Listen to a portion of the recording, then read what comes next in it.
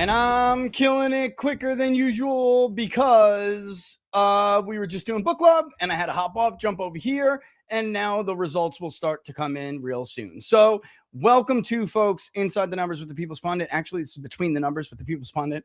I don't know why I did that this way today, but I did. All right, let's put it up on the screen because results will start to come in pretty soon. All right, don't forget, if you like the videos, to share them far and wide. We're everywhere. Follow on the gram, follow on the new TikTok, and of course on X at peoples_pundit, which is the same thing it is on Instagram. I would do my little spiel for Burn It Down and all of that, which is also in the description, but I really am afraid that results will start pouring in.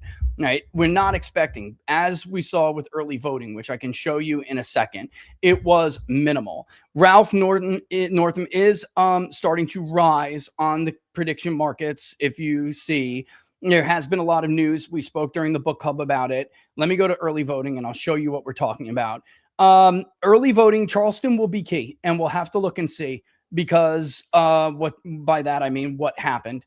We'll have to really pay attention who's winning Charleston, what's coming in.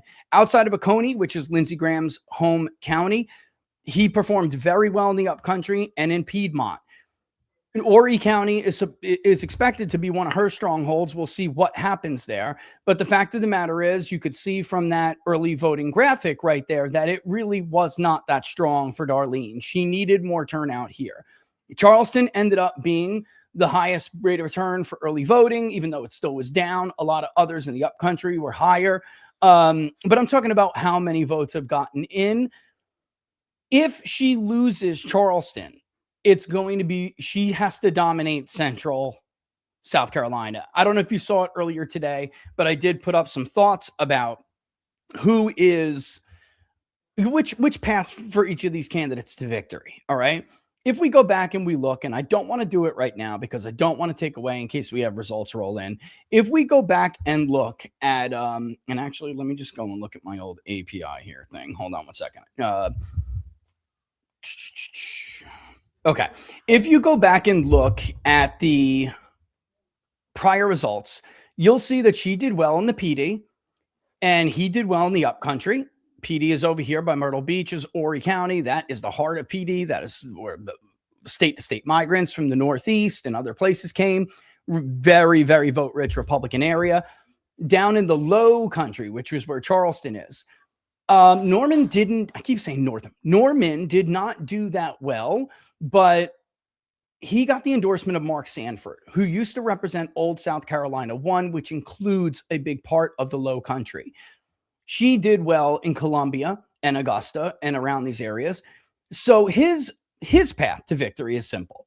If she wins PD, he's got to, basically, he could win even fighting her to a single-digit lead in Charleston, as long as he does well in the rest of the low country and he dominates the upcountry to the point where, almost like a boa constrictor, he wraps her around Columbia.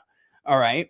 And then she gets votes out in the PD region and he's pulling enough out of the low country and in those, how could I put them, excerpts around Columbia. And she, you know, the central part of the state is a liberal part of the state. So it's much more moderate. Somebody like a Norman doesn't do well, even in Republican primaries in that area. But if he was to dominate into the Spartanburg and the Pickens, by the way, the votes up here in Spartanburg and Oconee and Pickens and Greenville, these were serious, even in York, by the way, for the early vote was much, much bigger. All right. So he'd have to do that and then wrap around to the point where he holds her in. Okay. So the first comes in, it's Newberry County, and Ralph Norman won the early vote in Newberry County, 52-48. That's a good sign for him. Newberry's right here. You can't see it, but I'm just telling you what it is. Newberry is right here. That is up country, yeah, but it's close to Columbia, and that's honestly a bad sign for Darlene, you would think, unless there's an election day vote that's going to come and help her. Let me try to refresh this to see if the API updates. You would think that she did better there in that first round. And now that doesn't appear to be the case. So it's a small dump. We don't expect turnout to be huge, but 337 votes were counted so far in Newberry, which is just west, sort of like northwest of Columbia. And Norman carried the early vote 51.6 to 48.4. So we'll see what the rest of the votes that come in look like, but That's honestly, it's a pretty good sign for Ralph. But we'll see. We'll see. I really am looking at Horry County and I'm looking at Charleston. It really, to me, comes down to the low country. He's going to win the up country. Outside of a Coney, I don't think, I mean, I'd be shocked if he wins a Coney, but if he does, good for him. But it's really comes down to whether or not he can get enough votes in the low country to offset what was before the gaffe expected to happen in Horry. This is why Donald Trump chose Horry. Okay. This is why he chose Horry. And I do see him falling in the election odds. I don't think, and there it is right there. You can see that. Honestly, I don't think people know how to read early vote very well. So I think they need to wait and hang on. But I would not have expected him 2 weeks ago to win that vote dump at all. I wouldn't have expected him to do well in Newberry really at all. It's upcountry, but it's too close to the central. Actually, Newberry may be at upcountry. I can get my regional definitions in a second. As much as I even remember, at 7:30, I'm going to have to jump off. We're not leaving. I'm just going to jump off for a 5-minute hit, and I will be speaking to,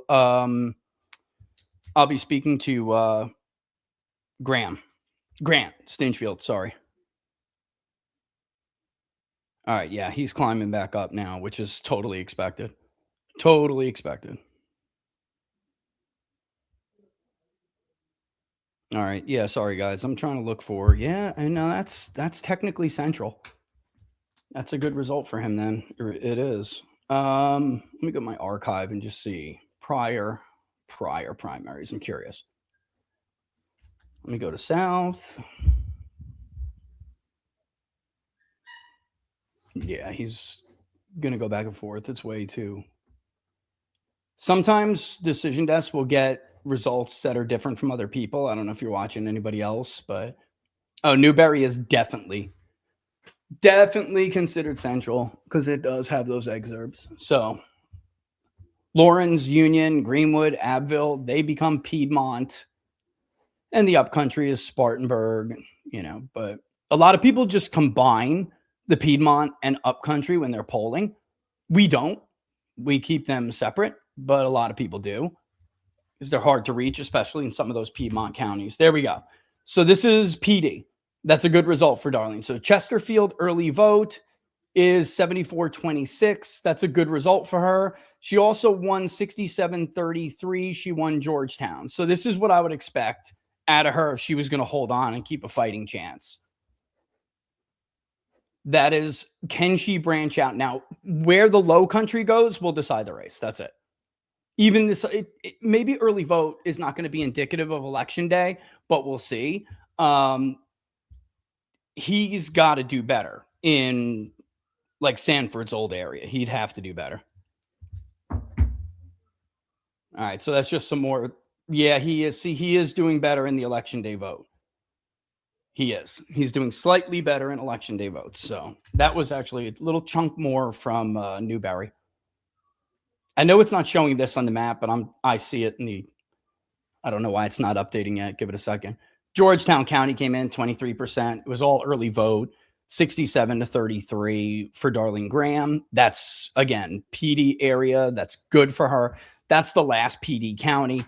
If Berkeley and Charleston and Beaufort still lean toward her, see, she's losing some of it now, but if they still do lean, there's Georgetown. It just popped up on our map. But if that's what happens, then he's going to have a problem. He needs to win that election day vote significantly to flip some of that early vote.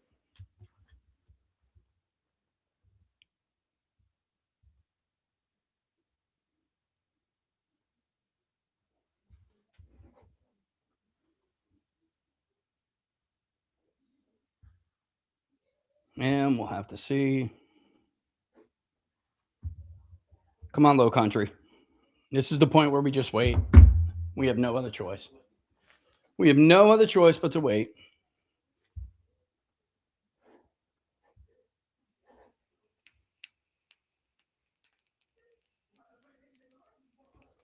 So Norman won that first break in Newberry by about 3 points.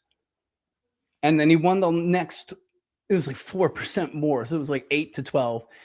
He won that batch. I mean, these are small amounts of votes, but he won them by enough where he was able to increase his margin in Newberry. And it'll show up soon. Give it time. You'll see what I mean.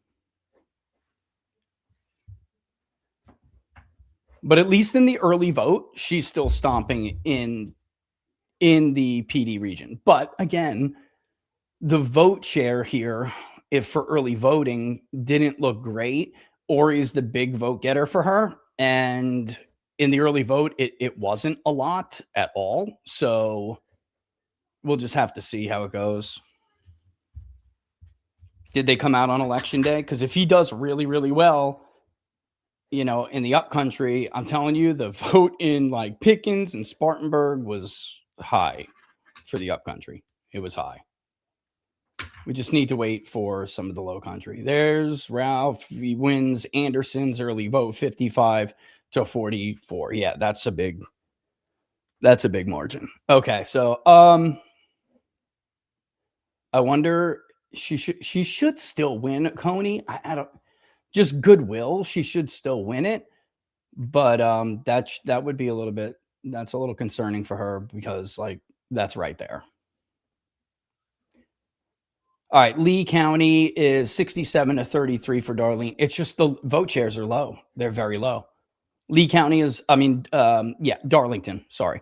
That's in PD as well. So PD is reporting first, so it's giving her a bit of a boost. Darlington's right here. Early vote's going to come in a little bit. You're going to see it pretty soon. And it's going to show her up 67 to 33, but we're only talking about 800 votes.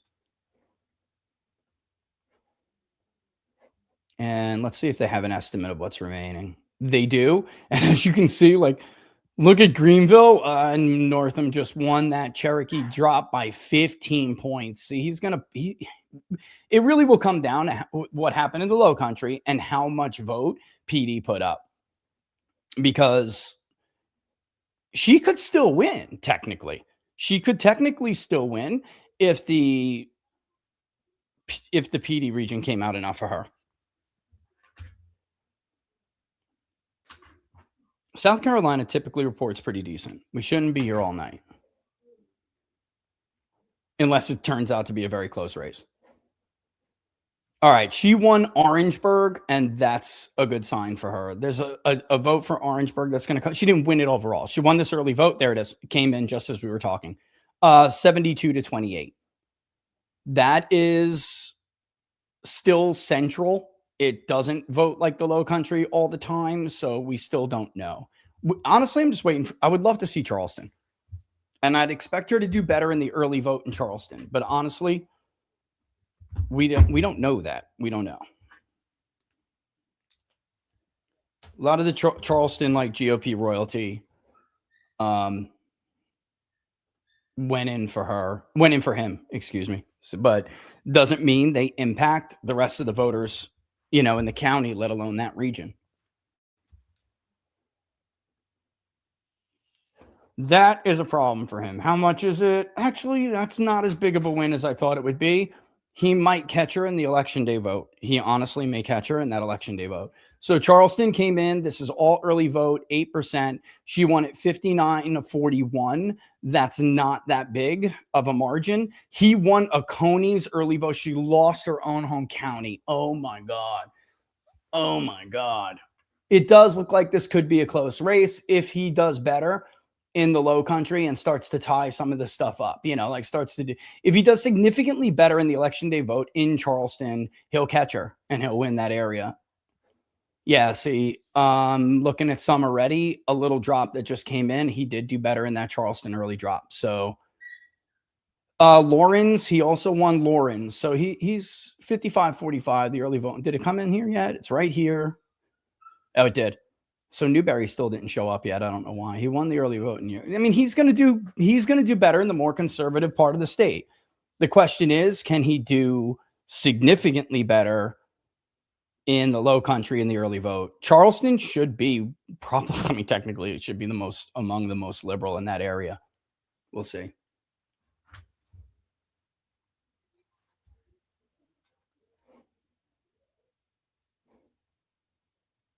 Cherokee we got to start. Are they giving us yet? Is it still too early? Dylan came. That was for her, right? Dylan. Yeah. See, she's just going to stomp him in the PD. This is why Donald Trump chose, and rightfully, to go to Horry County. I'm still a little bit stunned that she lost Oconee, even in the early vote. I'm a little bit surprised about that. They stuck with her brother in his races, which we saw. I actually expected her to win all but that. Now, this is bad news for him. He can't lose any of this. I mean, honestly, McCormick is Piedmont. It is not central. It is not the central part of the state.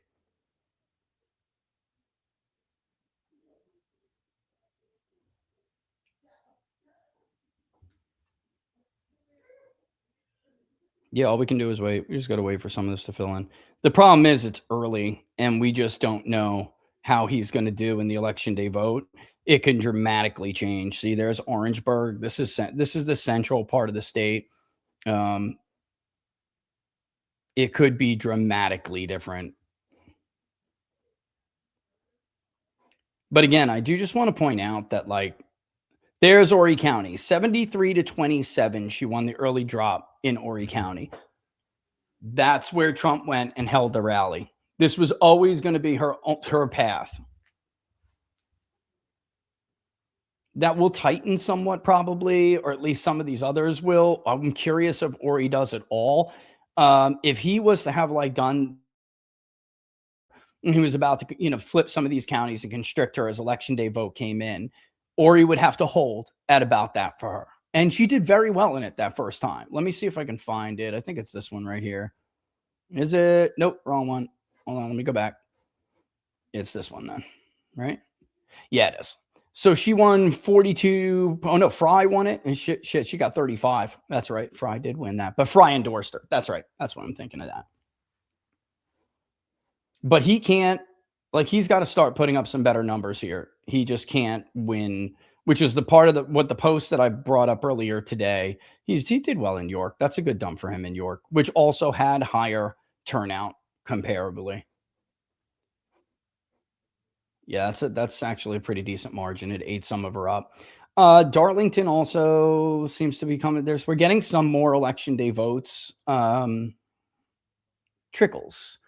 Is it enough? I mean, in Barnwell, he's losing Barnwell. That's central, but he's got to flip McCormick and stuff like that to have any kind of a hope. Now, Georgetown is interesting to me because Charleston gets a little bit lighter as we get south of Georgetown. And the question is like, how much can he really do on election day? Probably 80% of the vote will be election day votes. So I would not, we're at a point where it's way too early. If he has like some huge, massive change, there's Greenwood, that's 20%. With 20%, that's about the early vote. So yeah, I guess it is about right, about 80%. He could technically flip a lot of these, but I mean, you cannot get bludgeoned in PD and then not win. There has to be a massive change in the vote in Charleston, and he's got to start taking some of these counties, or he can't do it. There's no path. This is why I talked about this ad nauseum. When we talked about Paul Dans when he was running the first time. Paul is from this area. He's from Charleston. You got to have a base of support. You know that those upcountry voters are going to vote. Some of it in the original primary. Lindsey Graham still had a good deal of, what's the word? He had a good deal of like goodwill, that's the way I put it. He had goodwill. So yeah, there's actually Greenville came in, Ralph Northam won at 69-31. And there's a lot of votes coming in. It'll come in a bit. Curious what Spartanburg looks like too, but that's fine, but there just are not enough votes up there anymore. There's too many people. Like we talk about it with Florida all the time, how many New Yorkers and New Jerseyans, fled the Northeast and moved to Florida, especially during COVID. Well, South Carolina has been a huge recipient of that as well. So the old South Carolina kind of Republican mold, it has a hard time. It has a difficult time. All right, she won Beaufort 63-37. He's going to have to make this up dramatically, or there's just no shot. No, I'm not saying there isn't. He can do it. Again, 80% of the vote will be election day vote. It's just we need to see a dramatic difference. And we've seen that in the past. We have. But we'll see what happens here.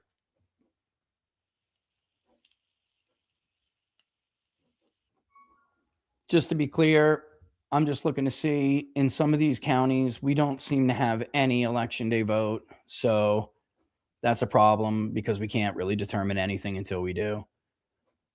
You see the difference? This is early in person, absentee.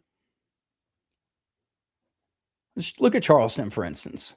He does better in early in person. I don't know what just came in, but yeah, that's Orangeburg. That's going to be devastating to him. Yeah.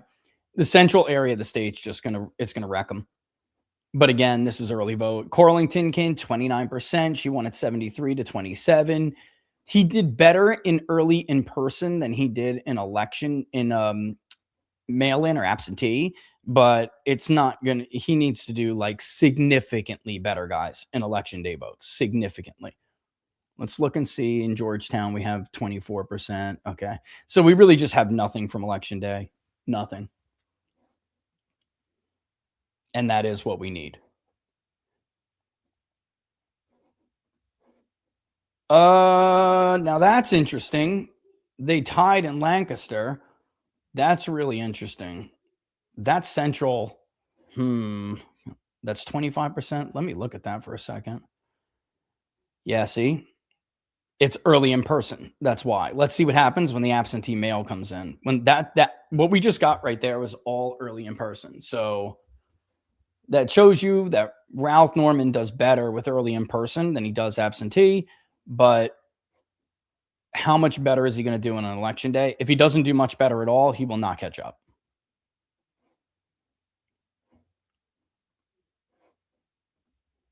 But it's all early votes, so we really don't know. Okay, see, we did just get a Greenwood jump. Is that Greenwood that just came in? Yeah, he won that. All right, where is... And I'm just showing you guys the map, right? Yeah, you don't need to see me.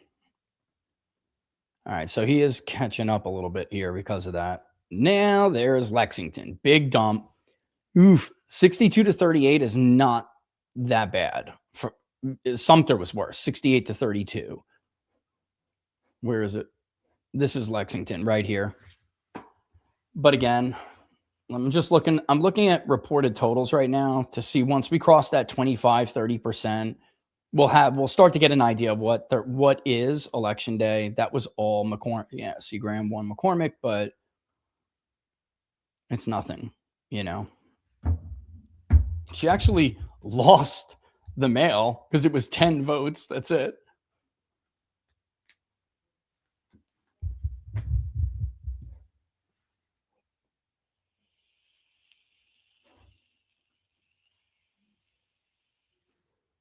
I wish I would have polled it. I wish I would have.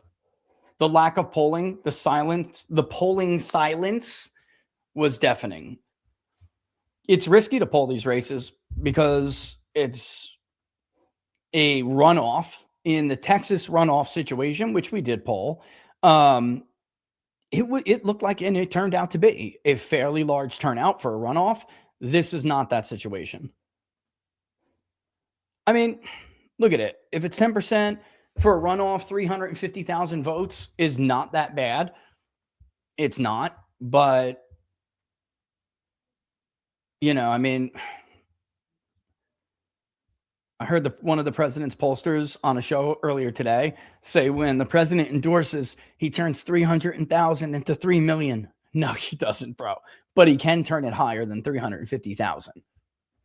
The question is it going to be much different? There's a lot of votes left out in Horry, a lot in Charleston. And honestly, that Charleston early vote did not impress me that much. I mean, he could have gotten thumped with that. We'll just have to see whether these more Rock Ridge conservatives stayed with her because of Trump, or because they'll vote on election day, or if he got them. Once the state gets to about 20%, guys, we should start to have some early vote from around the state. honestly, it is make upable. This is it.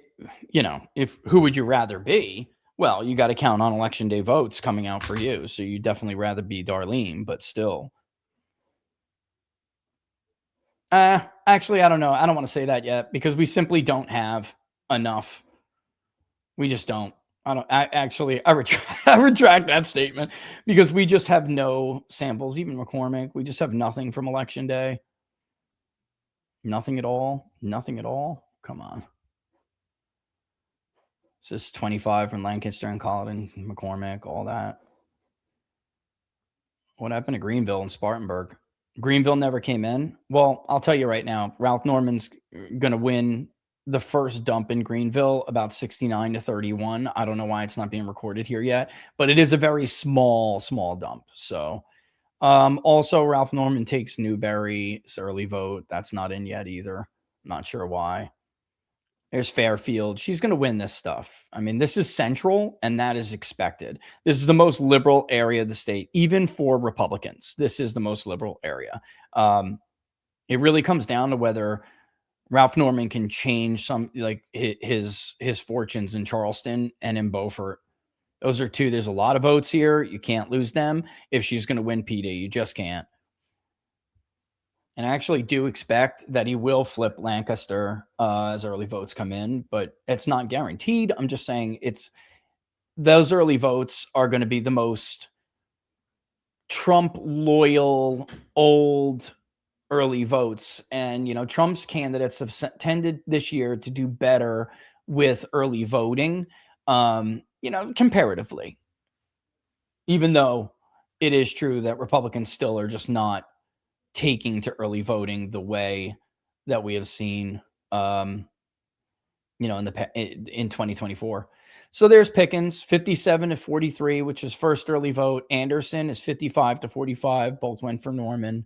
It's still early though. There's Pickens, there's Anderson. And Greenwood finally popped up. I saw that before. I don't know why it didn't pop up before. And I think let me just look at the API. It looks like it's all but caught up now. It is indeed. Huh. That's weird. Lee, that may even flip. But again, it really doesn't matter if he doesn't start to change his fortunes in Charleston and even in Beaufort. I mean, it's just too many votes there. He did worse in Beaufort than I thought. In Georgetown, too, is like, but that's PD. That's the last PD county before you get into the low country. Clarendon, can he tighten some of these? I don't know. We'll find out. He can. It's just a matter of how different the election day vote is. He definitely can tighten them. There's a lot more vote out than there is. The question is, are they voting early votes really going to match the same patterns? I don't know what just came in, but it took her down 0.02%. I don't know what I'm missing here. I didn't see anything. I'm trying to keep my eye open to see if something is election day. There's a little bit more from Georgetown. Nope, it's not it. Nope, it's not Beaufort. Nope, it's not that. Yeah, we just don't have any. They're just trickling in remainders of early votes. Come on. Lancaster got to 26, but still. Bamberg came in. It's Graham by 41.9. Jeez, that's a big margin. Come on. I'm looking to see. Nothing. Once one cracks 30, then maybe we'll get some. Even though McCormick was at 30, it's not there now. You cannot lose the upcountry NPD in a Republican primary anymore. You can't do it. You've got to be able to win something else.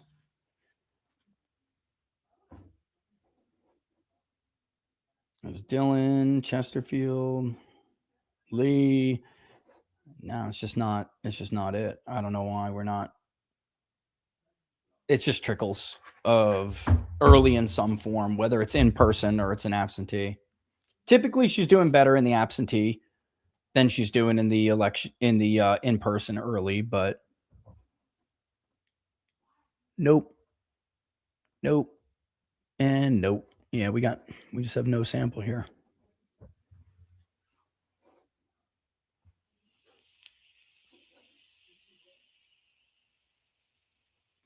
All right, some of the more central counties are filling in.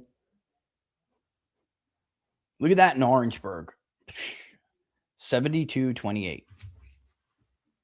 You got to have, oh my God, wait a minute. Okay, looks like I got to go to Stinch here.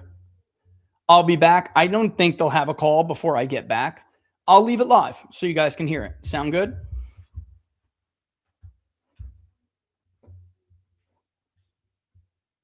You're going to hear them test with me and everything. Bear with me, guys, all right? Oh, I got to put my code on. Got to put my code on.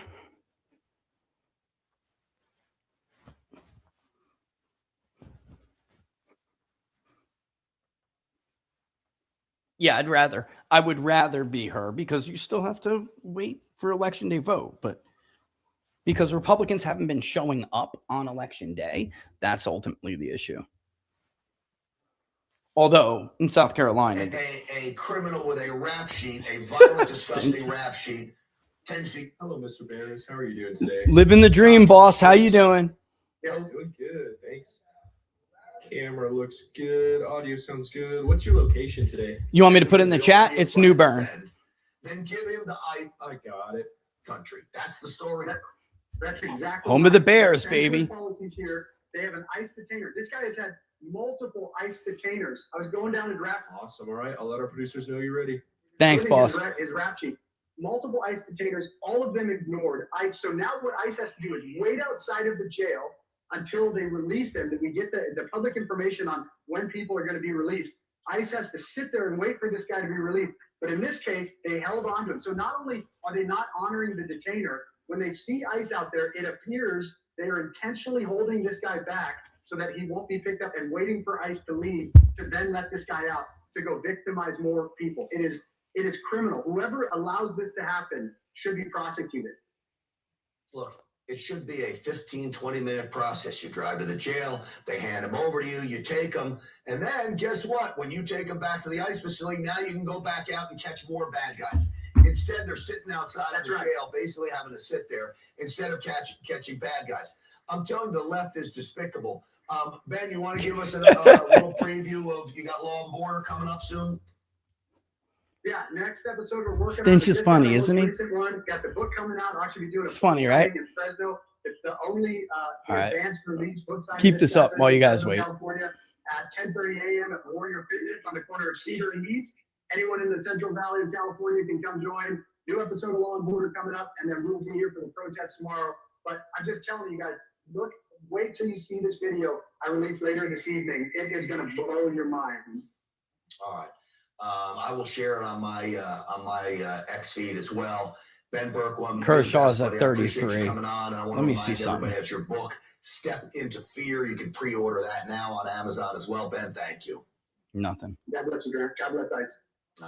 Absolutely. Be safe out there, and tell the guys a big thumbs up from all of us here, as well as Stinchfield's Army. All right. Listen, folks, take a look at this. Speaking of Stinchfield's Army, you got your Stinchfield's Army merch yet? There's a Stinchfield's Army shirt. We got all kinds of shirts. So we got Truth Bomb shirts. We got toxic liberal women shirts. We got all kinds of stuff. Coffee mugs, hats, you name it.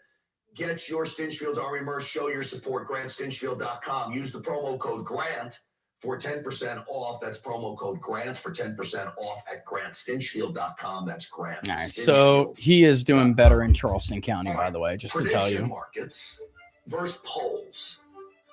Which one should you trust? Which is better? We'll break it down with a pollster and a gambler. I'm the gambler.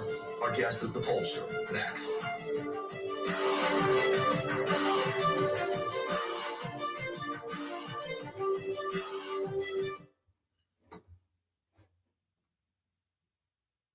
And she's starting to inch out as more of this vote comes in. It's Ori, just that vote, and Ori's just cleaning his clock, man. That is the county. You cannot leave that county. 26% is fugly, man. Fugly. I'll tell you right now, guys. I mean, if he doesn't do better in Charleston, in the vote done by the time we get to election day, if he doesn't do better in Charleston, that's when you just call it. You know, that's when you just call it. You'd have to just call it. Be it.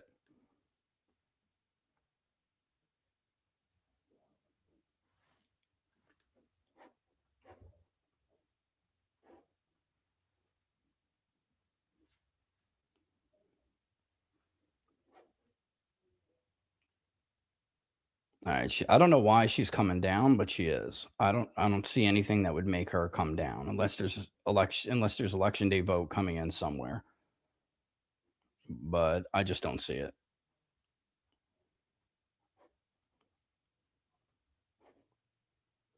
That Charleston dump will do it. I mean, if he doesn't do better in Charleston, then there's just no way.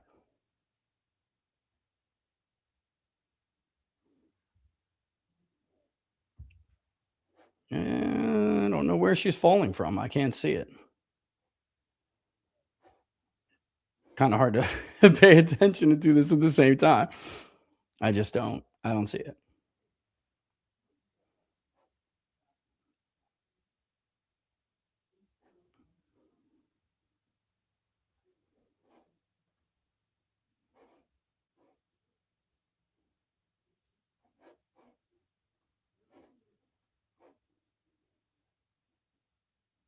Yeah, it's still, I mean, she's maintaining those margins where I'm seeing. I'm not understanding where that's coming from.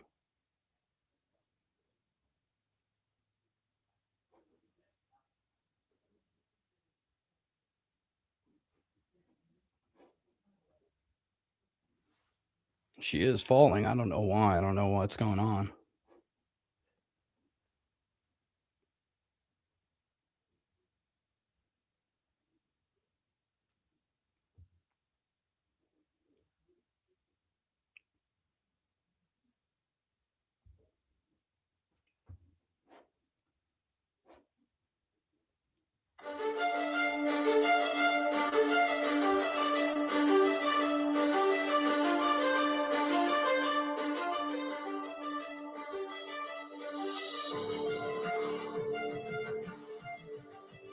Welcome back, everyone. The polls have closed in South Carolina. You know, we have this special election going on. My buddy, Ralph Norman, the congressman from South Carolina, running against a lady who seems a very nice lady, Lindsey Graham's sister. Ms. Graham appears to be in the lead right now. Polls have closed with 12% of the vote in, 57 to 43. Too early to tell, I would imagine. But I wanted to talk a little bit about polls and prediction markets. Now, I have a relationship with Kalshi. I will tell you that. That is a prediction market. In my opinion, this is not gambling. This is the same as you would bet on a stock. Yeah. You can buy a candidate or a football team, and you can sell that candidate or football team before the election or the game is over. It changes the game when it comes to, quote, wagering, which is why I would call this more investing in elections. And I know that sends a lot of people off the deep end, but it's legit when you can cut your losses and let your profits run. Now, I want you to take a look at this because Kalshi had the Senate winner as Darlene Graham at 67%. This is today, before polls closed. Oof. Versus 33% for Norman. Oof. I bought some of Ralph Norman at 33%. I figured the odds were good enough in my favor. That was good. But if you look at the polls, the latest poll from Trafalgar Group, they're good pollsters. They had it at dead even, 47 to 47%. Now, who's right? I mean, if the polls keep up the way they just closed, the prediction market would have gotten it right in a big way. I want to bring in now director of Big Data Poll and author of Burn It Down, Rich Barris is with us. Rich, welcome back. I told you I wanted to talk to you about this, and yeah, brother. Here you are, buddy. Thanks for coming back. Thanks for having me back. It's always good to be here. All right. What has the prediction markets done to the polling industry? Because I love the idea of a free market. And let me just make this point again, too. With prediction markets, you have to have a buyer and a seller, just like a stock. This is why it's regulated by the Commodities Futures Trading Commission. It's not a bookmaker. That's right. a buyer and a seller. It's actually a free market. That's right. How is this changing the polling business? Look, I do think that there's a couple of things that I don't want to use the word regulated, okay, but we do need to at least have a discussion, because right now it's the Wild West out there. And if you're a pollster, are you a little bit more incentivized? Not. Let's say if I polled it and I had a lead for Ralph Norman going into this thing, and the betting markets are against it. There's two problems with this. Number one, you may be not so inclined to want to put that out because you're going against the betting markets and you look bad, right? It looks like you're going to be an outlier. Or, there's another and a darker side to this. That may be an opportunity to manipulate the markets. And I think that we have not guarded ourselves against this very well, because the truth is, yes, you hear information, and some people hear what they have their ear to the ground. They have friends in the industry. They're reading headlines and they're betting based on information. And I don't mean bad information. They're betting on information that they're hearing. And maybe they're not listening to the polls, but the polls do move the markets. They do. And I think without any guardrails at all, it's just a recipe. We're human beings, Grant. And, if you give us a reason to do something naughty, or a way, if you incentivize us to do something naughty, I think that's what laws and regulations are for. They're to guard us against our not so better angels. And there would not be anything wrong if we decided to examine that and decide we needed something else to cap those better angels. Well, how would you police it? You literally have to figure out the pollster, then betting a certain way, and if they were smart. We see this with baseball players. You can bet on whether the first pitch is going to be a ball or a strike. Of course, it's ripe to have a pitcher. You're not going to ruin a whole game off of one ball or a strike. Yeah. These pitchers have ruined their careers over this for a few $1,000s they were making. They have. That's right. And I think that you could remember the Massey versus Gallwritten primary. The betting markets had Massey at like a 67 to 70 something % favorite at some point. And then a couple of, polls came out. It swung the betting markets.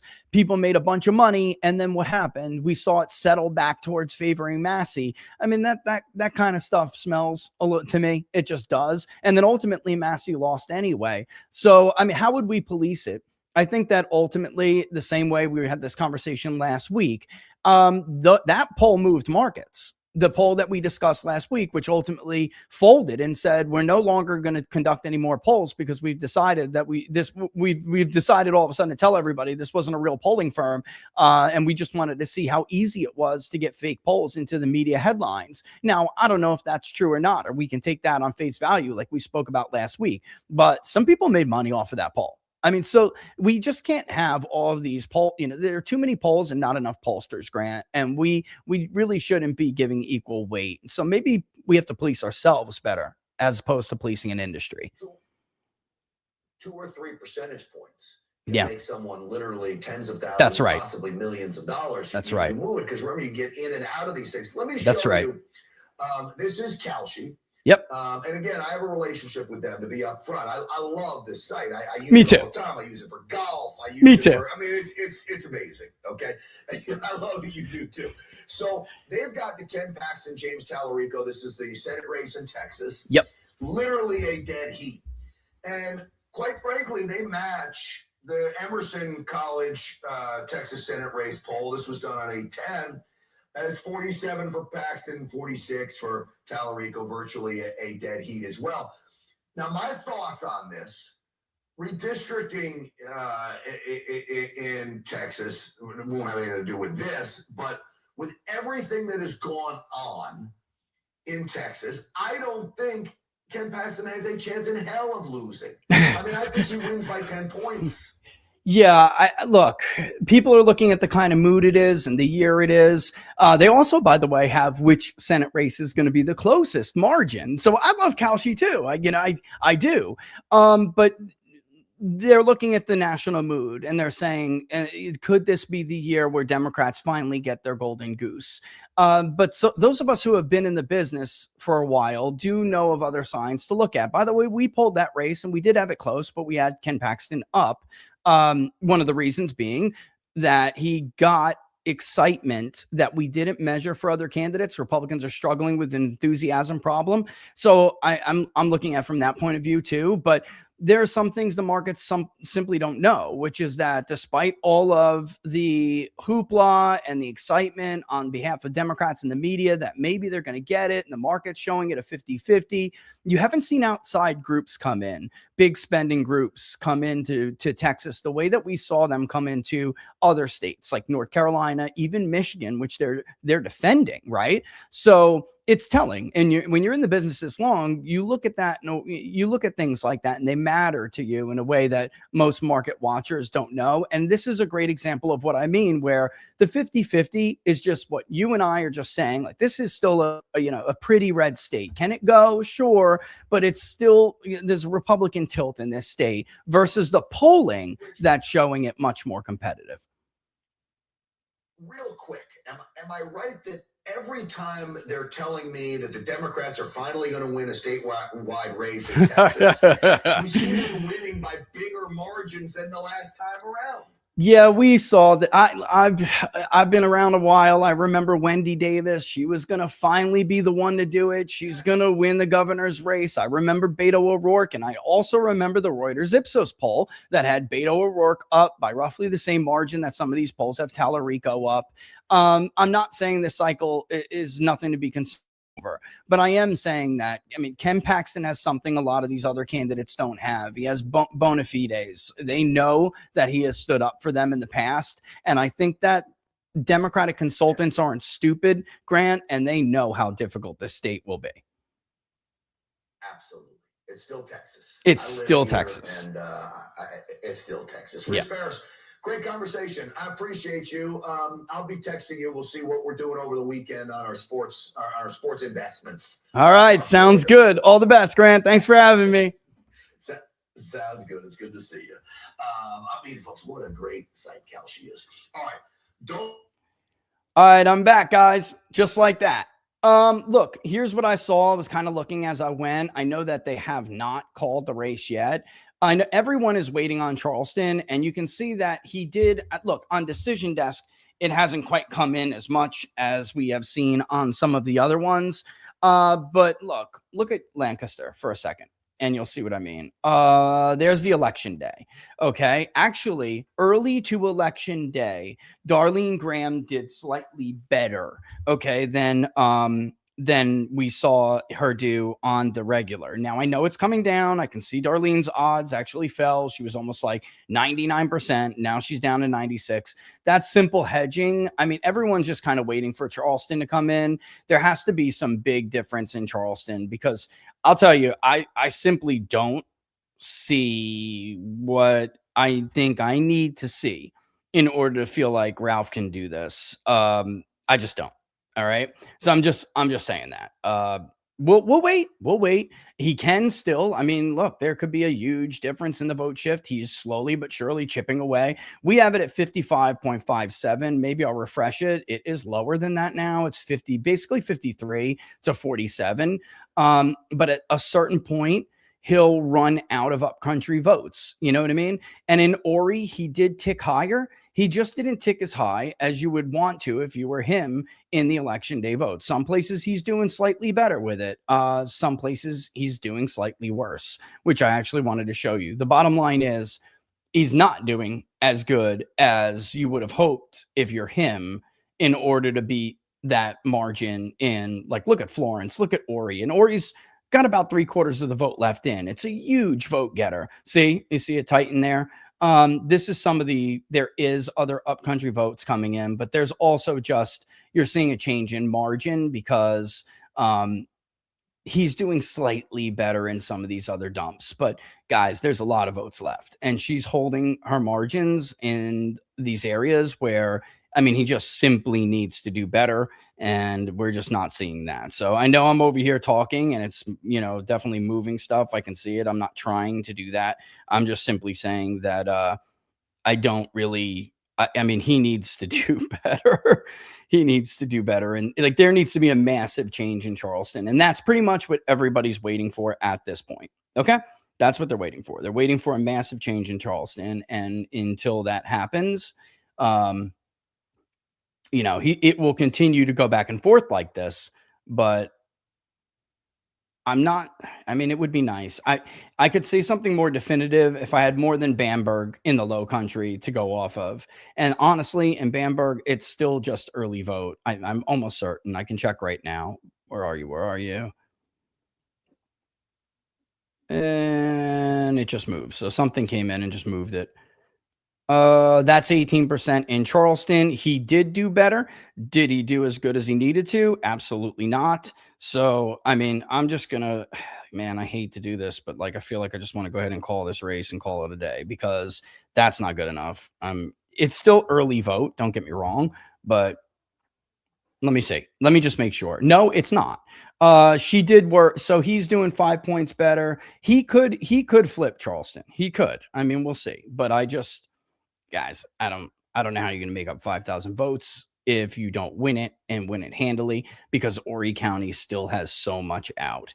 They're not calling it yet, but man, that is going to be difficult. He's going to continue to chisel away at her. He is. There's no doubt. He'll chisel away at it, but it's rough, guys. That's a rough margin to overtake. I'd be stunned. I'd be absolutely stunned. I would. All right. More in Charleston's coming in. I don't know that with this point, with this much left out, I don't even know that the betting markets would move that. Let's see. Yeah, he's gonna. So he's okay. So he is doing better in the election day vote, and I know there's a lot of votes. So I'll wait, and I'll be quiet. I know some people are like, Rich, shut up. It's not, there's a lot of votes left out. There is, and I'll give you guys that. It's just that I'm looking at what's remaining. It will be close. This is going to be close. Or at least if this persists, if this pattern persists. He's just not, it doesn't look, let me look at Horry County. I don't think we have anything from Horry yet. So let me close up Charleston. Let me look at Horry and see how that's looking. Okay. So he did, look at that. 0.34 better so far. That's the shift. There's a lot of votes there, guys. This is how Donald Trump beat Ted Cruz. Okay, it is. And there were more people in it, but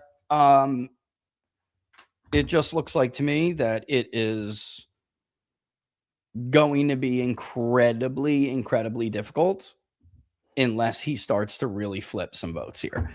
Now, he did do in Charleston, he's still behind 12 points with 80% of the vote remaining. So there's no doubt that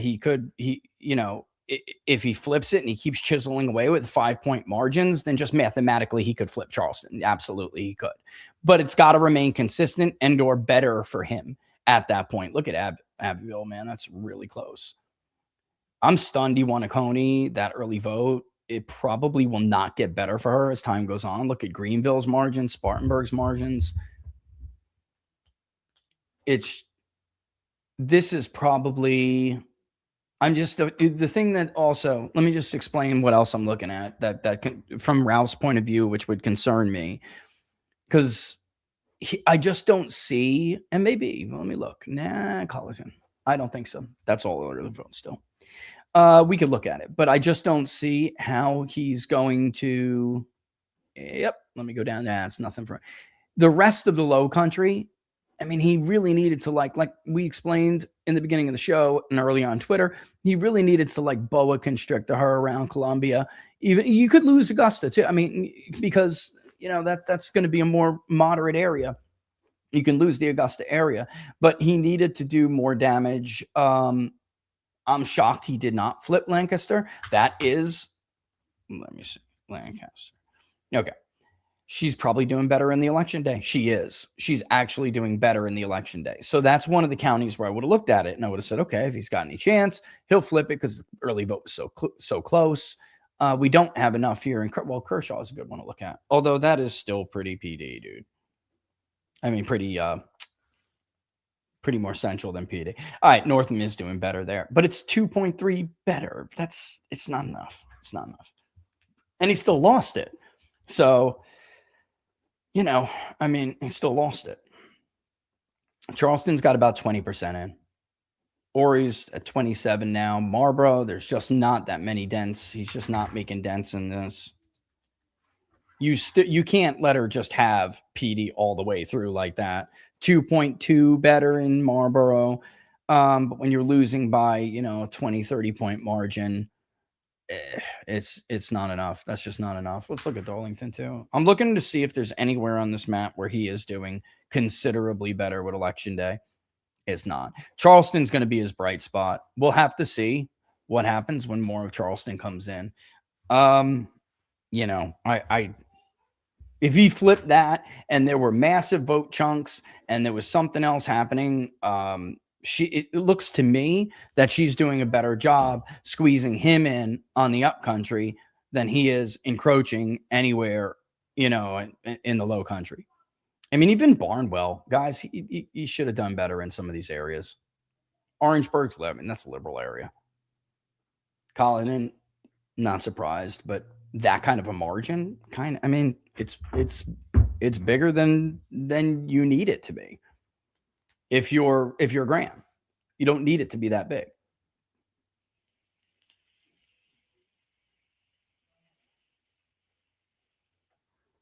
Greenwood, I'm just curious. Let me look at Spartanburg. He actually did worse. No, he didn't. 0.33. It's just matching the early vote. All right, so that's going to bring her down a hair. 0.01. Looks like he did flip that. It's small votes. She's pinning him down here. I mean, that's just the reality. She's pinning him down. Lancaster is about to get really tight again, but you'd have to start flipping some of this stuff, guys. You just can't. The election day vote has to be 5 to 10 points bigger in order, because if you lost the early vote by 30 statewide, let's say you lost the early vote by 30, and that is 20% of the vote, all right, then you can make it almost a dead even race if you win it by a little over 5 on the election day statewide. So far, we're only seeing that in Charleston and really nowhere else. So that's ultimately his problem. It could still, don't get me wrong, it could still tighten, or he just dumped a huge chunk. It went significantly for her. That's going to boost her back up. And now she's going to fall again because other stuff has come in. All right, it looks like, because I'll be honest with you, I sold Northam at like 44 cents and I was going to get out of it, but I just looked at how Darlene was doing, so I bought it at like 91 and they paid it. They already canceled the market on it. I don't know why they did that. I don't see anybody calling the race. We'll see. Maybe they just don't want any more bets on it. Even though she was, when they called it, I don't know, like 95. The last I looked at it, she was at like 95. I don't know why they did that. But it's that Ori dump, man. They just saw that Ori dump and they were like, that's a lot of votes. It is. Precisely why I hate to go back and do this again. But I'm gonna, because it's important. You cannot win a Republican primary through the upcountry anymore. It's why I liked Mark Lynch. He's a very nice guy. But in the initial round of this primary, they needed to coalesce around a low country Republican who could then go toe-to-toe in the Piedmont and the upcountry, because you're going to lose parts of Central, if not all of Central, to Lindsey Graham, and you are going to lose the Myrtle Beach area because of his association with Donald Trump. You had to do what Ralph did here in the upcountry, but also win the Charleston area and Beaufort, by the way. I mean, there's a lot of votes in Beaufort, Berkeley, all of that. Even maybe fight a little bit in Georgetown. 70-30 in Georgetown is a friggin' blowout. In fact, did he do any better in the election day vote there? Probably not. This shows in this area of South Carolina, she did better in the election day. About 5 points better. It's going to keep going back and forth like this. She's going to fall a little bit. He's going to rise a little bit, especially as other areas up by Spartanburg, come in. He's winning Union County. They just dumped a little bit there too. But it's very small amount of votes. The votes are in the Low Country and the PD, man. That's where the votes are. Spartanburg and Greenville, Pickens, Spartanburg and Greenville definitely have votes. Don't get me wrong. But it's just not enough to lose both. You have to win one of to go against an establishment Republican. And that is what she is. Let's call it what it is. She's an establishment Republican.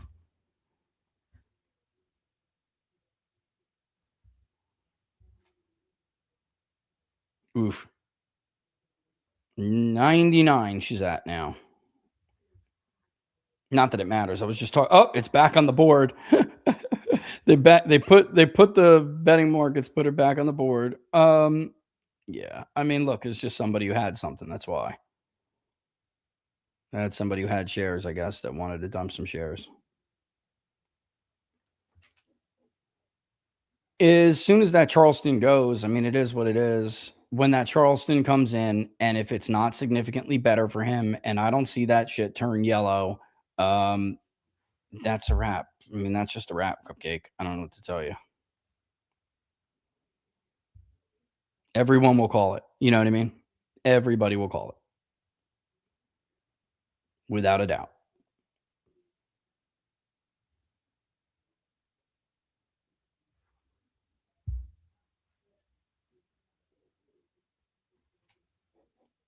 We wait for Charleston. Ori's about 40% in, right? Yeah, 39. This says 18. It's probably more like 20, but we don't know yet. Look, see, McCormick, she actually did better as more votes came in McCormick, which is interesting because McCormick is decidedly up country. Yet she got much closer. That's the last of up country before it really gets into Piedmont.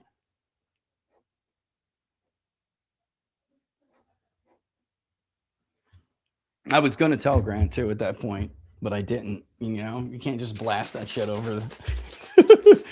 Should I start doing that? He's like, hey, I bought it at 33. It was worth it.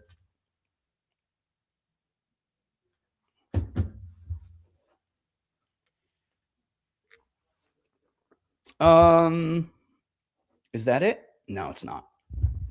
We're all waiting for this. I mean, everybody's waiting for that. Until that vote share comes in, there's nobody. I'd be shocked if people called it, unless we just get to a point where her advantage builds out beyond what Charleston can do, which we're kind of getting to that now. Because if Charleston, like, looks like Colorado and Berkeley, there won't be enough left on the board for him to even do it. And I know people out there, but there's Spartanburg out there. Yeah, I get it, guys. I get it. I understand that. That's like a 10-year ago Republican primary. She has almost 7,000 vote, almost just under 7,000 vote margin in Myrtle Beach alone. You have to do significantly better in some other area in the Low Country. That's it. At the risk of sounding redundant, it's just true because I'm getting messages basically saying,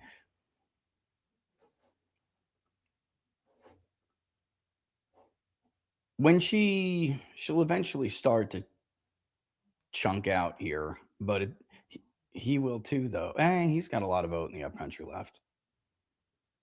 It's that one county. I mean, that's 3,000 right there. This is about almost 2,500. Let's call it. Let's be nice.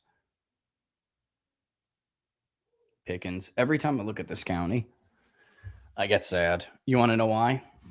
It is the highest Black population in the Piedmont area and in the upcountry area, whatever you want to collectively call it, upcountry. And Donald Trump just absolutely crushed there. You know how he did it? Pulling over Black voters at a number we've never seen a Republican do. Can I get out of this now? I can get out of the monkey suit. Paul, it's funny because you're a gambler and a pollster. I know, Paul, and I felt really bad for like when he said, I heard him say that he got it at 30 something cents. And I'm like, holy, I wanted to say so bad. Well, holy shit, I hope you sold it at 44. Like, I think, I don't know. I was doing this. I was on camera, so I either did it 42 or 44. I'm not a big like I don't like losing my hard-earned money. So like I'm not a big gambler and I'm more willing to take the profit off of a market move than I am to hold on to it like so many of my other friends who are gamblers. I don't do it. I see a modest profit and I take it, and it's just because of who I am, you know. And also, my old school financial career, you know, financial services career. Our goal wasn't to slay these. It wasn't a gambler's goal. It was a okay. Look at that actually. So it comes in and she actually does even better in Charleston. I'm sorry. I'm gonna go ahead and do I do this? Guys, she did better in Charleston. She actually did better in the election day vote. So I just see no path. I see no path. I really don't know what on earth. Yeah, no, I mean, she did better in that dump. Overall, he's still, you can see it on the screen, the shift is still 3.23 from the early vote to election day. It depends where that came from in Charleston, but it doesn't matter either way. He really needed the Sanford, the old Sanford crowd to back him and we're just not seeing that. Thank you, my good man. You're welcome. Did you turn it inside out? I'm not on camera, so I'm going to go ahead and just get changed. I got to get out of the monkey suit. It is not inside out. Okay, thank you. That works. So it feels like somebody turned the thermostat back up I did. because it was turned down because I like Hey, it cold don't when I cheat go on in camera. front of the ladies. I'm not in front of the ladies. I'm not in front of the camera. My son is like, "Are you really getting undressed right now?" It's just my shirt. Number one, chill out. And number two, it is, see, I'm not on camera. Oh, you See little it? boy. My son is like, "Are you really doing this right now?" Yeah, because you're Come on, beat buddy. You think your mother wouldn't kill me? Yeah, you're. She would kill me. Yeah, folks, there would be no more people's pundit. There would be no more People's Pundit. Here lies People's Pundit. That's what would happen. He took his shirt off in front of the camera and his wife killed him. He's no longer inside the numbers. He's inside the grave. Oh, man. It's a good thing I got that. It's a good thing I got that at that price, isn't it? Oh, dub. And I got him at like 33, and then he went up to 44. But like I'm a chicken shit, you know? It's true. I'm a chicken shit with my money. It's the truth. So like I see it go up. I see it's like up 20% or whatever. I'm like, goodbye. You know, like Yeah. I just can't do it. I just can't. I don't have this. I don't have the stomach for gambling the way people gamble. I'll be the first to admit it because when you've been po, okay, when you've been po, you don't do that, or at least like people I know don't do that. Look at that. I mean, nothing more from Charleston. Oh, I got to kill it. Hold on, guys. 1 second. I got to kill it because it's asking me to sign in again. I left it dormant too long, I guess. Hold on. Can't see my password, so give me 1 second. I'm going to sign in. At some point, I just got to go ahead and pull the plug on this thing. I mean, I'm really surprised after that vote came in Charleston that the decision desk did not lean into this one. I am. And I know that they're waiting. There's a lot of vote in Spartan left, but she's now stretched out to a 9,000 vote lead. And I just don't see where he's going to make that up. Newberry's been pulled back. What the hell? He was ahead of Newberry, but in some of those areas, she wound up doing better in the election day vote. So yeah, I don't know, guys. I don't know. You know what I mean? Oh, let's talk about margins. Ooh, don't they have a margin market? What the hell am I doing? They have a margin market, didn't they? Wow, good job, dude. Yeah, that's not that big of a deal. You put in $6,000, you got 7. Actually, yes, it is. That's good. Don't they have margin markets for her? Come on, don't they? It's at 99%. I could just cash out if I wanted to now, but I'm not going to. Margin of victory. Let's see. She's at 8 right now, basically. A little under 8.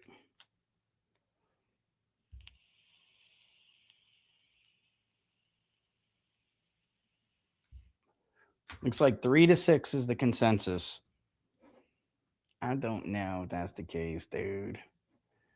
I don't listen. First of all, whatever I say should not be taken as gambling advice. Okay. That's number one. Oh, I'm here. I'm flipping on the thing. I got my shirt up. Hold on. There we go. You don't need to see me. I'll put myself on the bottom of the screen, but I mean, I'm just blowing vape in your faces. I actually thought let's go to questions while we wait. There's nothing we can do except for wait for more of the Charleston vote. I think she's at working on like a 6 to 9 point lead right now. That's what I really do think. Is it going to come in and tighten a little bit? I mean, honestly, don't they have a higher margin for her? 6 to 9. I mean, it's tough, you know. I mean, it's tough because I know that people expect some of this other vote to come in and tighten. I mean, Greenville, he's got a lot of vote in Greenville left, a lot. This is the issue. If we're going with 6 to 9, is that there's vote in Greenville, guys, a lot. And Ori is effectively done here. I mean, well, they're not done, but they're 54% in. That'll take 9 off, 9s. He's only at 3. And that Charleston really changed the calculation for me. I mean,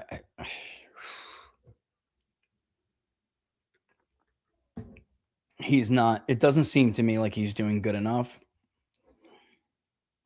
Oh, let's check out the polls in Oklahoma. There's a governor's race here. Can we do that? Do you guys mind? I know there's a governor's race. We got Drummond over Matt. Oh my God. What? This is an interesting race. No. Did you guys see the town hall yesterday, or the town hall with the questions and shit? You guys see it? It was crazy, man. Absolutely crazy. There was like recorded.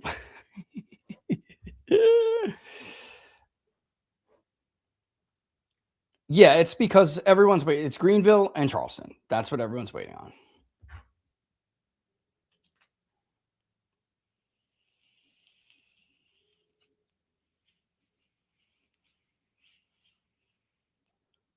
Oh, really? Just now? Oh, that's sad to hear. I don't know what to tell you guys. You should be worried.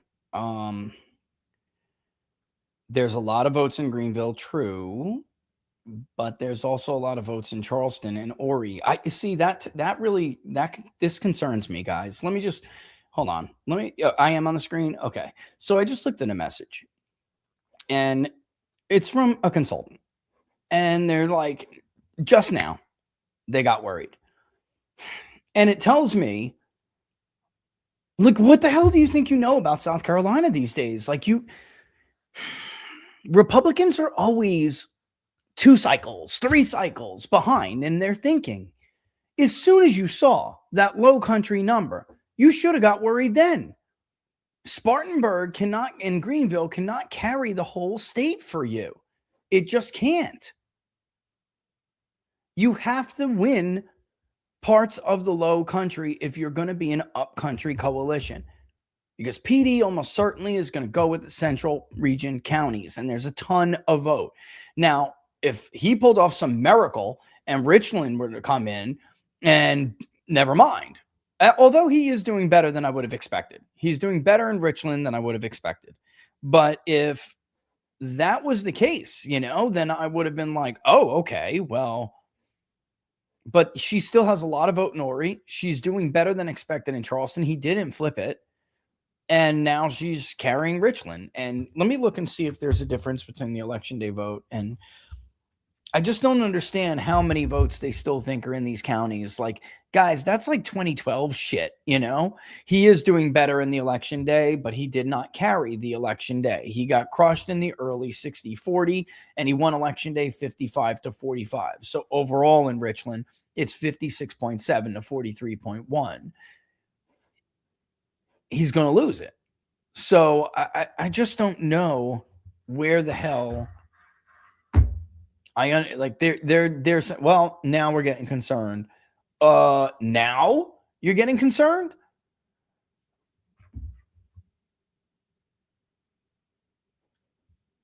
I don't even know what to say to that. I feel like I haven't been talking into a microphone about South Carolina for 7 months. What is it? It's August. Hold on. Oh my God. No, it's been like over a year. Oh my God. Yeah, I've been talking into the microphone about South Carolina and Republican primaries and what it means for the future of the lean of the state in the future. I've been literally focusing on South Carolina for over a year. For about 14 months now. We've been talking about this ad nauseum. And they just now started to realize it. That's crazy to me. Yeah, his internal poll. I will tell you this: his last internal poll, because of the Trump rally, after the gaff, they had him up like 52-40, and then like last night's, I guess you would say, it was the most recent, had him up a few points. I think it was like 4, but it was tighter. But so that's it, and Norman needs to fire his internal pollster. Look at what Trafalgar had this race dead even. So, dead even. Mass majority of voters in this country are ignorant. The betting markets are crushing the polling industry. That's not a little too, that's not exactly true. Let me just give you guys this stat again, because the truth is the betting markets move with the polls a lot. We've measured it. We've done this. We've looked over this. Yeah, that's still not good enough. Some of that Charleston vote that just came in is not good enough. And she's maintaining her Ori lead. Marion just crushed, even though it's a small amount of votes. Dylan is totally in 78-22. I mean, that is just gross. Marlboro is still hardly anything. I mean, she's got 1,000 vote edge exactly in Darlington with 80% reported. Richland is 45% in. He held his own, but it's not good enough. He needed parts of the low country. End of story. Like that's it. Chester 63% in. He's winning at 53-47. He still was not able to flip Lancaster, and now it's almost done. 93%, and it's at 53-47. Kershaw is done. She won at 51-49. So as some of these votes in Greenville come in, it's true that you will start to see him pull that down. Spartanburg now just took a big chunk in. He's winning at 65-35. That helped him a little bit. That just happened in front of our eyes. But look, let me give you guys this stat. In the last 10 years, in primary polling for gubernatorial and senatorial races, the average miss is about 13 points. Okay. There's a miss like we've seen in Wisconsin and Michigan about every 1 out of 10 polls, every 1 out of 10 races, actually. The primary polling is different. It's not like general election polling, except for in presidential primaries. And that is because of a larger population, which you would think would be harder to poll. But in truth, it's the exact opposite with polling. When you're talking about like a finite, smaller universe, like a runoff election, I think that's why we did so well in Texas, because Texas was a big runoff turnout. That was big. Even for Texas, that was interesting. And we took a gamble because we thought with Ken Paxton, I'm going to believe these people because I think they are going to come out. Excuse me. And they did come out. I actually think that, yeah, she'll probably end up like bringing this in a little bit more. Let me just go ahead and grab some shares of something real quick. All right. Why I can't verify your location? What the hell does that mean? Give me the shares, please. Thank you. Yeah. So, ooh, popped already. So, you want to dump those? I know you do. So, in any event, it's not as in regular senatorial and gubernatorial polls, it's not as accurate as people have made it out to be, although it does decently well. I am a little bit surprised with Trafalgar's poll here. They know South Carolina very well. That is his state, Georgia and South Carolina. That's his bread and butter. So I am a little bit stunned by that. I am. And yet here we are, So there's that.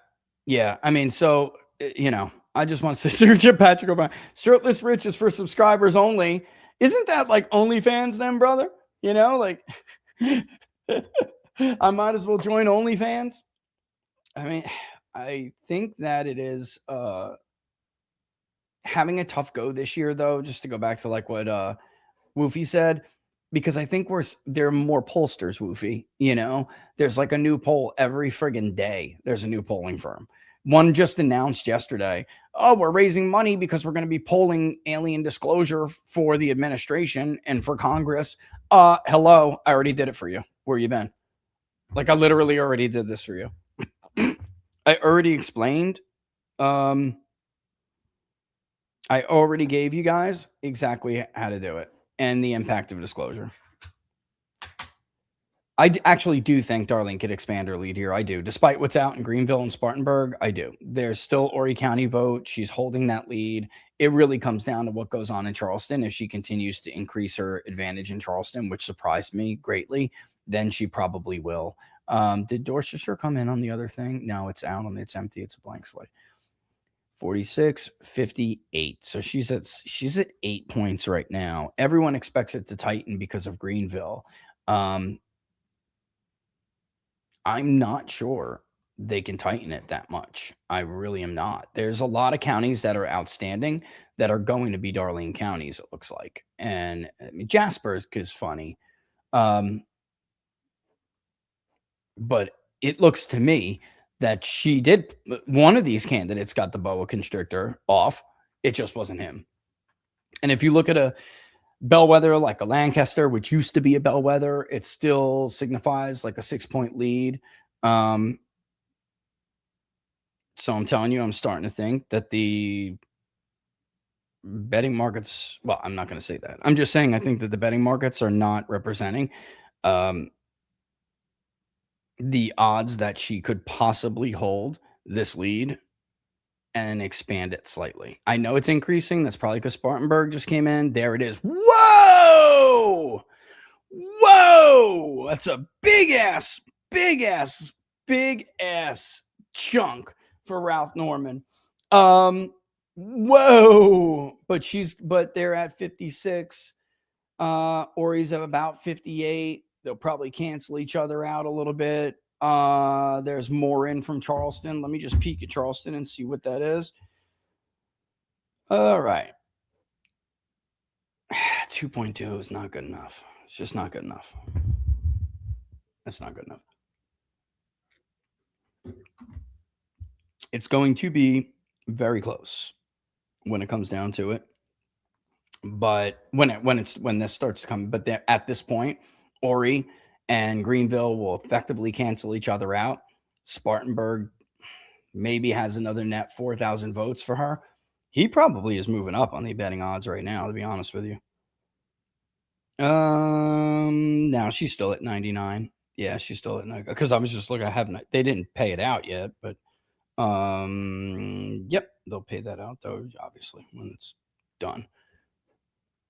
But that's going to pull that down quite a bit. The 3 to 6, that's up. That's up now, 24.5%. It's now at a 94% chance after that happened. What else? Let me look at locals, get some of these. How about a People's Pundit betting pool with a portion of winnings going to funding? What are you guys talking about here with this? Explain this more, Ryan, because it might have been you, but then other people were talking about it. Somebody initially brought it up. How would that work? I'm curious about that. I mean, I'm curious about that. James, I gave your wife alcohol at the 1776. Hope she loves that. And she's not a big drinker, my wife, but she does like bourbon and whiskey, and she loves that. So thank you. She liked it. Was in an Uber yesterday, talk politics. He's liberal, conservative. We both listened to you. Oh my God. So you were listening in the Uber. What did he say? I'm curious. Follow that up. You don't have to tip me to do it, but thank you all for the tips, of course, but follow that up. I'm curious. Boomers are a cancer. Wait until you read chapter 1 of Burn It Down. I try in my very best to try to explain to people, boomers and, oh shit, he did close that a little bit. I try to explain to people quite a bit in the boomer camp. I don't want to give it away. I want to say it so bad, but I can't because I can't give it away. Ooh, it's getting closer. Horry's going to dump their votes though, and then Greenville is going to dump their votes, and Yeah, wouldn't it be crazy if they just shit out and farted, and then Ralph had enough to get over the hump with Greenville, and I sold him at 44 cents? What a fucking idiot I'd be. You know? Oh my God. How stupid would that be?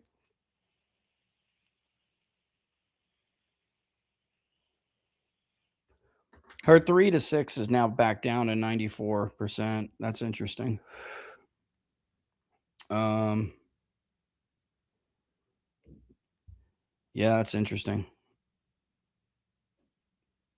I mean, it looks like Myrtle did not have as much as they thought they did. That's been adjusted, so she does have less vote share there. How's Richland looking? You want me to check that out, Laura? Okay, I got you. What does this mean for the general? I assume she's the worst candidate. How much of the 30s Never Lindsay will she be able to pull back? You know, in truth, she may be able to. I know it sounds crazy, but in truth, it may have cleaned the slate for her a little bit. You know, I don't know yet. I think she's still, unless it's a total nightmare election for Republicans, which it could be. I think that it's possible that the state could get more competitive than people realize. Some other states are far more competitive than Republicans are allowing themselves to believe right now. Although I do agree with Grant when it comes to Texas. Texas is going to be incredibly hard. But you could, like a state that you're not expecting to slip away, could absolutely slip away and them not even realize it. So, how much of it does she win back? Maybe not much of them, but perhaps she does better with independents because she's softer and she's not Lindsey Graham. We'll see, though. We'll see. I mean, this is why, frankly, I don't really trust anybody else's poll, and I like to poll myself, This betting pool thing, Yard Hatch, here we go again. Ryan, Yard Hatch, you guys are bringing this up. I want to know what you mean by this. How would this work? A People's Pundit betting pool with a portion of winnings going to fund public polling project. Paul, are you listening to this? This could be an idea that we could add to something else, which I am not going to say live. But are you listening to this right now? If so, text me, because this could work, bro. I'm just saying. Rich, it's a lot easier to poll if they can crib your results on aliens, elections, etc. No shit, Dred. No shit. Exactly. Oh, they're all of a sudden going to poll disclosure. Nobody else in the history of polling has ever done that. We are the only one with a data set and track record. And you're telling me all of a sick of it, Robert. I really am, dude. That's Dread Robert, always with the great comments, because he fucking knows. That's a load of horse shit. Excuse me, by the way. My wife is listening. I don't want to curse. But it's horse shit, man. We all know this. Horse shit. What a scam, But you hush your mouth about, exactly, I didn't. Of course I did, babe. But, I mean, it's terrible, man. It's absolutely, it is. Did they need to do that? And did you see their press release as if like it's some novel concept? They came up with it, Robert. That's the thing that pisses me off the most. They're like, we're going to do something different. We're going to do something crazy. It's going to be a huge help for everybody. Bro, I've been doing it for years. What are you talking about? Let's cut the crap. That thing was tagged and hashtagged a million times over. You saw it and you got the greatest idea. Oh, let me crowdfund and then get some money from the administration. Like, who the hell are these people? They don't even have a relationship with half the congressmen. Maybe they do. I don't know.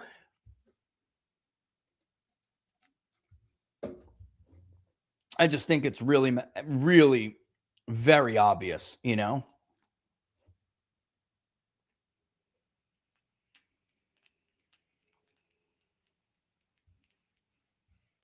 Yeah, Paul, I'm saying add it to it, bro. You know what I'm saying? And I can't really say it right now, but theoretically, we could just add it, It depends what he's talking about. It depends. Can I get either Yard Hatch or Ryan to explain to me in a little bit more detail what you intend, what you're saying by a pool? because I'm open to ideas here. I am. So like, and he's probably like, damn it, I'm trying to eat something. I'm eating a friggin' cheeseburger over here, and now Rich wants me to type a paragraph, you know? Hey, Laura, I mean, I don't know if you looked on YouTube, but is it okay to go shirtless for subscribers only? Your son was in here and he was like, yeah, right. Then there won't be a People's Pundit because mom will kill him. Mom will kill him.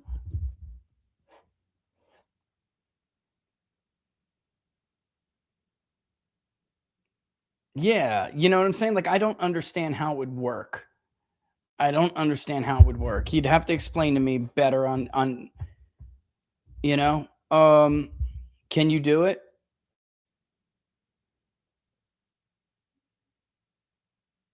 Yeah, I mean, we'll see. But I don't really I mean, I'm not a betting, I'm just not like a betting market guy, so I don't really know how that would go. As far as like not that I'm not a betting market guy. What I'm saying is I don't have the infrastructure for something like that. So I don't know if you're saying to build my own or you're saying to approach Kalshi and ask them to make a market. You know what I mean? And if Laura said that our son is wise, she wouldn't kill me, but she would dismember me. That's a possibility.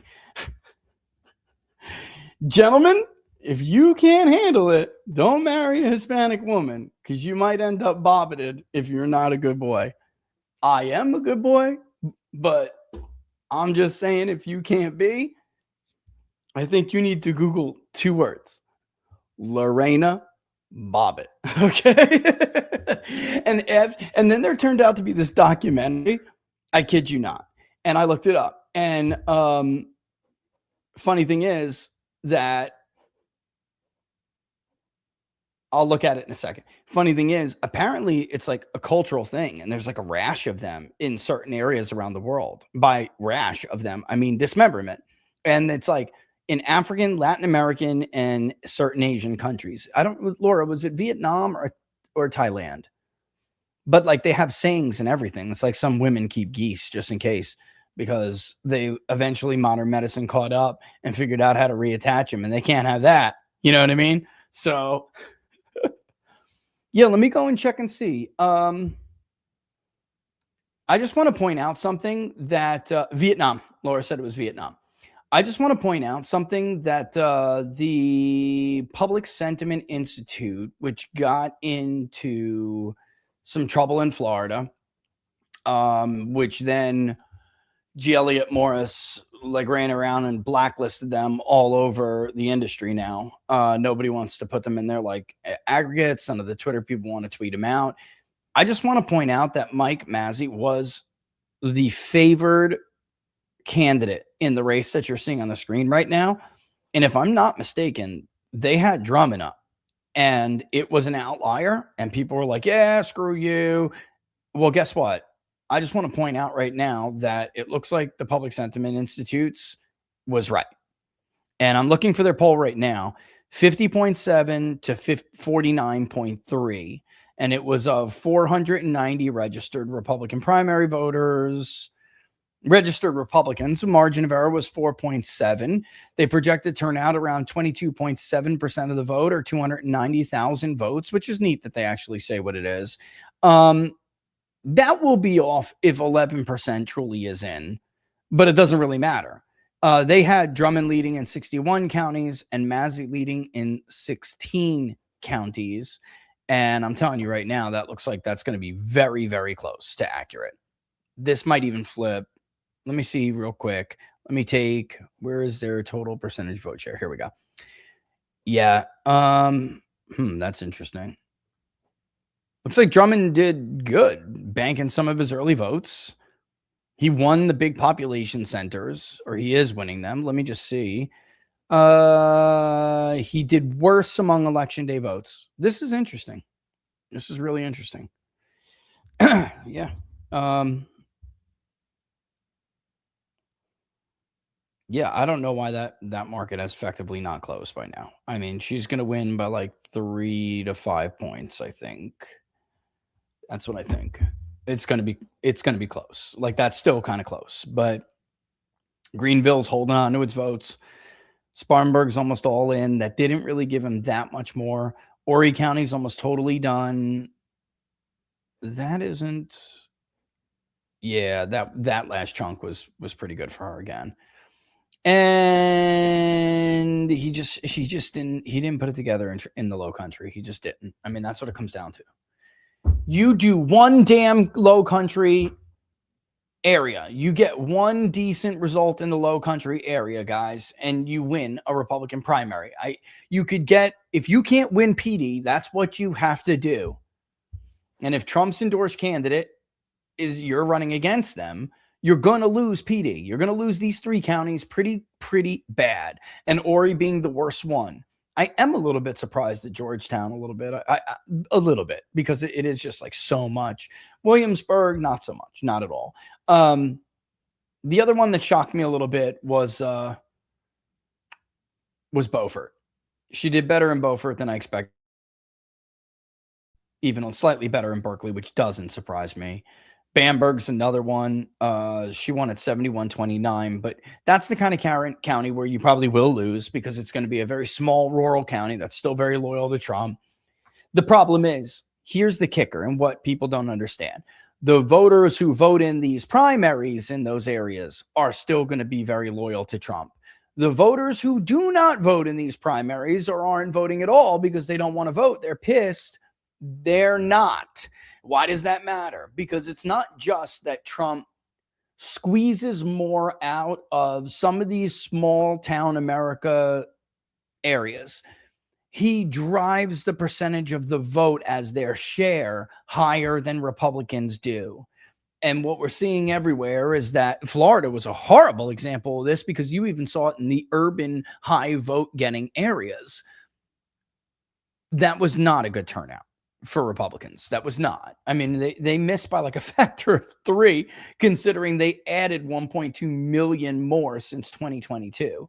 By 1.2 million more, I'm talking about partisan voters. So partisan registrations. They should have done better.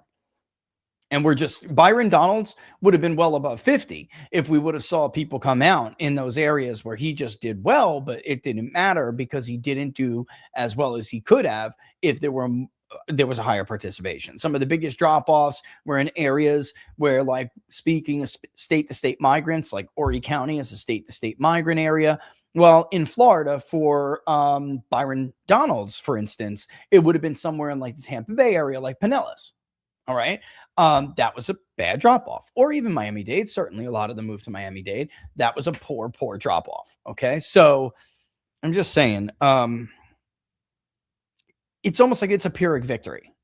You know, I've used this word before to explain like why taking out Massey, as much as you think he's a pain in the ass, was still stupid, incredibly stupid. When you only win the national popular vote by 1.5%, you certainly can't afford to piss off what represents about 4 to 6% of your coalition.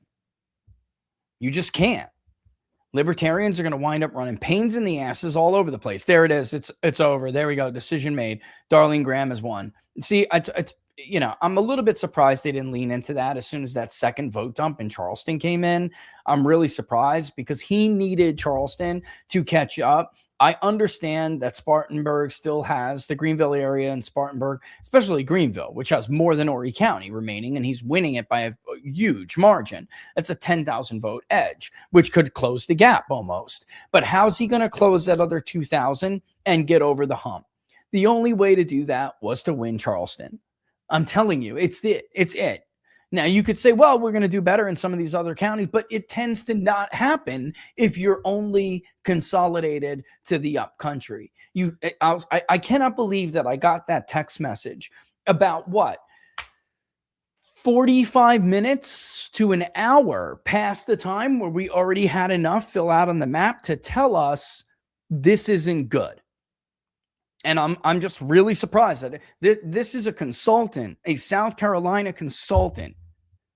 And he's like, we're starting to get a little worried. Starting the minute Charleston's second batch came in, and she did better in that second batch than the initial early vote dump. And you saw Beaufort and the rest of them. See, Jasper went 72-28 for her now. This was always going to happen because Charleston was your best bet, which ended up being the case. A bunch of like the Charleston GOP, like, I don't even know what to call them. These guys have been there for a while. They make up Charleston GOP. They decided they were going to back Ralph Norman. And yet they didn't get the county to go along with them, and let alone get it out in the rest of the Low Country. He actually did fairly respectable in Central. We'll see what happens when the maps fill in, but he did fairly respectable in the Central area of South Carolina. I just am a little bit surprised that Ralph didn't, especially around Southern Central, he didn't wrap around a little bit. That's where, but again, that's because he didn't put together what he needed to put together here. Now, what's this going to end up being? Like once Spartanburg comes in, 3 to maybe 6 points, something like that. Well, let's see what's votes left. Yeah, 3 to 6 points. It's going to tighten. Greenville has just a lot more left than anywhere else. I don't understand how people aren't putting this together yet. I'm stunned. And I will say that this is not it. Okay, I don't want to take anything away from him. It's certainly what Darlene said at that debate is disqualifying. Now I can say what I can say. The race is called and I can say what I want to say. She's an idiot. It does take influence to get people to vote for an idiot. So you can't take that away from Donald Trump. What she said is an otherwise disqualifying statement, period. Everyone knows it. She's going to be a disaster of a senator. And it does speak badly about us that we elect people who admit in a debate in front of everyone that they don't know anything about the job. It really is a sad commentary on us, guys. It is. That being said, it shows you Trump's influence. Now, how much influence? He lost one of these big primaries already with the governor's race. And now he's going to get Darlene between maybe 3 to 5 points over the finish line because Spartanburg does have a lot left and so does Greenville. So I'm just looking at what's remaining here. York,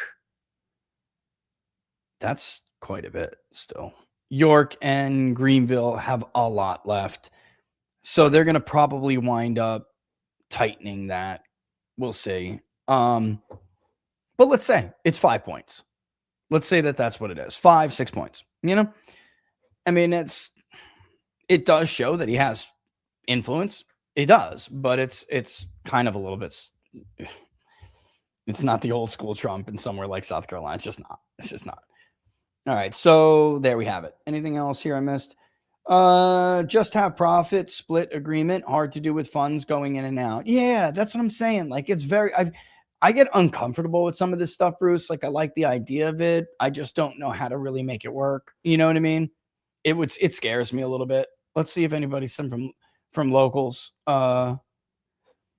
Ryan says the Republic is lost because old people are selfish, war whoring, myth believing, Zionist cucks. The rebranded Libertarian Party cannot come soon enough. Death to the GOP. It's a problem. This is, again, you guys will see in the very first chapter of Burn It Down that I try to not only explain to young people why boomers are the way they are, but I try to get boomers to understand from the younger people's point of view. And boomers really are in a league of their own because the silents are so small now. Yes, we can still talk about them because they are part of the process and they vote at very high rates. But what are we talking about now? 6%? The boomers are where they're they are. This is the last attempt to get them to understand. And they probably won't. In truth, they probably won't. But at least I made the effort.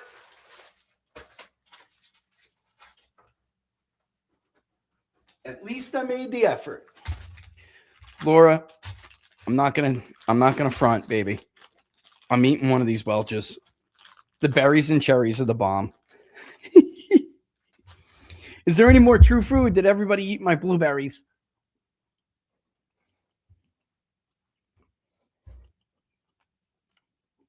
Oh, the expression is feed the ducks, not the geese.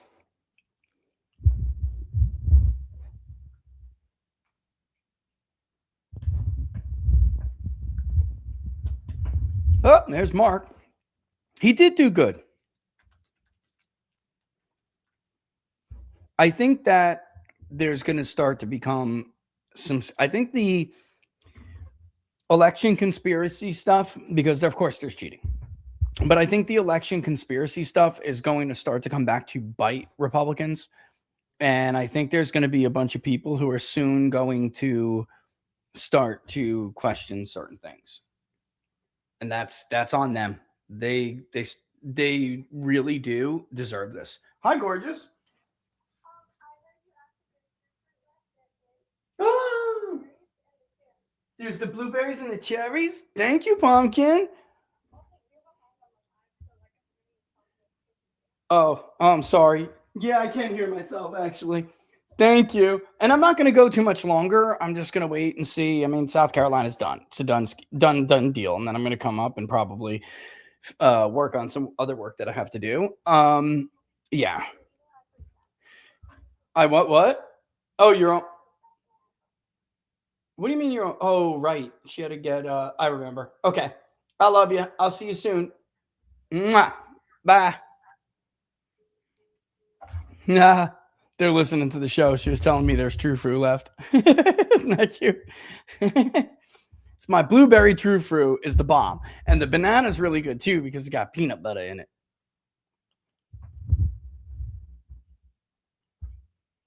I'm telling you, the public sentiment index is going to come in right on the money. Did they not? They did not. So it looks like, interesting.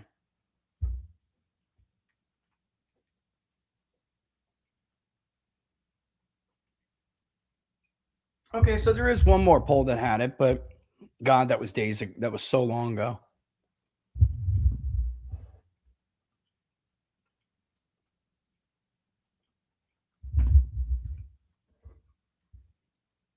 What? Okay, I'm conflicted on it, to be honest with you. I'm conflicted because no matter what, I would never. Okay. Well, if I get it, guys, if I end up going into it, I have to like literally bring up the report and talk about it. And maybe it's for another show specifically, but I don't want to have to do it, you know? Gray comes in swinging with the first one of the night. That's going to happen, Gray. That's where this is going, bro.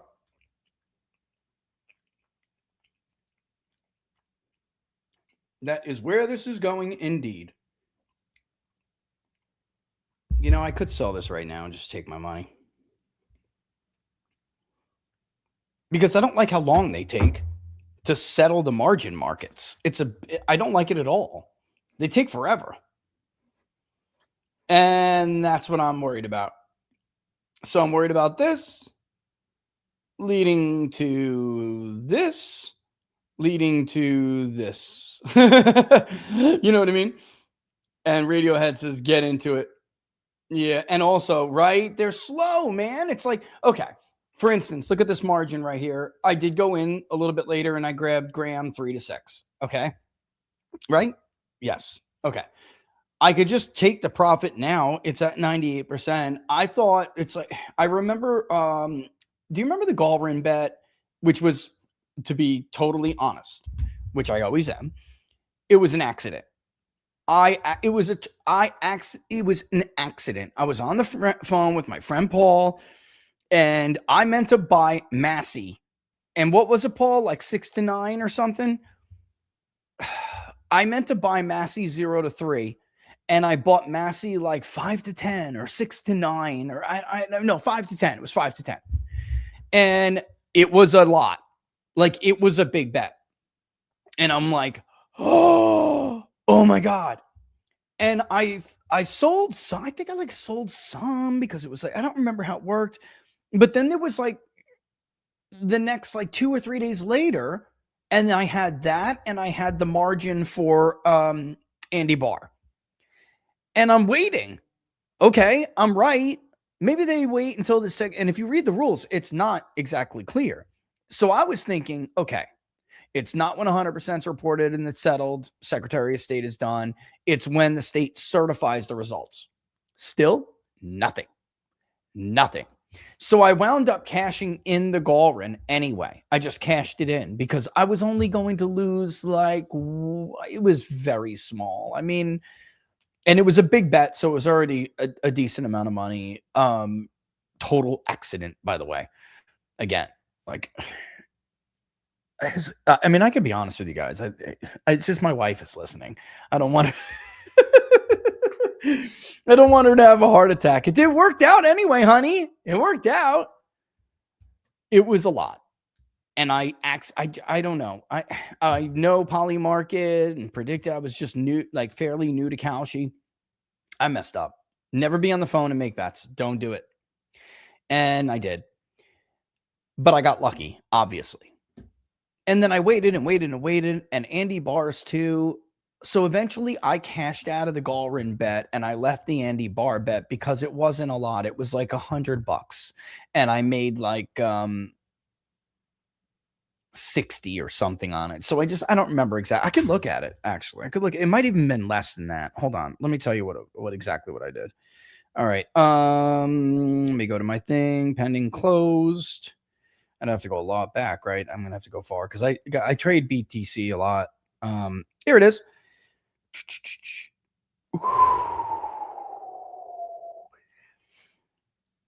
You, I can show you guys so you know.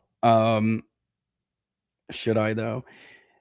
The Gallrin bet, which I settled early because I didn't want to wait, and as it turns out, it was a lot. It wasn't. I guess I was just thinking in my mind, not a lot, but it's not small in my mind because I had Massey 45 to 48 is his vote share, which paid out $515.68. Kentucky 4 primary turnout above 80K, which paid out $494.65. The Gallrin bet was significantly higher. And here's the Andy Barr. His margin of victory between 25 and 30%. That one I waited and kept because it was so small. I only bought like a few bucks and I made 252 and 11% on it. But it was nothing. I mean, it was such a small amount compared to those other bets that I did leave it. And that's the point, Radiohead. I left that one to make sure I could like test how long it took Kalshi to settle a market on a vote share or something. Bro, I forgot about it. It was literally, can I see when that margin set? Does it tell you when it settled? Outcome is Andy Barr, 25 to 35. It doesn't say where it settled. Yeah, I bought it at 27 cents. So it paid out.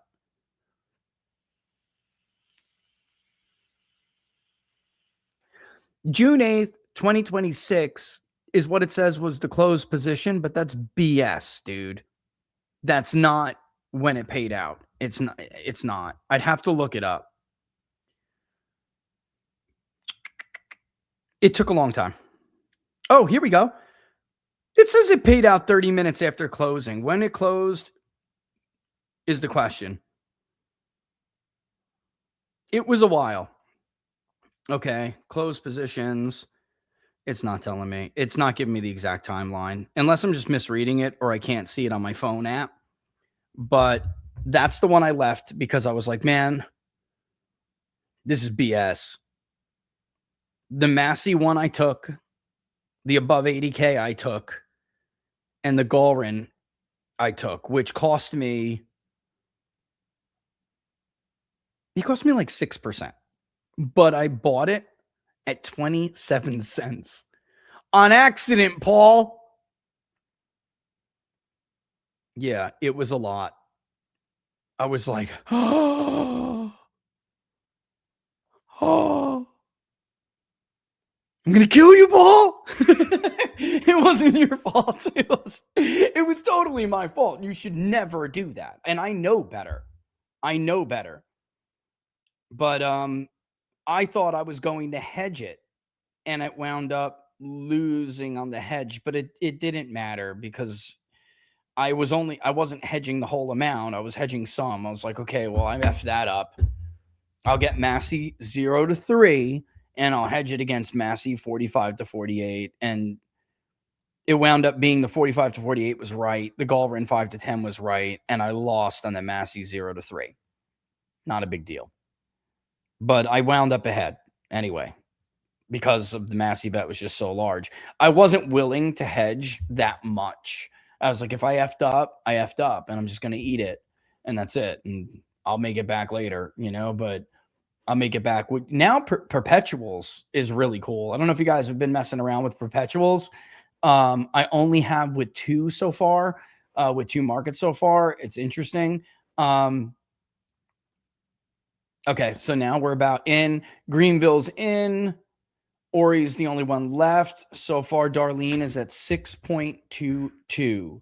So she's going to, it says 97% chance that Darlene is going to win by 3 to 6%, 98% chance. I think that's probably, I don't want to say anything, but I'm looking at Greenville chunked in on our screen, and let me just look and see what's going on here. That can't be right, though. They're telling me that's it. That's done. And if that's it, that's done, then... I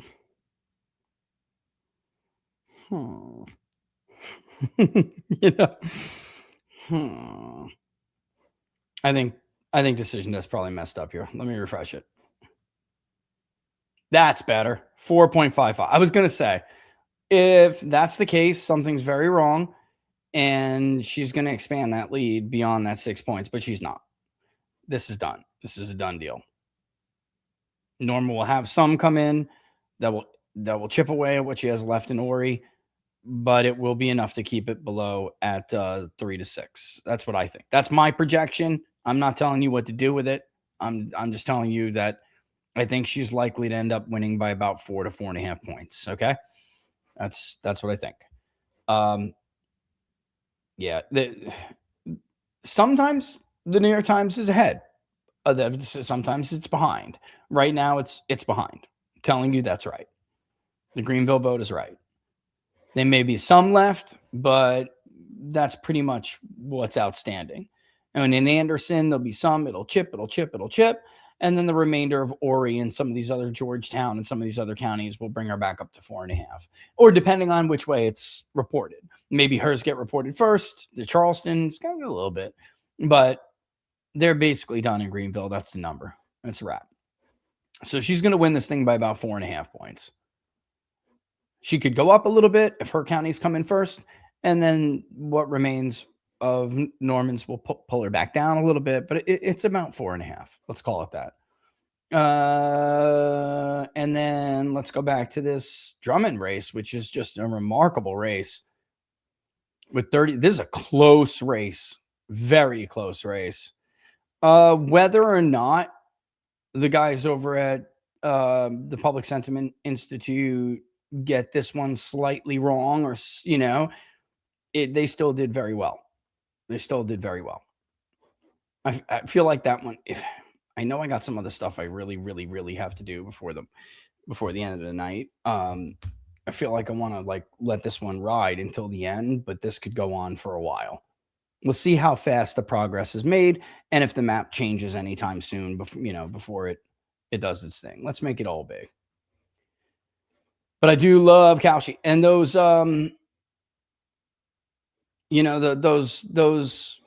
this comment's just hilarious.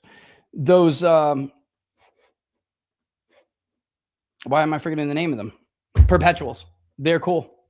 You can set your stop loss. You can take your prop. Like if you're like me and you're frugal, I'm not a rider. I'm not like that. But if you get, if you're up 20%, you want to sell at 20%, you can set that. It's not Republicans weren't part of Georgia election fraud. It's not Republicans weren't part of Georgia election fraud. I think that's to my comment before. New member here. I'm one of the suckers who voted Cornyn as I fell for the electability argument, but I sucked it up and I'm now campaigning for the state GOP. What I've seen in the past. Oh, this is the old one, isn't it? Nope, this is still it. Yeah. What I've seen in the past 2 months, Paxton's very popular among the base, even with Hispanics, and many voters I talked to said if they wouldn't vote if it was for Cornyn. Yep. Tallarico's enthusiasm is exaggerated, and many black voters told me they don't want to vote for him because of Crockett. That's the kicker here. Are you seeing similar results? We'll poll Texas again really, really soon. But I do think that you're onto something. Yes. I think that there's no doubt Democrats are enthusiastic, but Tallarico he's made some mistakes. And I told this to Grant on the interview before. You know, sometimes when you're in this business as long as I've been, you look at some of the other indicators, and I'm just wondering why Democrats have not moved in with outside money yet. They just haven't. And that's really remarkable to me, and it's interesting. Tells me they don't think Tallarico is ahead the way that other people think he's ahead. Let's light this fire, Rich. I'll take a hot civil kerfuffle over this slow leak into communication every day of the week.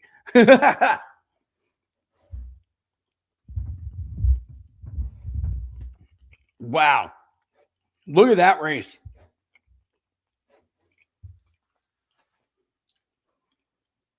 Now Mazzie's back to being the favorite. You can make some money over that race, guys.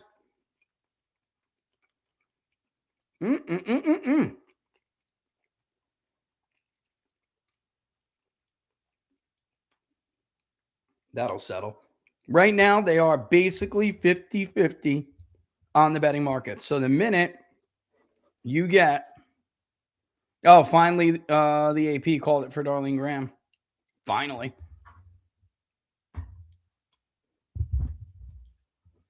Just give me a second. Let me take a look around the map, okay?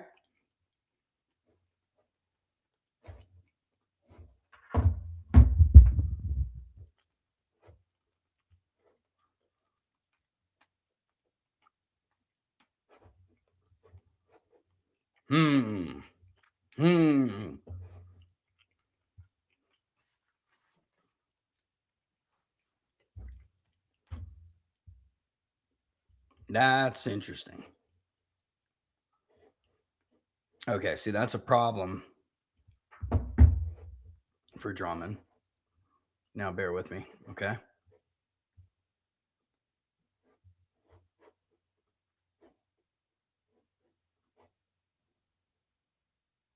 Ooh. Okay. That's why this race is so damn close. Okay. The problem. Hold on. I'm just saying I'm going to. I could tell you what I'm going to do. And it's already going up because there's a problem for Drummond. And that's Mazzie's performance in the election day in Oklahoma and Tulsa. He is doing better than he's doing. Yeah, he's skyrocketing now as I'm talking. He's doing better in his election day vote than he did in his early vote. And it's going to be hard for Drummond considering what's left outstanding. It's going to be hard for Drummond unless he does much, much better in the other areas. You know, so this is what's left, but Drummond's ahead in it. The issue is he's not winning what's outstanding. So Mazzie is probably going to be over to overtake him. That's all I'm saying. Like there's a lot of vote out left. That's Mazzie vote. And some of the red, that's Drummond's right now. His problem is that he's not winning it in the election day vote. And we can even look around, like maybe Potawatomi, he may end up losing that as well. Let me see. See, Mazzie's doing better by 5 points. He's actually winning the election day vote. So some of these counties are going to shift back to him. And that's the issue that Drummond's going to have. Mazzie's he's catchy. Just caught him, right? That just happened right in front of our face. And now the new margin is 50.2 to 49.8. That's what I'm trying to say. Like where the votes are remaining, Mazzie has a better chance to catch them. All right. So I know it said I think that I really do. I think that Mazzy's like, unless there's like a change in the election day vote, Mazzy's gonna win. All right. It's gonna be close, but he's gonna win. So I know it says that it's like 50-50, but it really is not.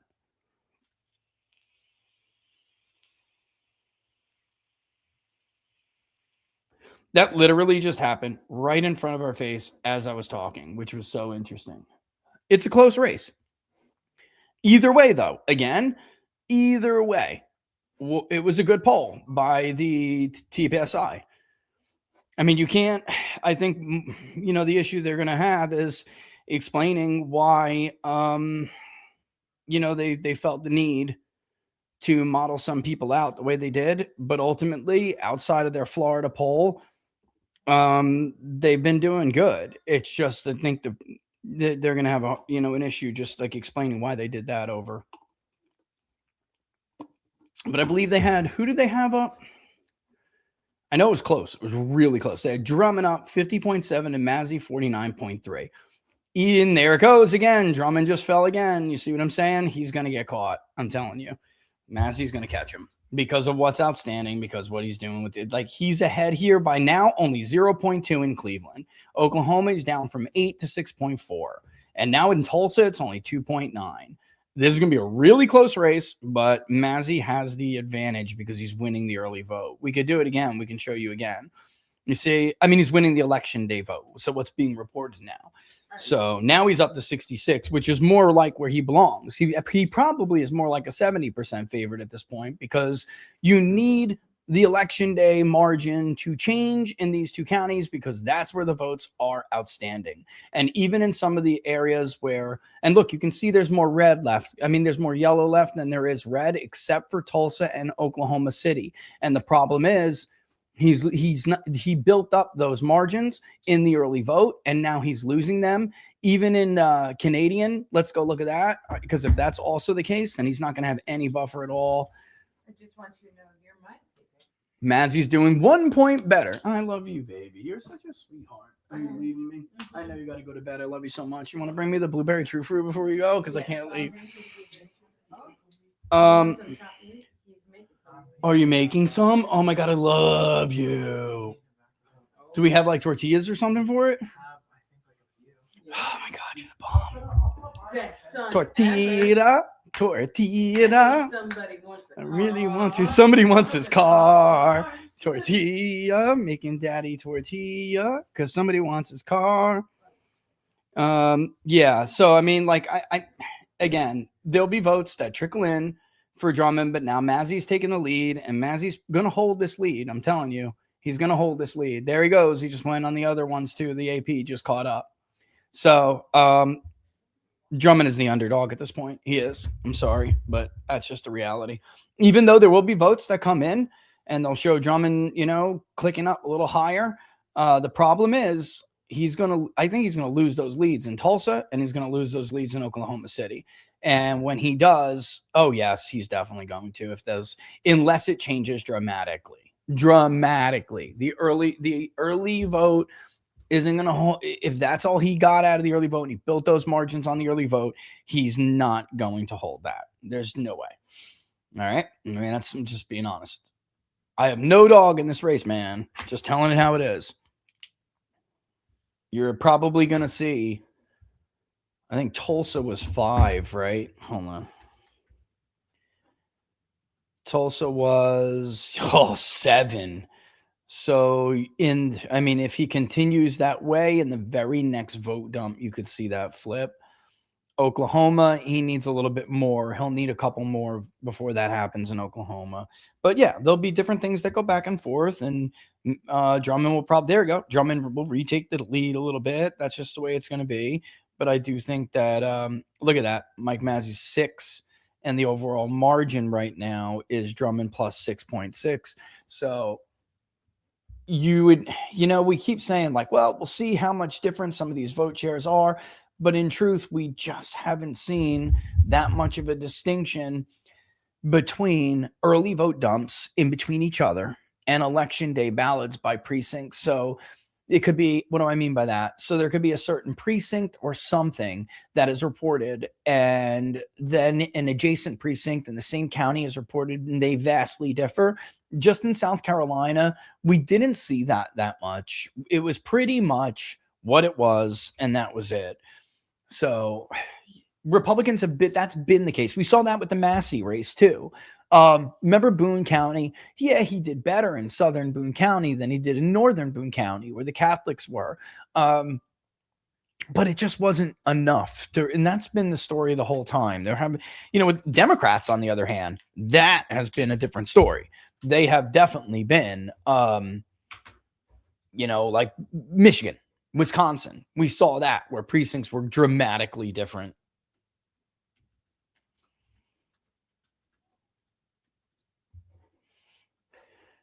So, some of these things trickle in. How much more does that? Yeah. Some of these are very close, actually. With 90% in, I'm curious. Let me look at Texas County. There goes Massey's back on top. I really do think we're going to see Tulsa probably go in the next vote dump. But it'll be look, he's doing better in the election day everywhere. It just wasn't enough to catch. Wasn't he fell about like 2-3 points behind on the swing. He won the absentee. The early vote he lost in person, and then election day, that's about the same. So he probably will not be able to catch up. Now, 90%. I mean, it is possible in one more dump he does. But I think you're seeing that consistency across the board. I'd be pretty shocked if that doesn't just shift out on him right now.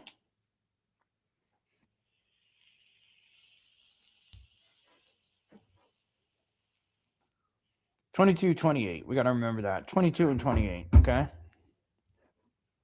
22-28.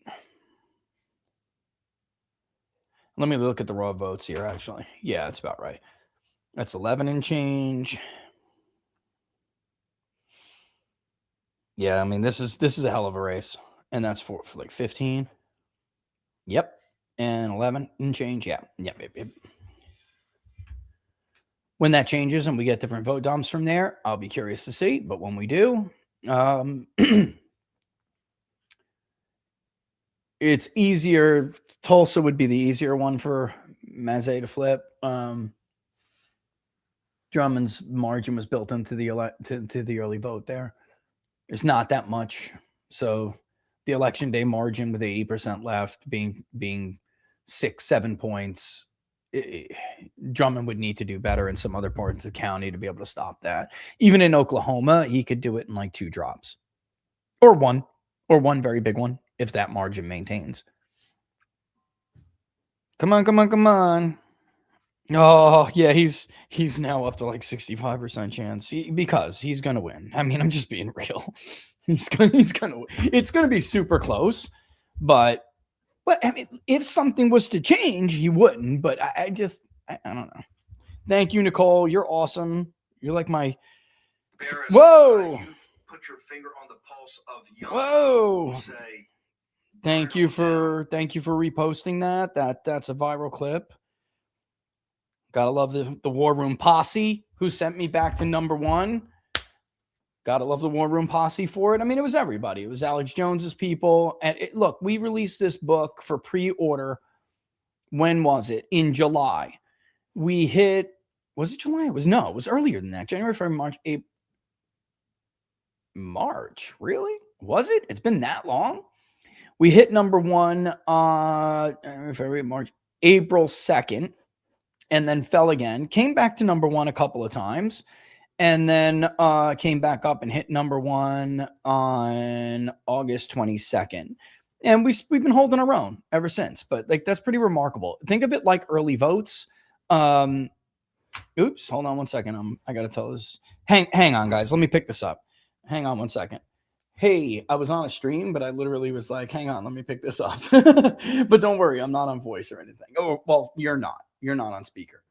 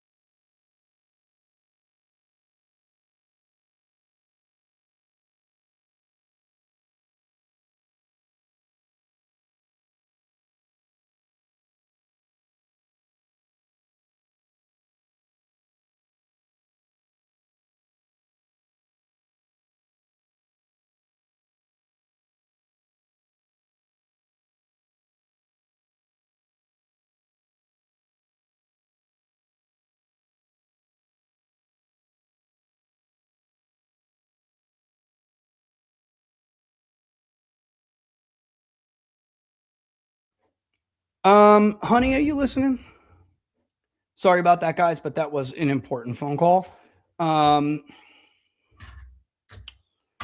wouldn't be too concerned about it.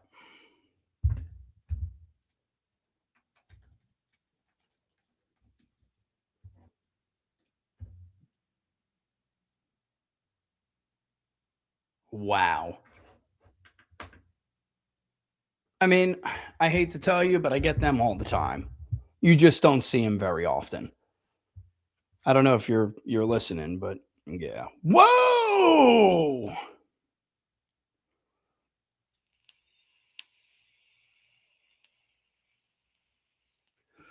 Well, that went up when I was on the phone, huh? Mazzy's now up to 92.4%. But there was a point when the betting odds switched, right? And Drummond was up. I'm looking at this for a reason, you know?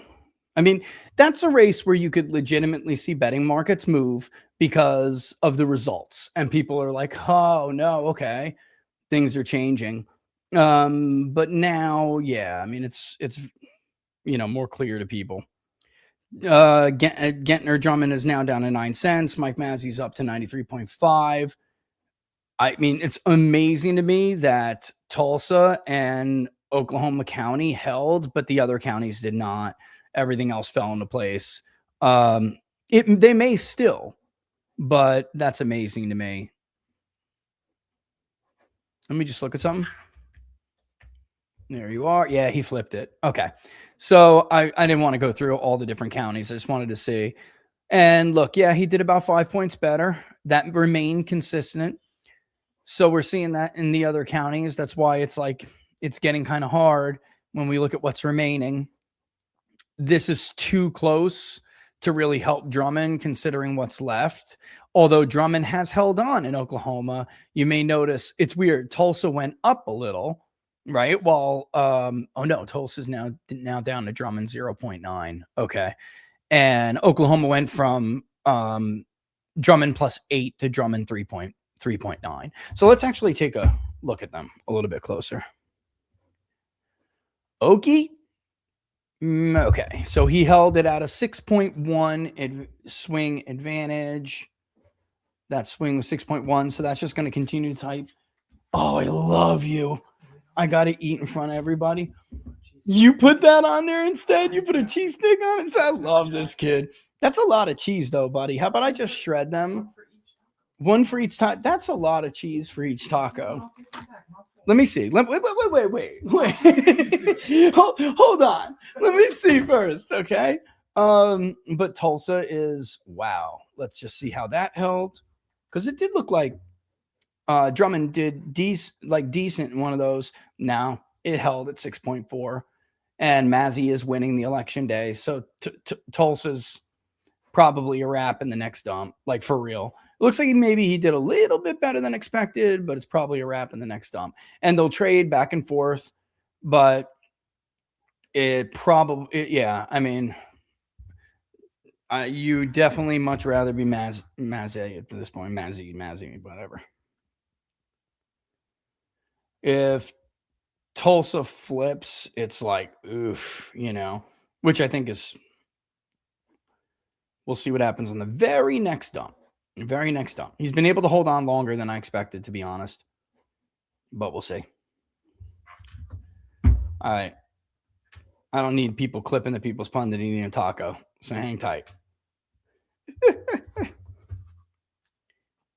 We will wait. What a race, though. Oh, my goodness. What a race. I got a text message from a operative who is mirroring my buddy's sentiment. I don't know if he's listening or not, but they do think that I think it was Jerry or Spider who asked me on locals, hey, Rich, what does this mean now for the general election? And I mean, there's two ways you could look at this, where, it killed some of Lindsey Graham's dislike and, maybe as a reboot, a restart. But that being said, she made what is an otherwise disqualifying statement. So, I mean, they're going to beat her over the head with it. And it means will she make another statement? Will she make another stupid thing? Will she say something else that's stupid? Maybe, likely. In a bad year for Republicans, could that be a disaster scenario for them? I mean, I'm telling you right now, I just got off the phone with someone who's shitting a brick. They can't believe Republicans did this and nominated her, and is like, this is just, number one, doesn't make any sense. It doesn't, folks. It doesn't. I mean, I'm over there trying to give Trump his due credit, but when seasoned people are like, yo, what is that? Yeah, I get it. I just do know that the boomer situation is a real thing. I was wondering if you did polling for races this small, should not exceed primary vote. We can't do that. Unfortunately, honey, we can't. We can do focus groups. More like focus testing only with demographically representative groups. Yeah.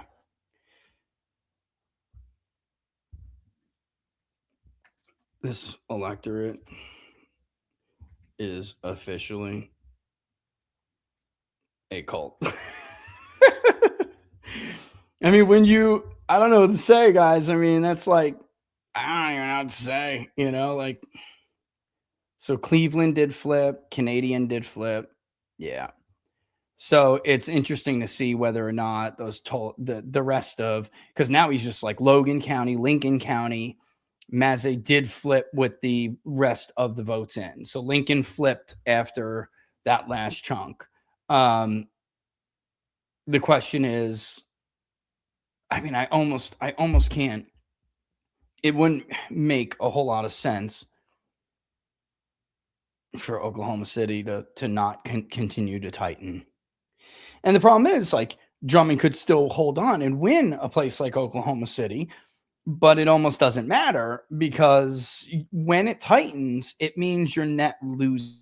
It's weird because people look at it and they say, well, he still carried the county. He still got votes. Yeah, but it went. I mean, how could I put this? The only way I can put it is what I just said. You still net lost, and that means you're headed in the wrong direction, even though you won those vote totals. Okay. And I know it doesn't make sense to a whole lot of people sometimes when I try to explain this, but ultimately you're going the wrong direction. Because you only think it gives you like a false appearance that you're adding net votes. You're not. You're quite the opposite. All right. I have to go get a ginger ale. I'll be right back. It's the only soda I drink. I do not drink soda. I don't drink anything other than water, but once in a while I have a soda. You look adorable. Aren't those your mothers? No. Yes, they are. Is your mother aware? Look at her run. Is your mother aware that you took that? I love you, man. You're so cute. You're so cute. Although I'm not sure she is aware you took that. All right, now, I mean, it's 95%. And honestly, it really should be. There's still theoretically a possibility, but it would take heaven and earth being moved. Either way, a very good poll by that one polling outfit. Even though they had Drummond up, I believe. Still a very, very, very good poll. I think Republicans, though, are making some pretty critical nomination mistakes, to be honest with you. I do. Ralph may have been a pain in the ass for some people, but he was Maha through and through. I just see Republicans regressing and chopping off their coalition legs. That's just what I see. For stupid reasons.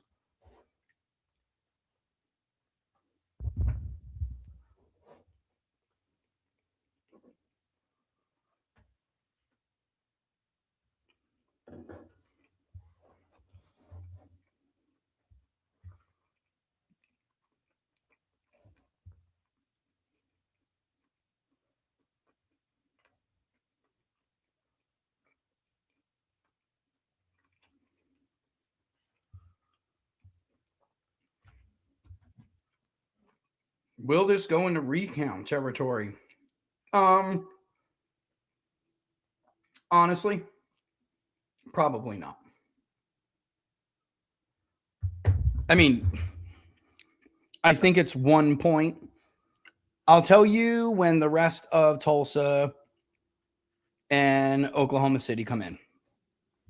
Because like Adair, and I was just looking at McCurtain. I mean, there's still some votes out there. And while all of Gentner Drummond's big vote getting with a margin counties are done, leaving, I mean, there's something like Grady, but it's a 51-49 margin. And I can look and actually see if somewhere like Grady, let's look. If somewhere like Grady gave, Drummond the same election day. Nope, Mazzy doing better on election day. Yeah, so it's a close race, but at this point, Drummond is he's running out of map. And McCurtain County still has votes. It's not much, but everywhere else is getting to the point where it's basically done. So we're waiting on Oklahoma City and Tulsa, where Mike Mazzy has been doing better on the election day vote, and that's been pretty consistent in chipping away at Drummond's lead. So he would need that to totally reverse to not only like, try to get him a win, which I'm not sure is really possible at this point, guys, but he needs it to reverse so that he can he even get maybe put into recount territory, which I don't know. It's going to be awfully hard. Awfully hard. Jules, thank you. Thank you. Thank you. That is a good question. Will DSA Congress be pro or anti-AI data center? That's actually, I know you're being a wise guy, but it's actually a funny question because I don't think we know the answer to that. You know what I mean? Like for real, which is being fair. I don't think we have the answer. And yep, that's an interesting question. All right. Was that Oklahoma? No, it wasn't. It was McCurtain, which bumped Mazay back up now, and that should be done. What's that, 2000? What does it say here? Yeah, McCurtain may have some. I don't think they really do have that much left. The rest is really Oklahoma City and Tulsa. That's where we're at.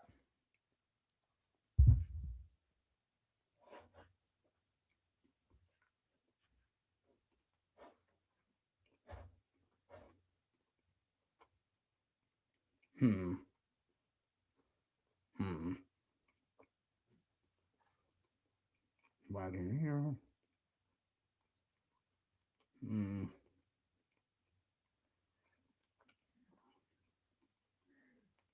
Yeah, it's not enough.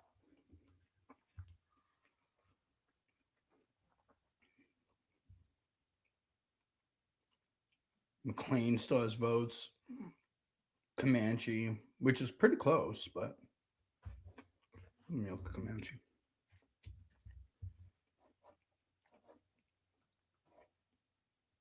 Yeah. It's just problems all over the place for Gentner. Tulsa flip. There it is. That's it. Guys.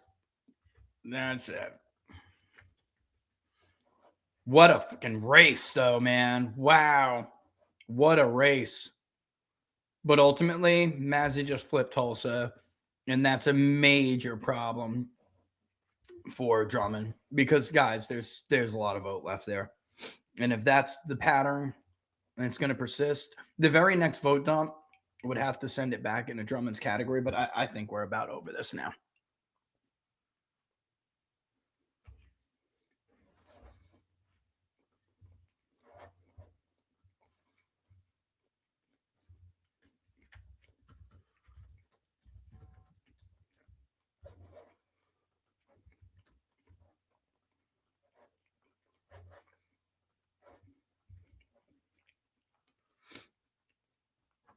Oh, man.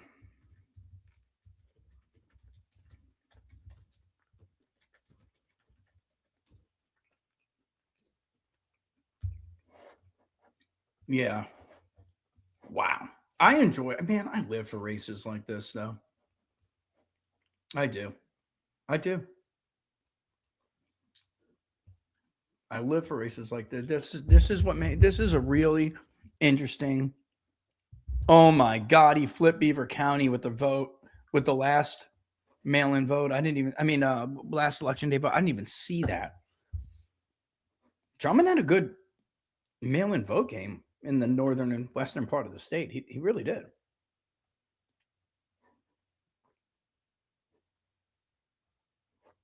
All right, I'm going to leave the screen up.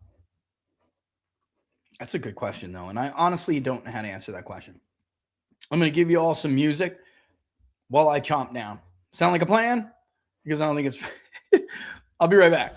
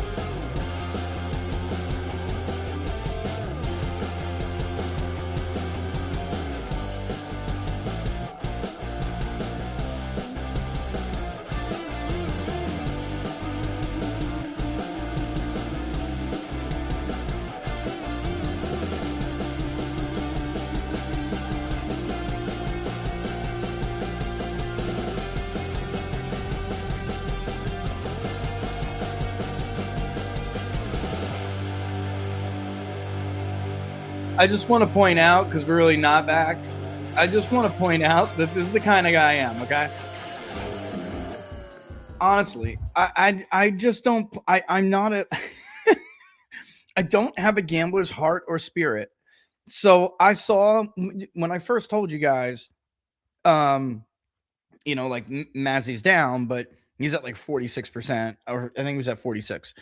And I'm like, he's down, but he's winning the election day vote. And this is the problem with markets. They really don't know how to interpret the early versus election day votes. So they had it almost 50-50 with Drummond actually a slight favorite. So I grabbed it. And what did I grab it at? Because I know I didn't get it right away. I know I didn't. I was like talking to you guys and I didn't, I screwed, I didn't grab it right off the rip. Let me see if I can, there it is. Let me go back. Okay. I got it at, let me go to closed. Okay. So I got it at 48. It was a little less. I got it at 48. Yeah, there's a lot of people who, yeah, I know it, man. Oh, no. Charleston Republican Party is making a big deal. I'll tell you in a second, but there's a press release, and they say that voting machines were switching in Charleston County. Voting machines were switching votes from Ralph Norman and Darlene Graham, requiring the election commission staff to correct the ballots before counting. More to follow. Okay, so they're apparently not counting the votes in Charleston at this point, or at least according to the state, they are not. That is, oh boy. Oh boy.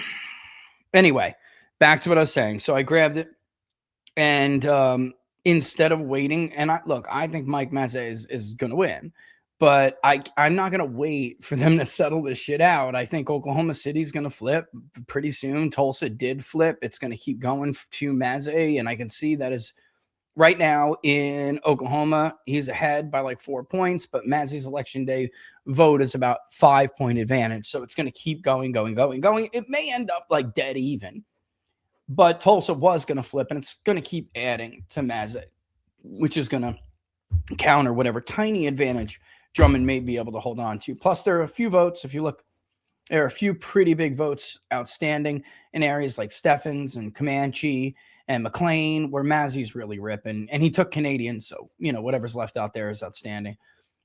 I'm going to butcher this. Asagi, I think is how you say it. K.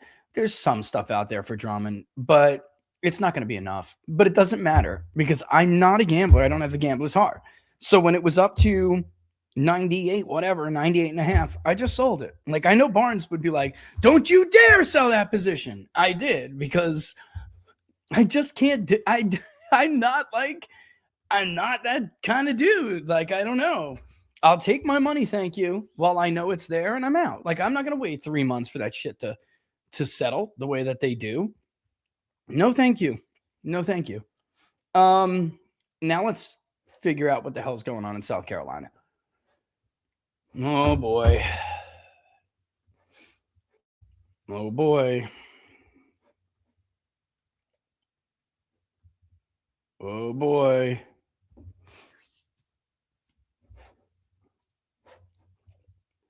Yup. Yep. Okay. I'm not really prepared to like say what I want to say about certain things. I'm just going to wait.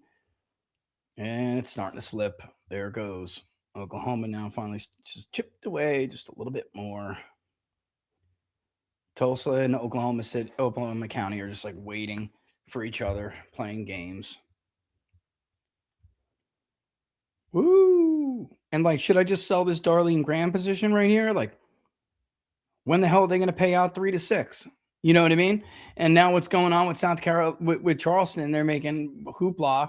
It's at 99 chance. Like, sell that shit, right? Who the hell wants to wait for that to settle? I still have the banner that says we'll be back soon. I don't know. What do you guys do?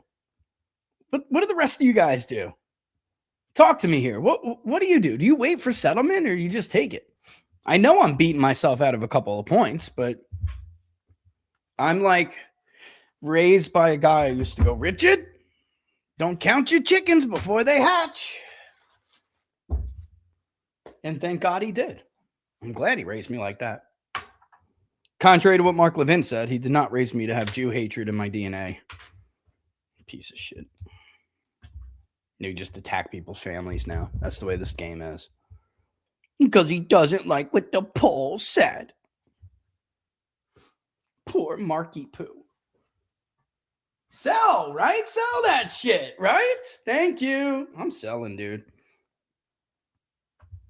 Why isn't this charger working? Oh, there it goes. Selling it. Yeah, it's at 99 cents, bro. Like, or 98, right? Yeah, it's at 98. Whatever, bro. That's a 15% profit. Yeah, I'm out. Boop. I'm out. Thank you. I mean, 15. That's a 50% profit. My Democratic, well, I don't want to say that because then people, there's one house race that I got that like, I just can't believe people are so foolish with it right now. And I'm just waiting. Nah, bro, it's still a good poll. It's going to be 1 point, you know, like that's a good poll. You add somebody from, you know, up by 1, he's going to lose by like 1. You did good. Nah, man, still a good poll. I understand, but like that's not how polls work. And people need to know that. Yeah, I mean, look, I remember when I had Walker up by 1, he loses by like 0.2, pathetically. And that wasn't even his fault. He loses by like 0.2 because his own party, Mitch McConnell, tries to sabotage him. And by the way, how do you, friggin' Mitch, man. How do you like it now, Mitch? How do you like it now, you stupid idiot? we have a massive problem winning that state without Donald Trump on the ballot. Good job, dummy. This race is so close, 50.5 to 49.5. That's a race, ladies and gentlemen. Wow. 3,000 votes. I will check, but I'm fairly certain that the recount rule in Oklahoma is 1 point. Let me see. To have it paid for. Let me check. Oh, yeah. I mean, honestly, guys, Trump is just burying this party. You're just making us look so stupid. It's us. I'm not even a part of it anymore. I got news for you. It's going to be a joke. Like, this is a total joke. There are no automatic recount laws in Oklahoma, but I'm saying in order to get the state to pay for it. Oh, no, there is no margin requirement. Did they change that?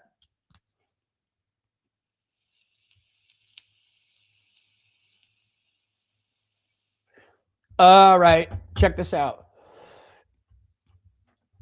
The requester has to pay for it. You can do a partial recount, and the amount the recount cost is refunded to the requester. Outcome of the race. Interesting. Huh. That's interesting. Okay. Very cool. Very cool. That's a cool little trick.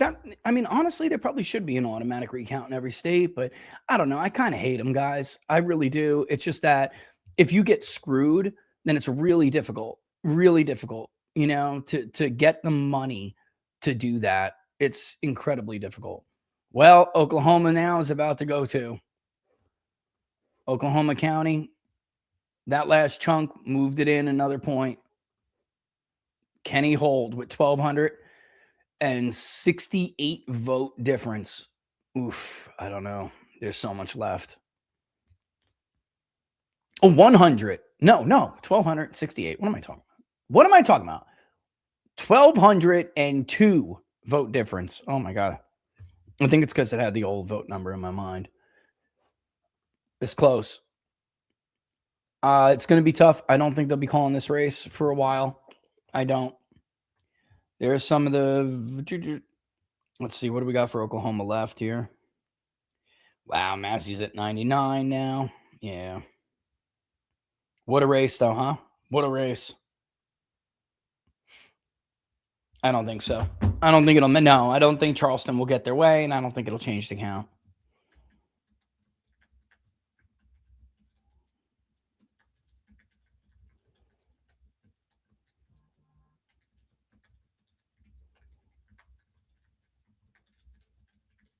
Yeah, I mean, I can't really. It's not something I can go send in a message. I will not. Tomorrow morning, dude. We'll have to talk tomorrow morning. I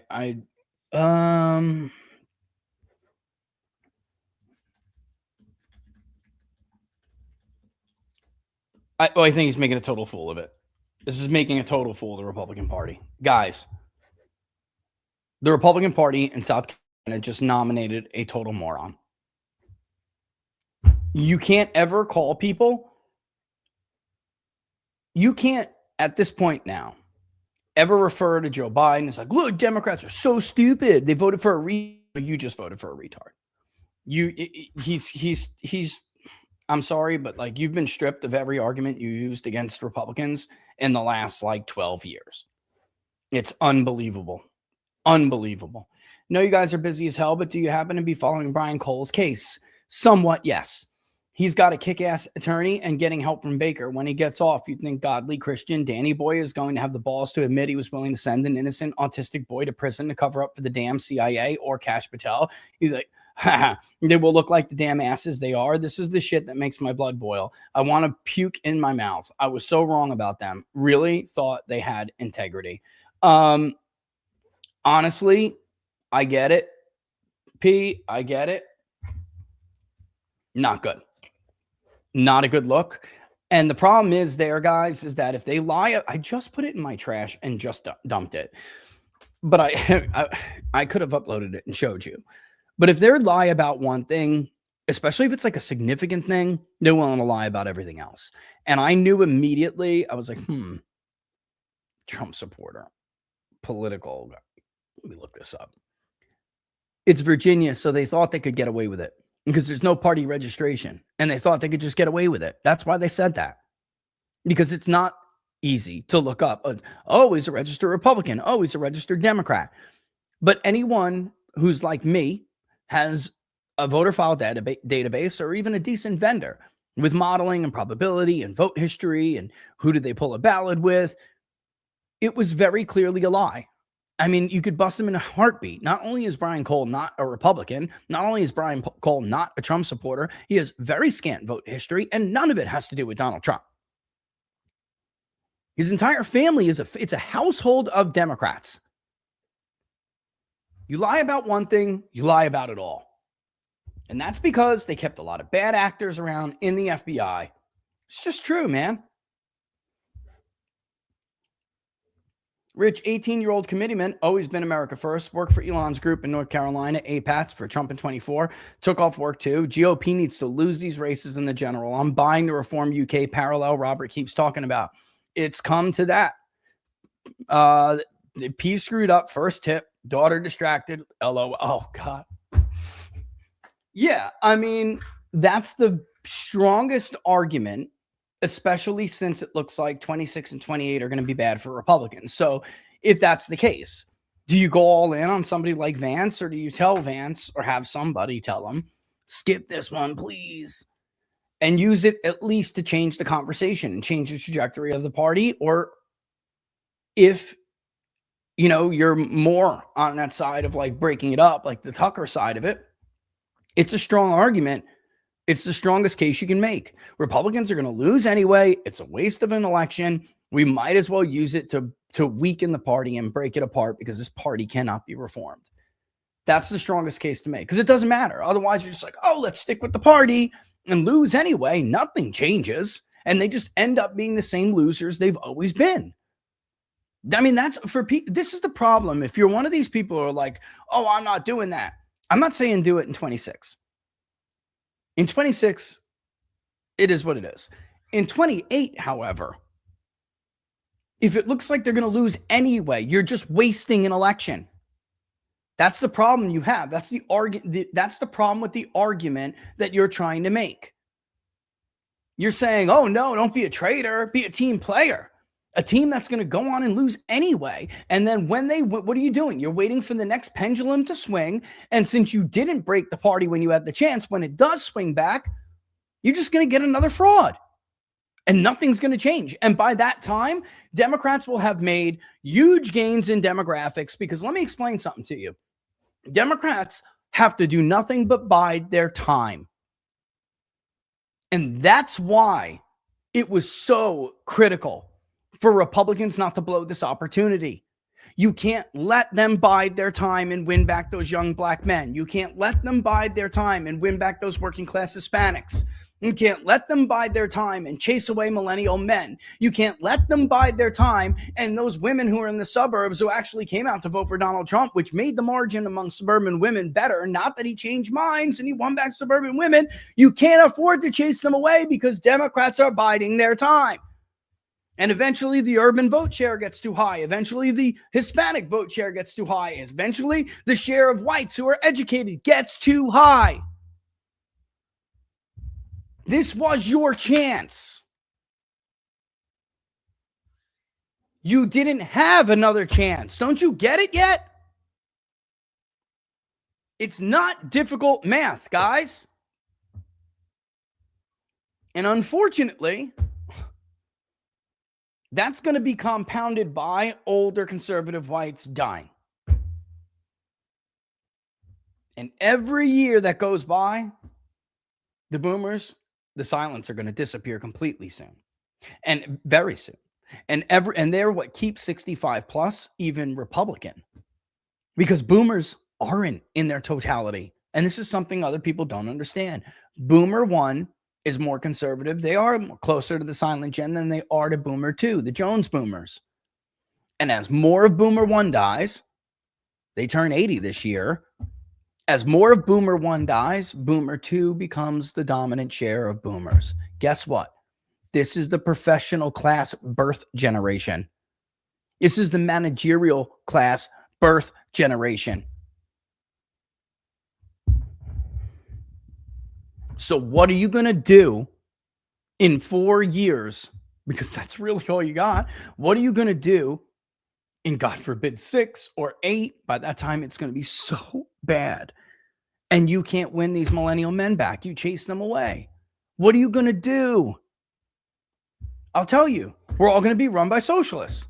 That's what's going to happen, because the Democratic Party within 10 years will lose this fight to the DSA. And it looks like it actually may happen sooner than that.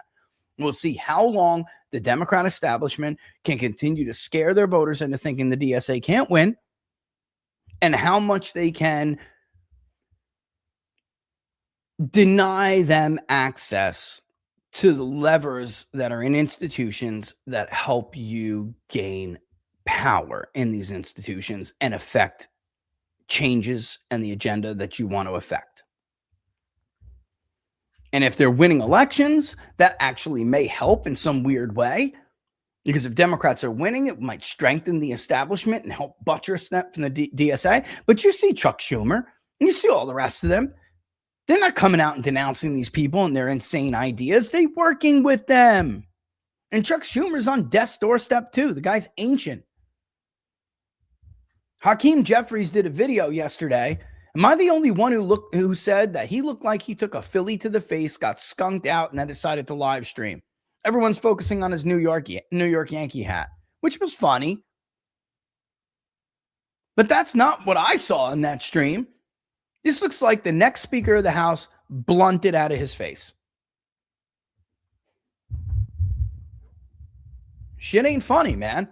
Well, we dicked around with the Iran war. Come on, man. Fucking wasted fucking opportunity. But thank God, people like Mike Davis got rich. Michael live in a gated community. Well, you get fucked. I never ate my other taco. I'm taking another break. I'll be right back. Stay tuned.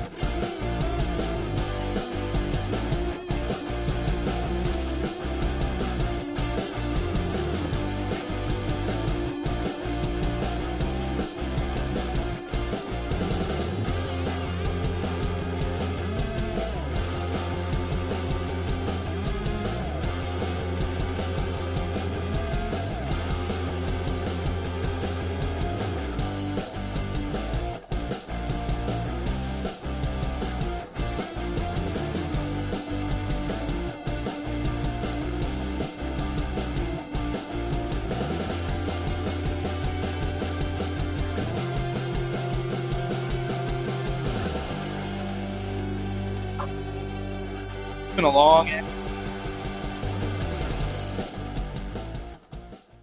a long ass day. Woo! Thank you for watching Inside the Numbers with the People's Pundit. I'm your host, Rich Barris, the People's Pundit. Don't forget, if you like the videos, to like them and share them far and wide. Subscribe. You can follow me on X and Instagram at peoples_pundit, or on Getter and Truth at People's Pundit, and on TikTok, peoples.pundit. Yep. But of course, the best place to follow me, as always, is right there below. peoplespundit.locals.com, peoplespundit.locals.com. The link to the public polling project is below. It's actually doing pretty decent. Excuse me. It's going to be a very large poll, but the real big deal out there, guys, is what we just ended the rant with right before my little half commercial break. Democrats biding their time rant. They were biding their time, and Republicans really could not afford to play these games. They really did not have the time for that. And in 2 to 6 years, we're going to be watching it in real time. I don't know how you ask the public to take you seriously when you do shit like this we saw tonight. First of all, like, nobody in South Carolina believes this result. But I wish I had polled it. Hold on. Which reminds me. I did forget. I did indeed forget. All right. I need to send a message to someone. Did I leave the book thing up there? That's right. Burn it down, pre-order it, go get it. Go get it, ladies and gentlemen, if you have not yet, because I really think we're going to be in for a rude awakening. Well, I don't think. We are. It's a mathematical certainty. It just seems like Democrats have gotten wiser and Republicans got arrogant, complacent, and greedy. And it's going to cost us all. And that's just a tragic end to this. Although I did find it funny to watch Israel First attempt today to deflect blame on President Trump for what's coming, because, get this, he wants to rename Lake Ontario. Is this how we really lose the midterms? You stupid idiot. You lost the midterms the minute you started a war 70% of the country did not support.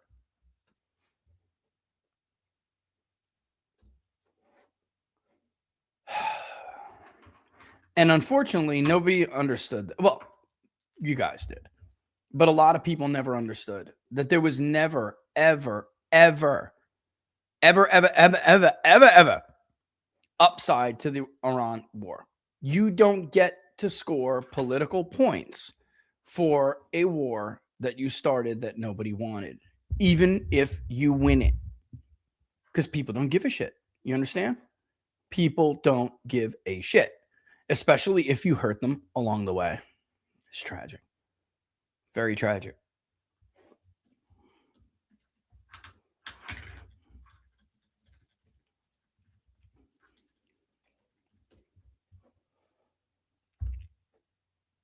Weird, right? That's a whole lot of polls in South Carolina for a state that had no polling, except for Robert K. Haley at Trafalgar. I was just bombarding somebody with it. That's a whole lot of invites, isn't it? Those weren't internals either. And even doesn't matter. Even if they were, well, actually, I don't even know anymore, because who knows? The lines are so blurred. Who knows? Wow, look how close this race is. What a close race. This is a really, really like fascinating race. I love races like this. This is just really amazing. But in any event, it almost doesn't matter. 2,750 votes, basically 40, 270,040 votes, basically. Actually 38. 1.4, 4.1, yeah. But it almost doesn't matter if he's still doing that. He is. He's still holding on to the 5.05. Then why isn't it tightened any more than that? I mean, it doesn't matter. Shit is a wrap, homie. I mean, wouldn't it be crazy if it just all of a sudden, boom, Drummond flipped? Wait, what? Really fucked up.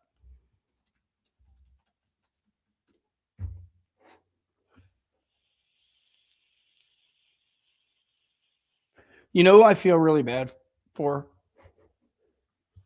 I feel bad for the guys who are the gatekeepers of this industry, in the sense that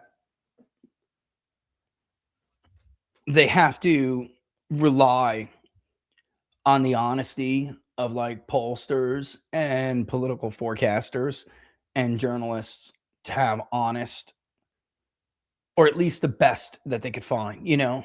And yeah, there are going to be some people who slant to the left and some people who slant to the right. But when both sides are just totally corrupted,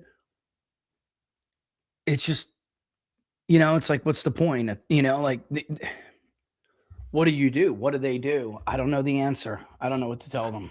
I really don't. The answer was always make sure you find the best, you know, forecasters to put into your stuff.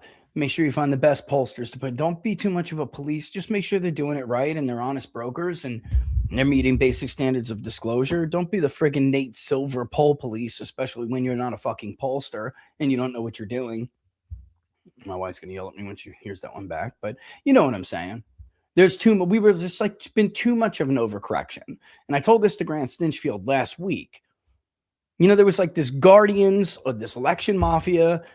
I fought them for 10 years. They guarded the gate, man. You couldn't get in. You could outperform them cycle after cycle after cycle, which I did. I was held to a ridiculous standard. I had to flawlessly call 3 presidential elections in a row. It's ridiculous. And then there was an overcorrection where they just like let everybody in without a track record, without. You could be a fluke. You understand what I'm saying? Like, you could be a fluke. You could get one election right. So that's why, like in 2014, I didn't really even take it personal. It was just an experiment. I literally did it because of the, you know, where I came up, the people I came up with. And I would mock people like Larry Sabato. I'm like, this is very clearly a tainted model. He's a lefty. It's not even a real model. This is them putting their knowledge into it. I can outperform them. How? It's simple. I will identify predictive variables. I will do a regression analysis over multiple cycles. And I will use the variables that I hypothesized were the most predictive after the regression is done. Which ones are proven to be predictive? I'll use them. It wasn't hard. So I built a model. We pulled a couple races. I pulled Florida and North Carolina in 2014. Both times against the grain.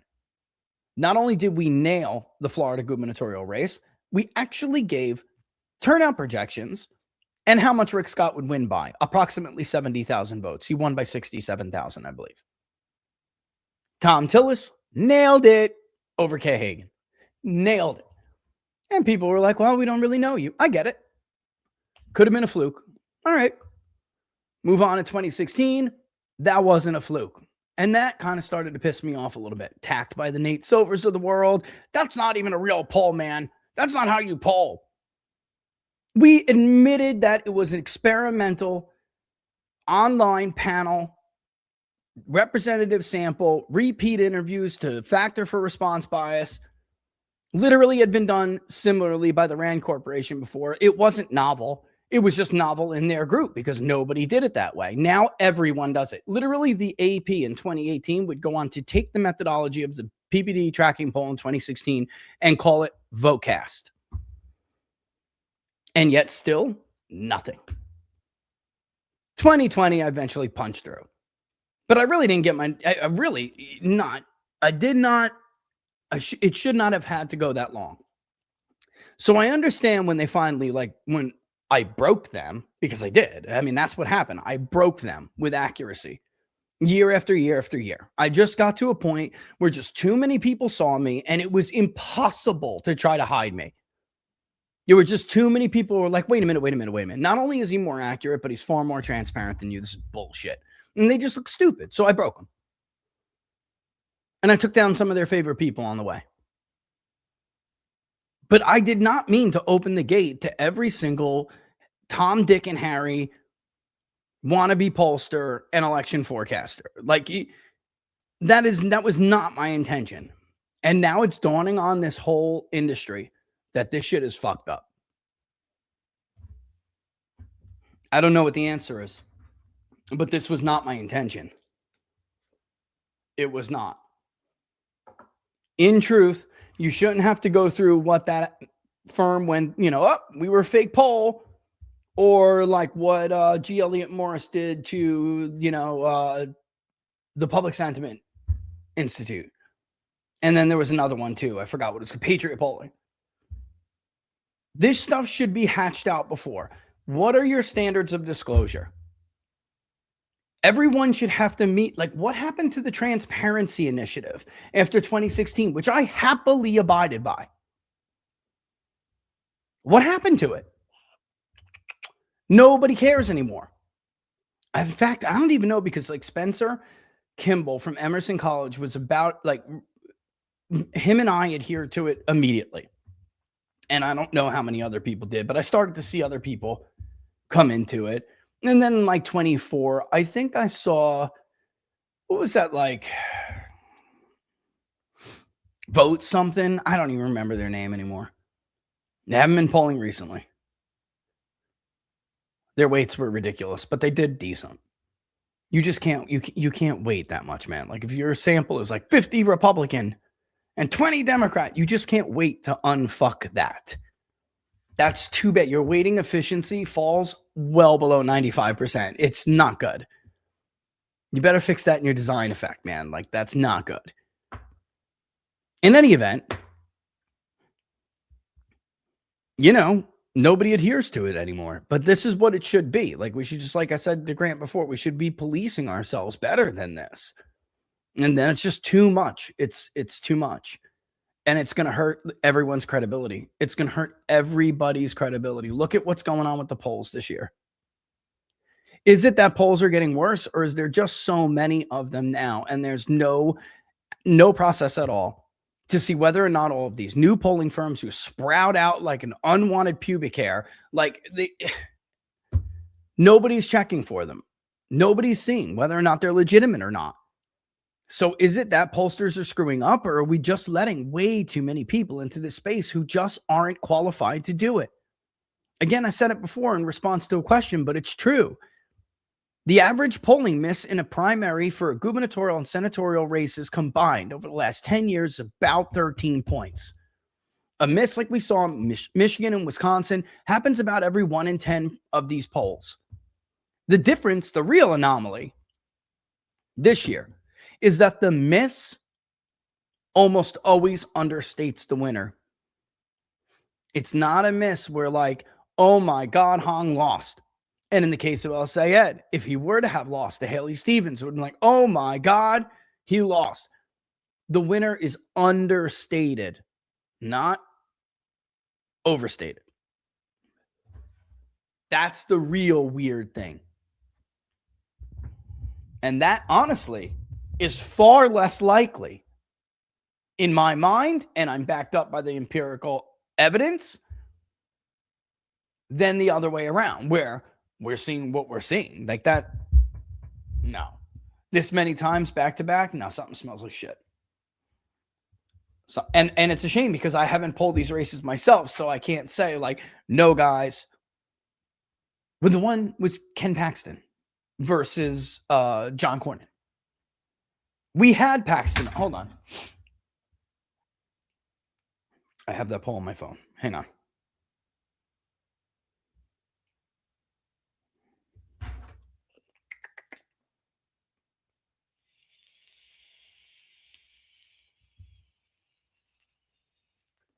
Are you kidding me? It's been a while, so hold on. Bear with me.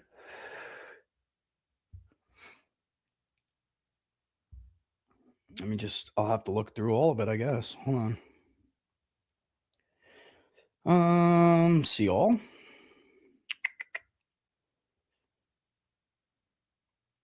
Yep, this is it right here. We had Paxton. I saw it, and then I thought I saw it on the thread. Here, do we even nailed Dallas? 50.5 to 49.5, not 5, 1 point off. Where is it? Where is it? Where is it?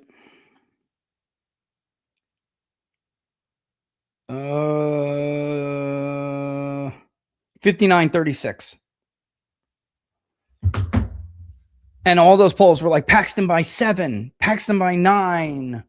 But that was a great example of where, like, it was a miss. It was a big miss, but it was a miss that understated the winner. Now, in our polling, we didn't understate the winner. We actually got it right. So it was weird to me that people were ever putting out those polls because it didn't look like it was close.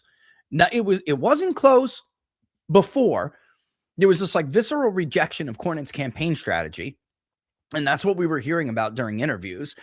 But then when Trump endorsed him, I think he had like an 8-point bounce or a 10-point bounce. But that was guys, that was a huge win. It was a 25-point win almost. I think it was a 25-point win. So it was never like +7. It was damn near a 20-point miss. It was well within the historic norm of understating the winner. But I can't say that with these other races because we didn't poll them, so I don't know.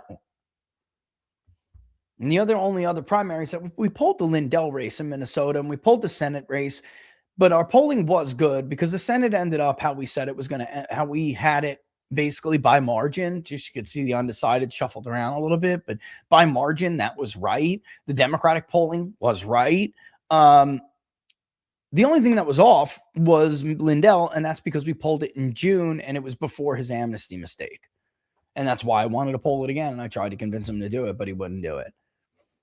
I don't know why. I don't know what else they were doing. I don't know. Yeah, South Carolina's finished, bro. KC, South Carolina's done. Oh my God, I got to go back. I got way. Why would I be getting destroyed on X right now? For doing what? For getting it right? What are you talking about?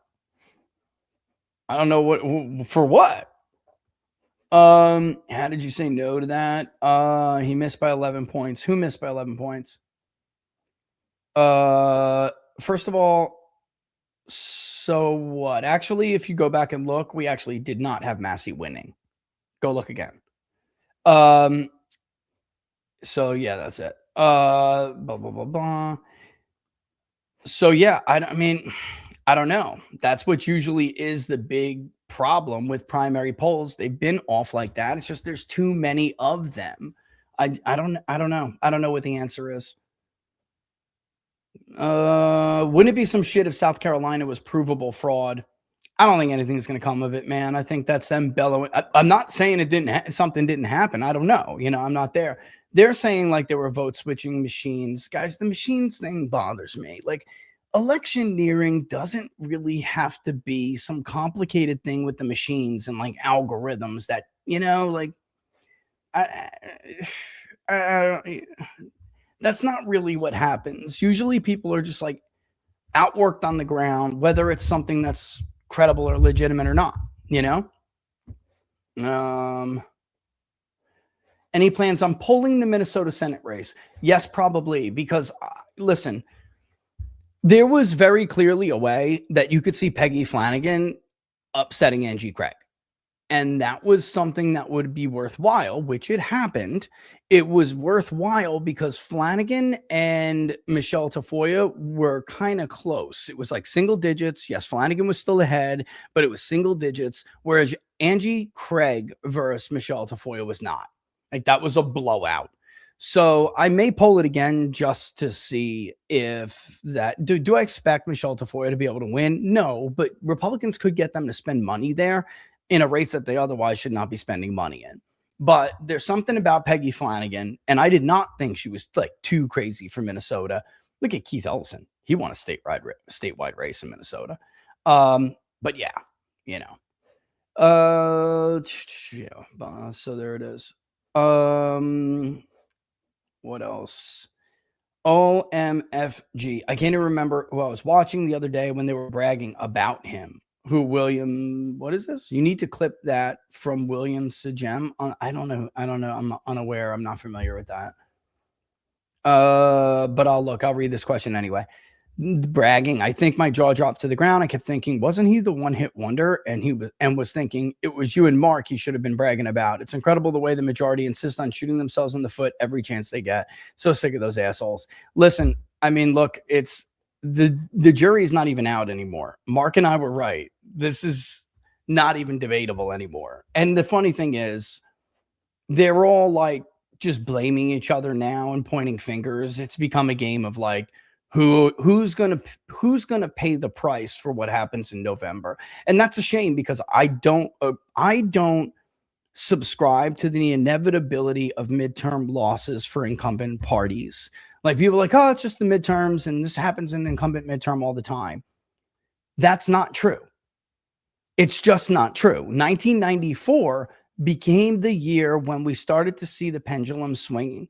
But before 1994, Republicans hadn't controlled the House in 4 decades, Congress in 4 decades. We've had prolonged periods of one-party domination and control for most of our history. It's just not a fact. They did this to themselves. This was a choice. This was a choice. And right now, let's see where Democrats are as far as what people think they're favored. Midterm balance of power. D House R Senate is only 39% chance. The most likely scenario is Democrat House, Democrat Senate. And this is what I wanted people to understand. If you go through because it's very, very, very similar. If you go through the decision desk model, it's like really misleading if you just look at the top lines. The most likely outcome, 5 out of 8, is that Democrats can control both chambers. Now, I think they may have shot themselves in the foot in Maine. I don't know. In a wave year anyway, it wouldn't matter. Susan Collins wouldn't be able to hold on. But Graham Plattner got record turnout for a Democratic primary, and they meddled. And now he may seriously try to write like a write-in campaign. He will pull votes. If he does that, he's going to pull votes.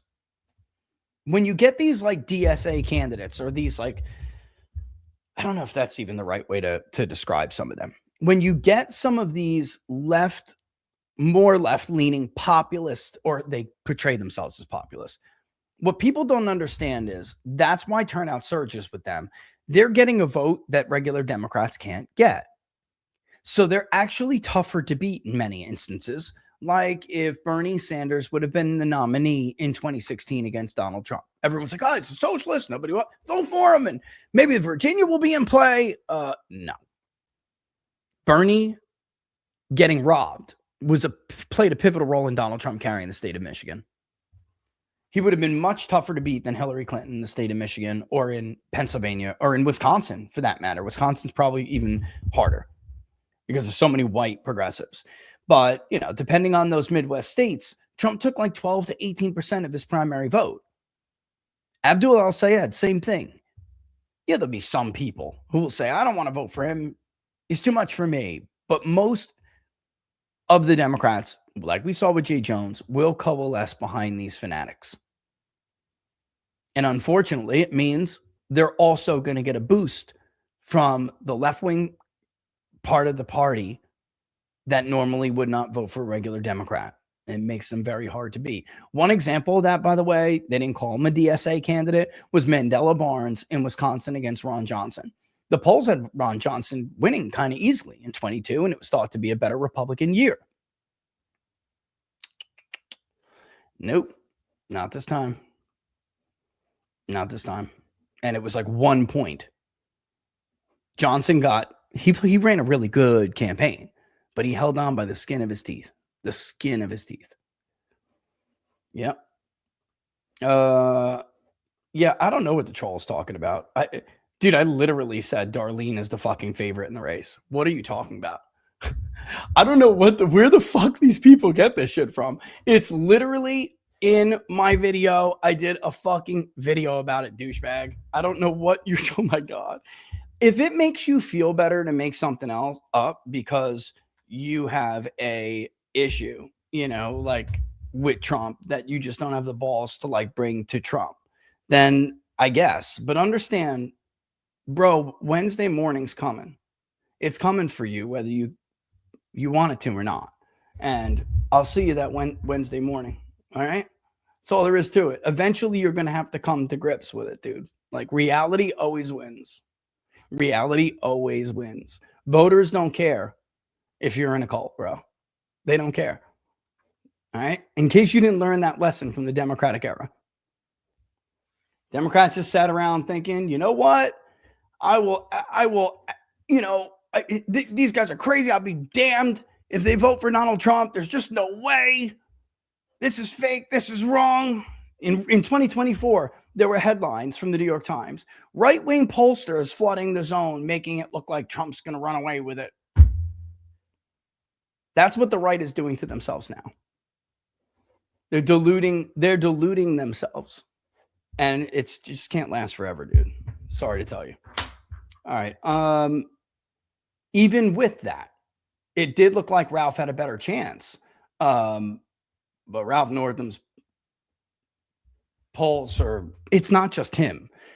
I mean, I don't want to embarrass anybody, but I did just send a bunch of them to Real Clear Politics because they asked for them. But like, there were a lot of people who polled this race, and a lot of people had Norman winning this race. And like, they didn't release it because they were afraid to go against Donald Trump. And I didn't poll it because I stopped polling it the minute Dan's left the primary. Once he left the primary, it was again, low country Republican. You need a low country Republican. I don't know, man. Darlene could clean the slate, or she could end up really, getting herself in trouble here. She's clearly not ready for prime time. So I think the concern is just hide her, don't let her go out. There's just no reason to have her go run out and do things. She clearly is not ready for prime time, and she can wind up saying something really stupid. And in a bad year for Republicans, there's always surprises. Always. There's always a state that goes that nobody saw was going to go. Always. There's always a district that's going to go that nobody saw was going to go. If you have somebody like Darlene Graham, who clearly is an idiot, running around saying stupid shit, guys, it could end up bad. She could say something that maybe it didn't disqualify her in a Republican electorate, and even though it was actually really close. With just Trump's endorsement, she would have put Ralph away pretty easy because Ralph only had upcountry appeal. But it was a closer race than expected because she made a bad blunder. She made a big mistake. Trump coming in and saved her in the last minute, He saved her in the last minute. He did.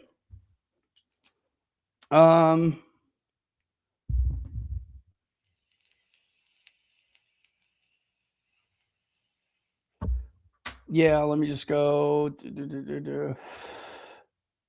What is it today? It's the 25th. Yeah, I don't know. I mean, look, Trump's endorsement got her over, but it definitely shows, like, South Carolina has showed the limits of Trump's endorsement. It did, because he lost the governor's race and he got her over here. But I wonder how much of that is Ralph, he's a very nice guy. He's a very, literally, it's right there. It's quote. Thank you for quoting that and putting that up. I literally said she still can win, of course, because it's an upcountry Republican candidate versus a candidate who can win in Central and in PD. And if she was going to do that and he couldn't pull off a Charleston upset, it wasn't going to happen. Yeah, I know. I see it. Literally, there's this guy who quotes me all the time. Thank you for grabbing that. I know. I mean, I will. It's right here. It's from August 12th. It's right there. And then people, look at this. Trump voters were actually upset about me saying it. Look at it. You can't win with these people. You just can't. So that means Norman's going to win? You cannot win with these people. You say Darlene's the favorite, it's like, okay, so Norman's going to win. Norman's going to win. Are you fucking kidding me? You can't win either way, dude. You just can't win either way. Yeah, it's right here. Thank you, by the way. Thank you for that. It's literally right there. Is favored to beat Norman in the runoff. Of course she was. Now she made that blunder and it made a race. It made a race. But I mean, it's a runoff where only the most, somebody had said today, one of the, he wasn't working only, I don't want to say MAGA, but he's like, he's in the MAGA world still. Even though he's not somebody who's delusional, he has no delusions about the state of things. And he said, there's no Darlene voters. There's Trump voters. And that's it. And that's all. And basically, it'll be a matter of whether or not Trump can get them out. And going to Horry County, like I said, was the right move because she needed that margin out of Horry. But she got more than that. She wound up bleeding that all the way down. Oh, it's getting close in Oklahoma. It's still, though. He flipped Tulsi back. Are you kidding me? But, I mean, that's it. He did. He actually flipped Tulsa back. Gentner Drummond flipped to, hold on one second. I want to go back to this race because Mazzy is still holding on. But, wow, man, what a race. These are the races that actually still make me happy. The rest of this stuff just doesn't. He flipped Tulsa back. Look at that. Oh my God. Less than 300 votes when it was all said and done. The difference is though, it's over. It's done. He was able to hold on because he still had more vote out and he built enough of a buffer. I actually did think that Oklahoma County was going to end up basically tied. That didn't happen. And Tulsa did flip back and Mazzy was just able to get enough out of it, I guess. He held on in Nevada and there's nothing left, but McCurtain having that, that's a big margin. Having another 1,000 vote net for him definitely helped. And you can see his vote margin is 2,050 basically, which is just insane. It's actually 2,045. That's crazy. What a close race. Will he pay for a recount? I mean, he's going to have to pay for it. They run about 600K in a state this size, maybe $500,000. And if nothing, you could get a partial, but then you'd have to identify exactly where you think something went wrong. And I don't really think you can do that in this situation unless they have information that we just haven't heard. I just think it was a really, really, really close race. Drummond did a good job. But I mean, at the end of the day, he couldn't pull it off. There was a, question thing and Mazzy basically recorded answers to it. Yeah. And Drummond answered live and just took them on the fly. It was really remarkable. Wow. We got a big audience right now. Pretty decent sized audience. Holy crap. It's pretty good. But with that in mind, I think they're probably not going to call it because it is that close. But my God, let me just make sure. I'm just looking to see if anyone thinks there's anything left. The problem is if there's any votes out, okay, so you're talking less than 4,000 votes altogether. That's it. Oh yeah. All right. And his vote margin is Drummond would have to win them by some unrealistic margin based on what's left. If about 5,000 votes remain, and he's right now trailing by 2,045 votes. 2,045 votes, 55 votes. Yeah, 2,055 votes. Then he would need to win that by like a ridiculous break, guys. Just do the basic math right there. It's not going to work. It's a 65-35. That's just not going to happen. By the way, on the Democratic side, I don't even know how to say her name. Ankila Jasmine Thomas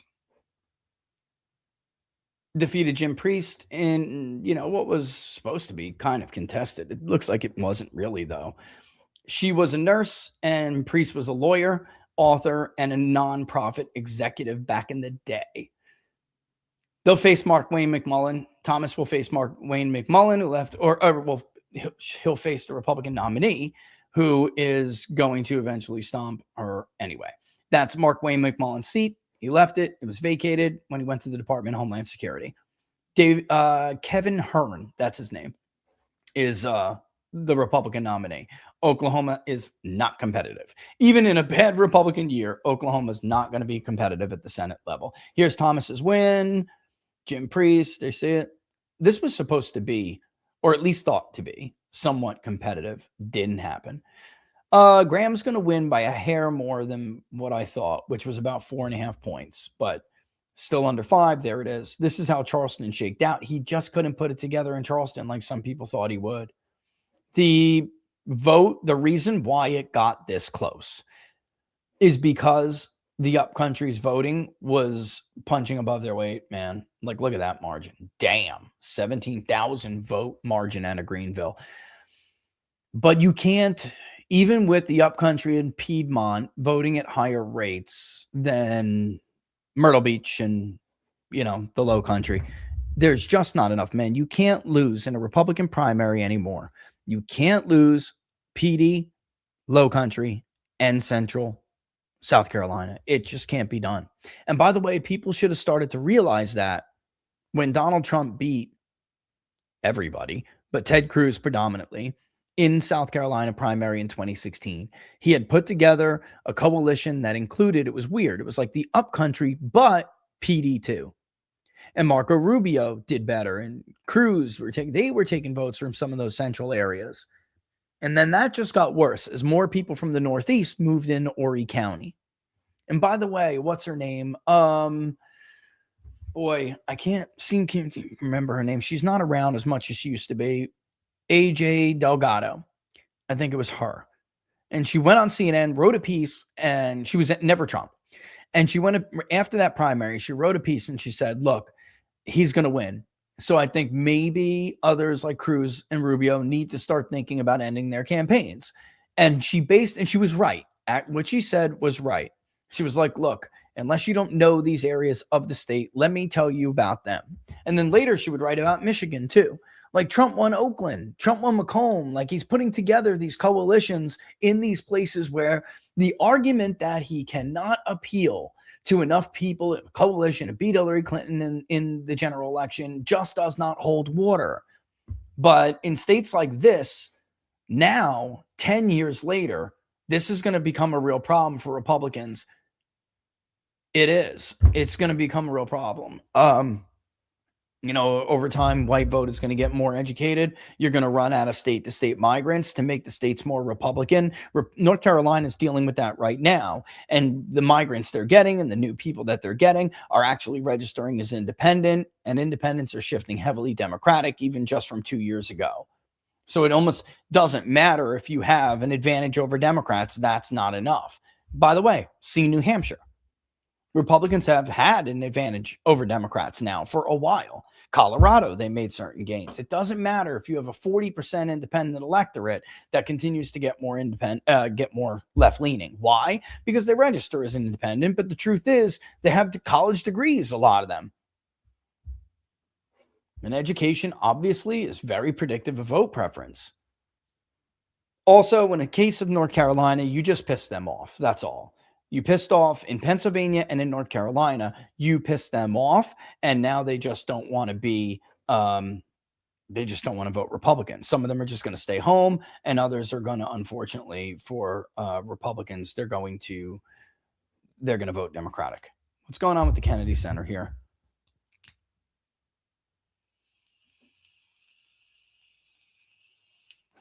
Get out of here. The Trump administration says it might demolish the Kennedy Center if the court blocks renovations. I don't understand.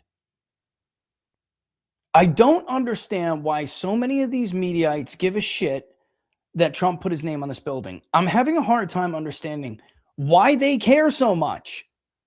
Who cares? That's what you're worried about? Give it a rest, man. Give it a rest.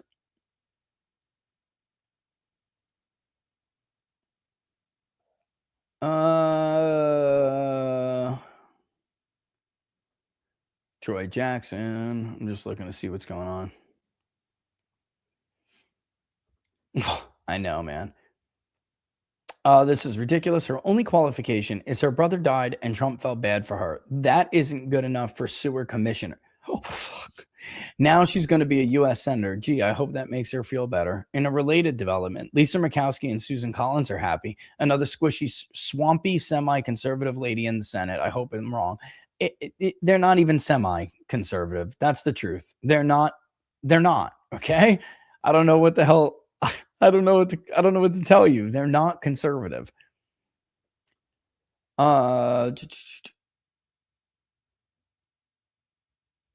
Yeah, well, it is what it is. And yeah, really a hell of a run by Drummond. Hell of a run. Really was a good run. I'm impressed. I really am. It wasn't enough.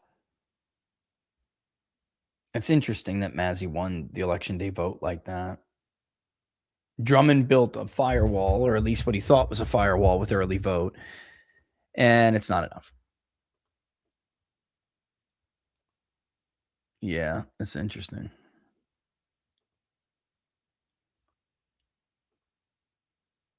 I don't know, guys.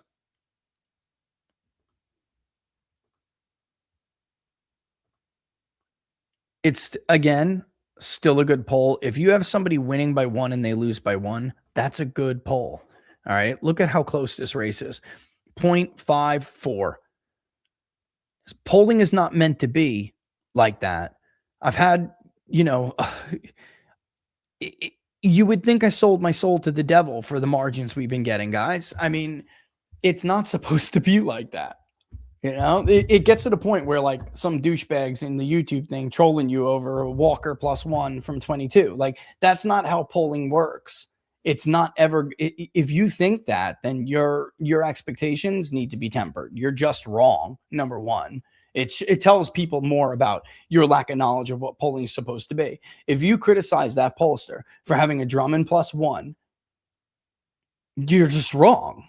That was still a good poll. And in fact, if you look at the polls that were out in this, which we did not poll it, but Drummond +3, Cole Hargraves, Snodgrass, and Associates. Pulse Decision Science Club for Growth, Mazzy +6. Now, they're going to get the winner right, okay? But you understand that the Drummond +1 that other pollster had is more accurate than +6. Do you get it? That's how polling works. They're more. You could have Mazzy +3, and the other poll was still technically more accurate. This was pretty good too. I didn't know that Signal had Drummond 1.6. That's not bad. But look how long ago this was. That doesn't matter. That's months ago. Even this poll, Mazzy +6 by the Club for Growth. This was done in June. But they redid it in the beginning of August. A lot can happen in 3 weeks, especially in a primary, but you can see they never changed. It was Mazzy +6, Mazzy +6. And then almost the same field period, the same sample size. This poll had Drummond +3. Yeah, we just can't poll everything, guys. I wish we could, but we can't. Wish we could, but we can't. Very, very, very tight race, though. So a +1. Yep, there it is. The call's been made. A +1 either way is a good poll. I did good on this. I did good tonight. I didn't trust the Northam thing. I knew that I knew Norman. I knew that he was understated. So I got him while it was cheap enough. Sold it at 44. I don't take risks like that. I don't hold shit like people hold stuff. Yeah, I agree. I mean, I agree. This is what this comes down to. Somebody had sent me this, and I hope he doesn't mind me sharing it. He says, Trump technically, himself, he wins, the party loses, but he technically wins. He's going to lose a lock on Norman. Okay, without a doubt. But we'll see what Norman decides to do as far as rocking the boat later on down the road. This was not that. I do disagree with this, though, that it was a small amount of capital to burn. I don't think that's true. I think he burned a lot of capital here on her. I mean, what she said and did, she made a fool out of him. She made a fool out of him. She made a fool out of the party. She made a fool out of the brand. She made a fool of herself. So he'll get points, or at least he thinks he will get points with the establishment and Rhino wing of the Senate. But we've seen him try to do this in the past, and it doesn't work out for him. The Senate will not be inclined to protect him, and the Senate will not be inclined to pass anything for him. So really, I don't know what he gains here.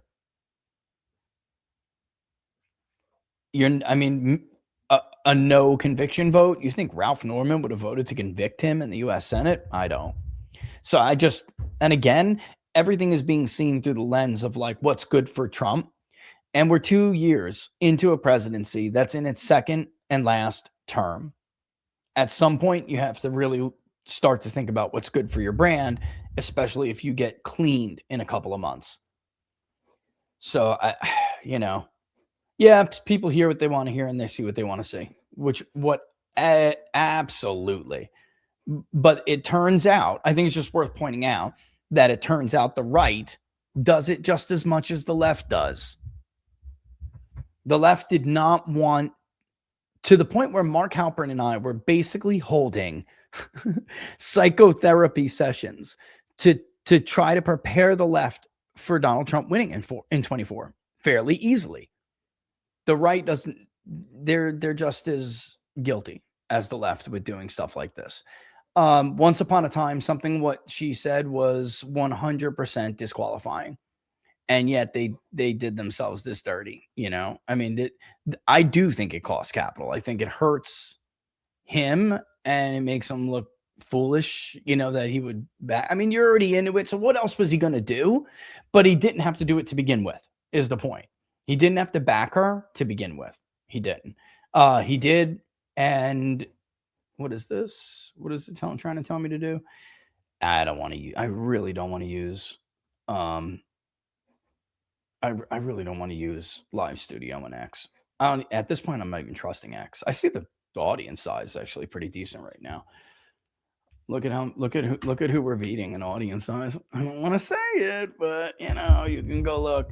Clobbering, I'm pretty good actually. But yeah, same thing with backing John Thune. At the end of the day, it hurts the party, it hurts the agenda, it hurts the brand more than it helps Donald Trump. So I'm not exactly sure what the point of it is. God, we've been going 4 hours. Is that right? It is. Oh my God. It has been called though. We can go ahead and show it. Maze has won. So now we can go ahead and start to, rock this out. And yeah, it's a done deal. Close race. What a race. Wow. What a race.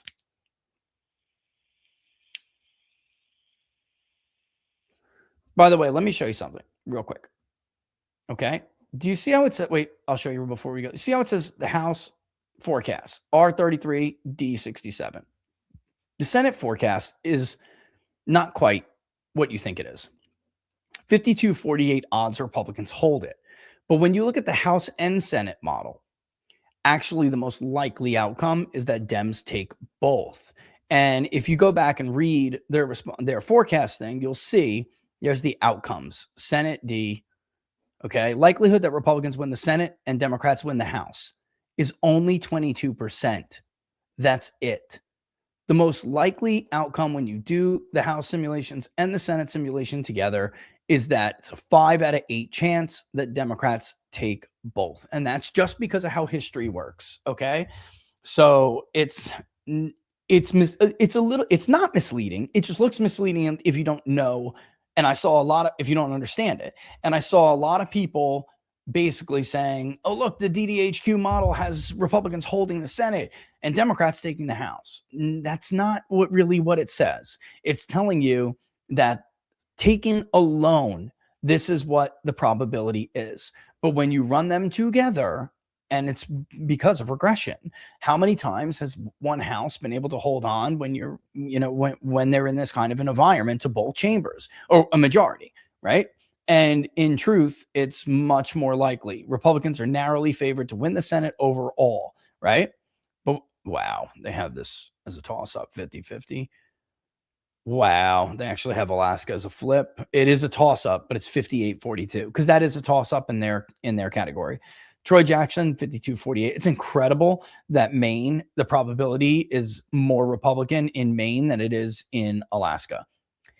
I think that's probably a little light for Sherrod Brown, but yeah, okay. Ashley Hinson, they have as a toss-up too. Why do I say that? Because, again, Sherrod Brown, 1 in 18, which is right now looking like a slightly less Democratic year than this could be. We'll see. Maybe, maybe not. But it does. The map of the House is different, so don't judge by House gains. But as far as the national mood, we'll see. Sherrod Brown barely lost to Bernie Moreno, even in a good Republican year in 24 with Trump on the ballot. He barely lost. And Bernie Moreno is a far better candidate than John Husted. Far better. Both retail-wise, messaging-wise, alignment-wise, ideologically-wise, when it comes to that state, attitudinally even, John Husted is like not a good Republican to run. You may notice that Abdul Sayed is 64-36 over Mike Rogers. Look, the Fox poll is clearly an outlier. Clearly. Do I think the race is probably closer than, there's the Susquehanna that has it, I think, Sayed +6 or something, or 7. El Sayed's internal polling had him up by like 47-40. And it's actually not as internal. It's a Democratic firm. I know who they are. They're actually very good. But I did think that was probably too much. And then you had the Fox poll, which had Rogers up by 4. Fabrizio has it close, but El Sayed ahead. This is still probably right. When you really look at Michigan and how Republicans have done, it has to be a wave Republican year for them to be competitive in Michigan. It's just the way that the history's been. It's like, well, Rich, he's a socialist. I mean, it doesn't matter. Nobody cares. I don't know what to tell you. Sorry. All right. So simulating the 2016 election. There you have it. D control. Look at the distribution of this. Slightly 50, 80, 50. So even with, that's tough for Republicans, even. The problem with this would be right here that especially if Collins loses, that Murkowski's going to leave and she's going to tip it to the Democrats. But 99,231 simulations, 9.92. I mean, that's nothing. In the same 100,000 simulations, 10.06. There's like basically no statistical difference there. Yeah, man, it's tough. Republicans could fix this today. They just won't. It's unfortunate. They won't. Right now, on most people's models, the Democrats are more favored to take the House than they were at this time in 2018. And that is interesting given the map. But the map is kind of crazy. And Republicans did a good job creating a levy. The problem is that levy breaks around D+4. And then things just start getting swept away anyway. Right. So D+4 holds on to like Brian Fitzpatrick and down. It holds, well, that's going to be a tough race. It holds on to, Ohio 9 or this other, even Lauren Boebert, she's going to have a very tough, I think she's cooked, but she's going to have a very tough race. It holds on to like maybe Maine 2 if it's like D+2. But once it hits D+4 and above, that levy breaks and they all come crashing down. And it just doesn't matter. At that point, there are no more additional protections against the swing. Now, Tyler Bauer at TPUSA is right. Had Indiana, South Carolina jumped on board and done what Democrats would have done, they'd have been good. Or they could have been, at least. But no, because they don't care. These Republicans are cowards, and they just don't care that, what's at stake, And again, bro, I'm telling you, like, you did good, bro. You did good with that poll. I don't know if you heard me, but I was just explaining that. It doesn't matter that Mazzei won. He won by 0.5%. You had Drummond up by what? 1? That's a good poll. Polls are not meant to be precise to that measure. I think what happened seriously is that we spoiled a bunch of people on the right. And they're like, oh my God, you got Pennsylvania, exactly right. You got Michigan, exactly right. You got North Carolina, exactly right. It doesn't work that way all the time. We've been very fortunate, and I've been happy and proud of it, but it doesn't happen all the time. And that backfires on you if people don't know that. So, for instance, Lester, I bring this back because people always bring this up. In 22, we had a Walker +1. By the way, in like the middle of the summer, we had a Walker +1, Kemp +7. And that's the first poll people love to go to or used to love to go to. All the DeSantites did it during the 24 primary. They're like, yeah, you blew Georgia. Okay, bro. He lost by 0.2 and Kemp won by 7. That's a good poll. All right. And by the way, he would have won had Mitch McConnell not sabotaged his ass. Wanted Drummond because he doesn't hate the tribes. I don't blame you on that. I think there's a pretty good argument to make that Drummond was a little bit more based. You know, Mazzei is not exactly.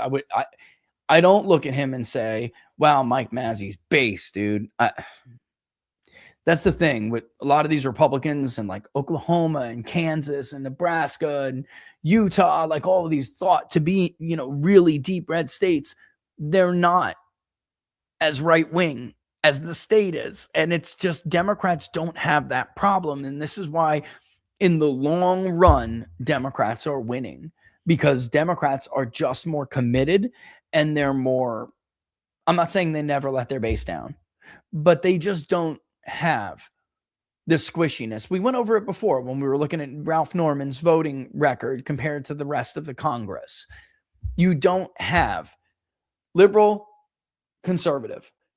And then you have voting patterns for Democrats are like all the way over here. Voting patterns for Republicans are like all the way over here. And then you have Ralph Norman over here.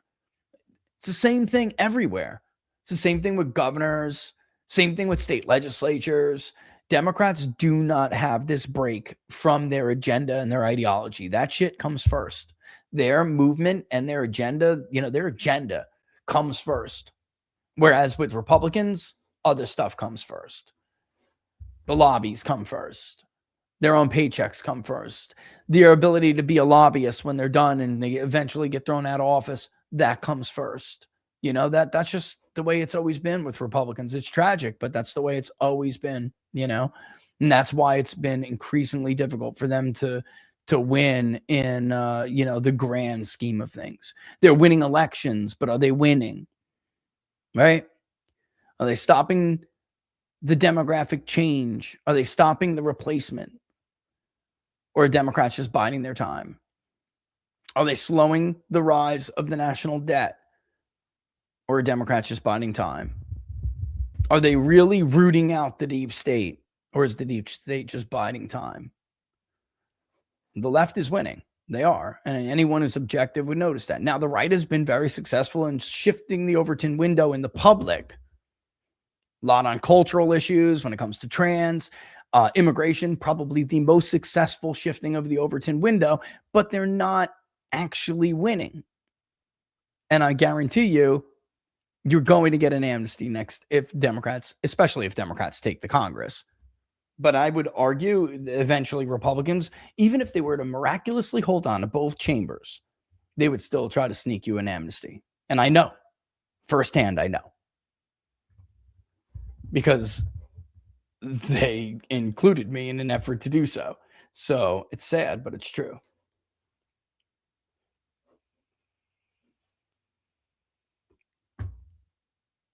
And Democrats do not.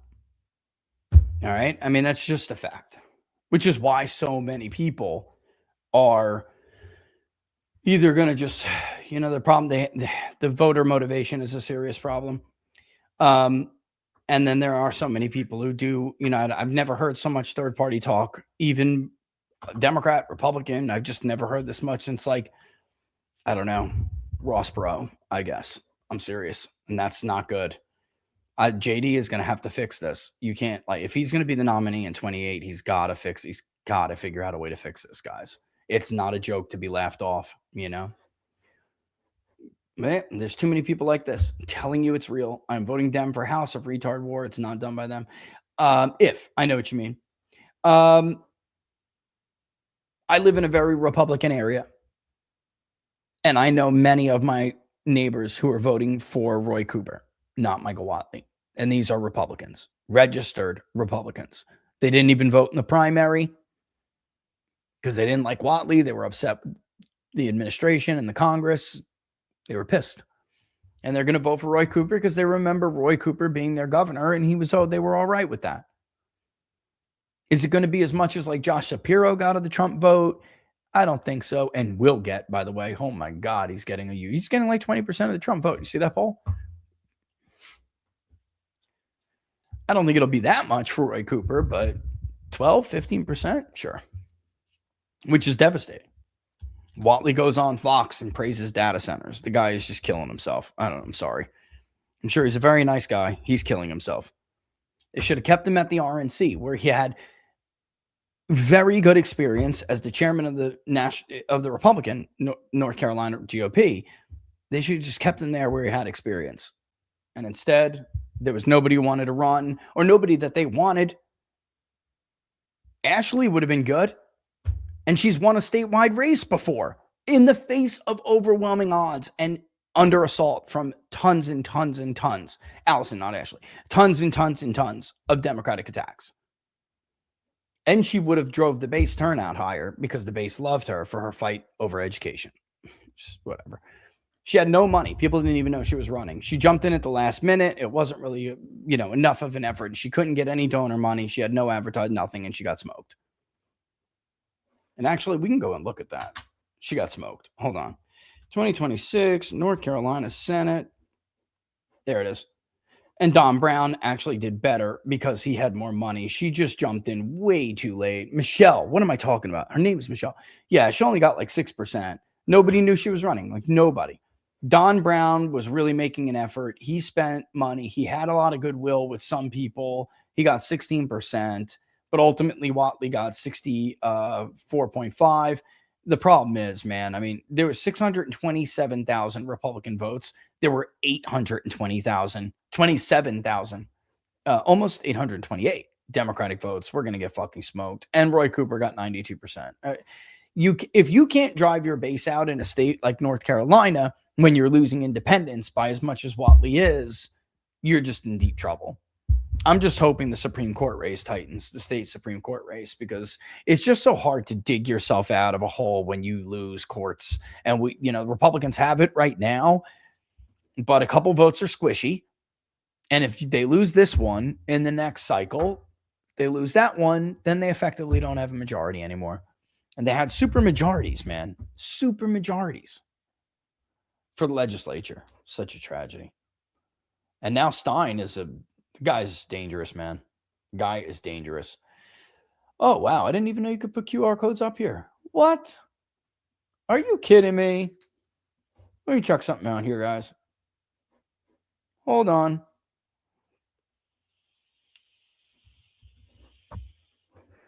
I'm getting tired, so, bear with me. I'm being punchy here. Oh, my Lord. This is dope. Oh, snap. What? Can I add this as like a little thing inside of it? Oh, get out of here. Hold on. This is going to be funny. Oh, I can. What? Where is it? Oh, snap. I put the book inside of it. What? What happened? Oh, man. Did I kill it? No. What happened to it? Oh, that sucks. I thought I hit create. Do I put it in? Does it like stick it in assets or something? What the hell happened to it? It should be in widget. I'm over here just playing around. I know it's late, but bear with me. Yeah, guys, there's absolutely, I did see that, by the way. There is no reason to oppose Donald Trump's executive order on mail-in ballots unless you want to cheat. You actually want, but real quick, cheaters. I mean, like these are ballots that were sent to addresses unsolicited that don't belong to them. They're people who don't live there anymore. That's Florida and California, two huge states. It's real. People send me tons and tons of these photos every election cycle. I've kept them because they're just gross examples. Oh, by the way, this guy, he actually bought a house in Phoenix. He did keep his house in LA, but he bought a house in Phoenix to which he got like 6 ballots. So like, Not his ballots. From the homeowners he bought the house from. Unsolicited. Trump's right. His executive order is right. There's only one reason why you oppose it, because you want to cheat. There's no other reason, dude. There is no other reason. Use brand colors. Create. Oh, I got to make a title. Let me just make it like that. I don't need to show the name though, correct? What happens if I do? Does it look cool? No, it doesn't. Look stupid. Create. Where's it going? I mean, I'm hitting create. I'm just not seeing where it's going. Comments, banners. I don't know, man. This is what happens when the competent one goes to sleep. I didn't notice that. That's neat, though. That's really cool. You see something else. You know what, guys? I am like pretty curious. I don't even know if you could do this. How would you even do it? Are you supposed to type into it? I'm just curious. I have so much work to do after this anyway. I might as well.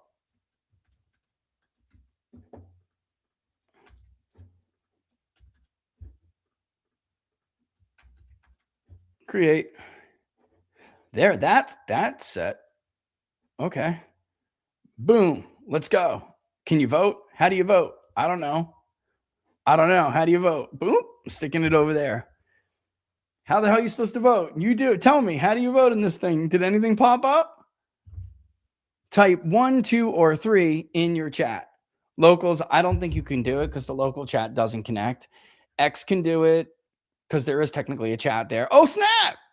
YouTube, you can do it 100%. Oh, snap. Uh-oh. 50-50. It's a Mazzy Drummond race going on here. But honestly, until StreamYard connects the other chats, which honestly Getter is the biggest audience, I believe. I'll have to stop it and see how many we got on Getter today, but it's probably pretty big. I don't think they can do it. You guys would have to like go to YouTube. Rumble, you can't do it either. It sucks, I think. You know, until they learn how to like import it. I could do it in Rumble. Rumble Studio doesn't have polls, I don't believe. But like, look, you know, it's just like YouTube or not. And I think I might have blocked some trolls, so I don't know if you can do it. So my fault. So that's it. You just type in the chat. That's it. I'll figure out how to get you in. I will bitch and moan locals to get you in there. Same thing with you, Getter. I'll figure it out. So 50-50, it's like a Drummond race. Like a Drummond race. All right. And then you hide it. I'm just playing around. Why doesn't the QR code go in there? It doesn't. It's supposed to go up right here. It's just not working.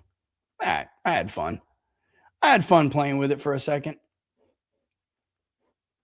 Tomorrow we'll send a note saying, hey, we need to get some kind of like hook to import everybody else, because really, while I am pushing more people to do YouTube, because I just really think YouTube is like at this point better.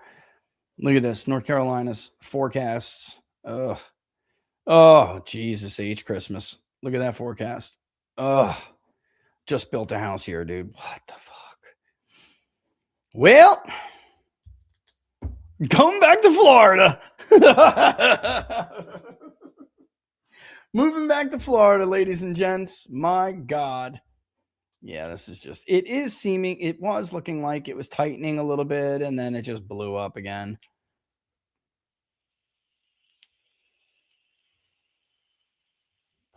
Harper Polling is a Republican polling firm. Cooper plus 12.5. We had Cooper by 8 and 11, the two polls that we did, but they were for somebody. That's about the time we had our 11.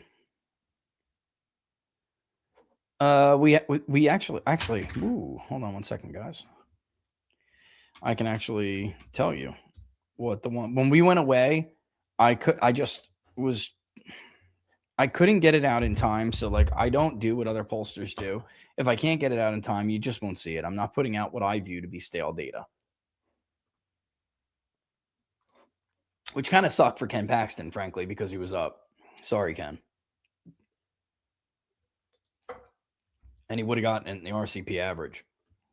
But let's peek right now and see what we had from Mr. Watley and Mr. Cooper, because it was fairly bad, if I remember correctly. So was Georgia. It was ugly. All right. Come on, North Carolina. Load up. Let's go. Come on now. It's taking so long.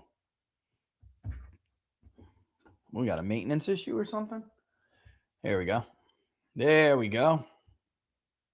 Oof. That didn't look good. I just saw the president's approval rating. Ooh. 51-40. Oh, it was bad. What's the president's approval rating, though? Let's go back. I mean, I saw some of it, and I was like, ugh. I just jumped right. Right track, wrong track is 29% right direction, 60% wrong track. Oh, my God. It's bad. Yo. That's like 37%. It's not like 37%. It's 37%. Wow. Yowzer. 18% strongly approve. 18.7 somewhat approve. Yowzer. 42.1 strongly disapprove. The economy, 36%. Oof. Cost of living, 27%. Oh my God. Generic ballot is, at least it's less, D plus 7. If you had to decide today for which party candidate would you vote, Democrats are winning it by about 10, the undecideds. That's just so ugly. 51-40. That's so ugly. And after weighting it, it would probably be like Cooper plus 9, something like that. Harris way ahead in the nomination. Wow, this is one of her strongest states, but I'm not surprised because of the black population. She's at 40%. What about Oof. What's up with this, man? Vance is ahead, but in this state, but damn, Kennedy is in second place. What? He is, though.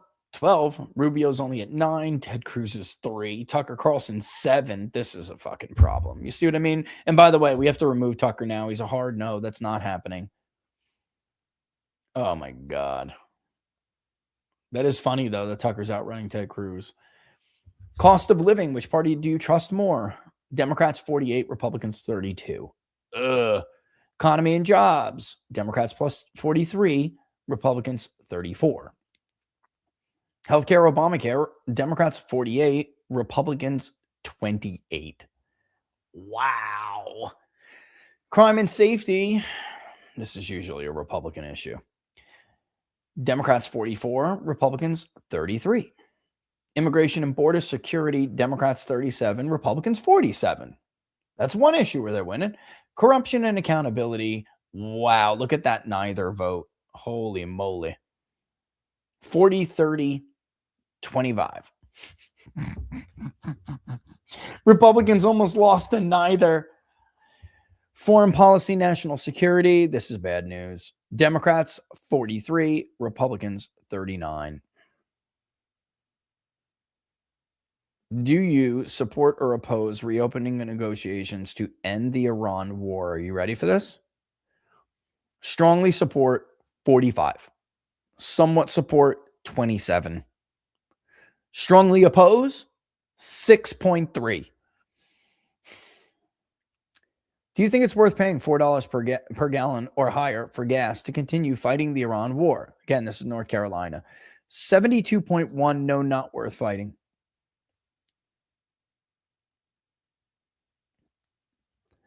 27.9, yes, worth fighting.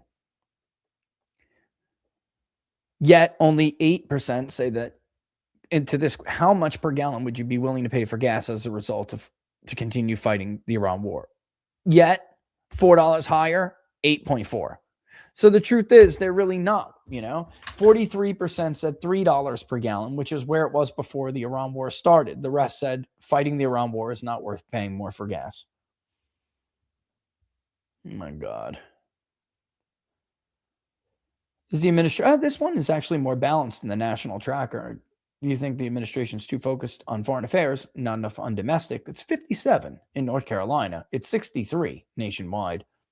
Too focused on foreign affairs. Their focus has been balanced and just about right, 23.4. Too focused on domestic issues, not enough on foreign affairs, 19.6. Oh my God. But if you look at the word cloud, I'm actually going to take a picture of this. This is North Carolina, and it's ugly. This is the word cloud for North Carolina. Elaborate on your responses to the questions so far, meaning why did you choose the answers that you did? I'm actually going to wait for this screenshot. I'm going to upload it and show it to you. Let me remove this because we're getting ready to call this anyway. I just want to show it to you. This is what they said. Now, articles are removed, like the, at, garbage words. They're removed. This is what it was.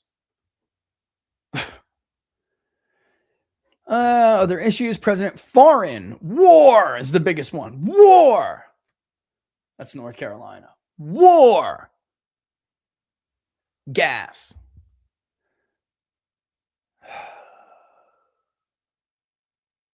Look how little the word good is. Foreign. My God. I think that says it all, don't you think? War. Lordy, Lordy. God help us. Trump, tell the world there are aliens. Please completely change the conversation. Tell the world there's aliens and start Marie Antoinette and people. I don't know what the answer is anymore. I knew it a year ago.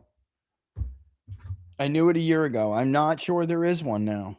I really am not sure there is one. I don't know. I don't know.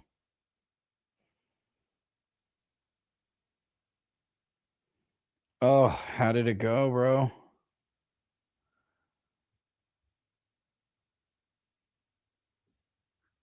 They gonna hold on one second, guys.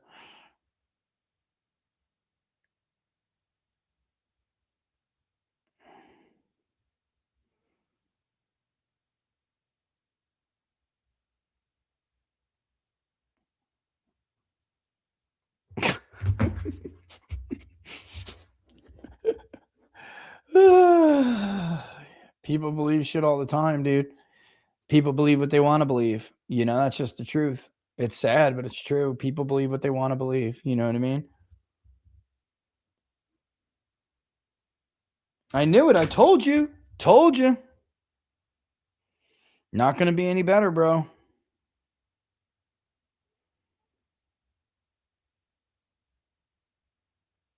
That's just the truth. That's very disappointing. I should pull Colbert on the debt.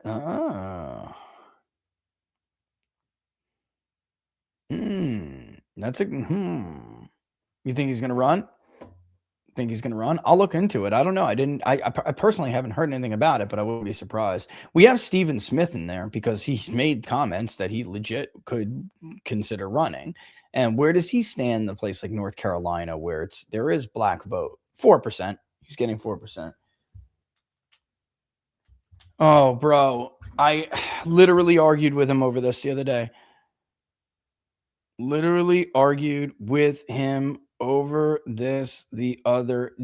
Bro. We are outside of the average summer slump error, and there is not always a summer slump. Definitely not in my polling, which never had him down when that turd did in the summer. He forgets.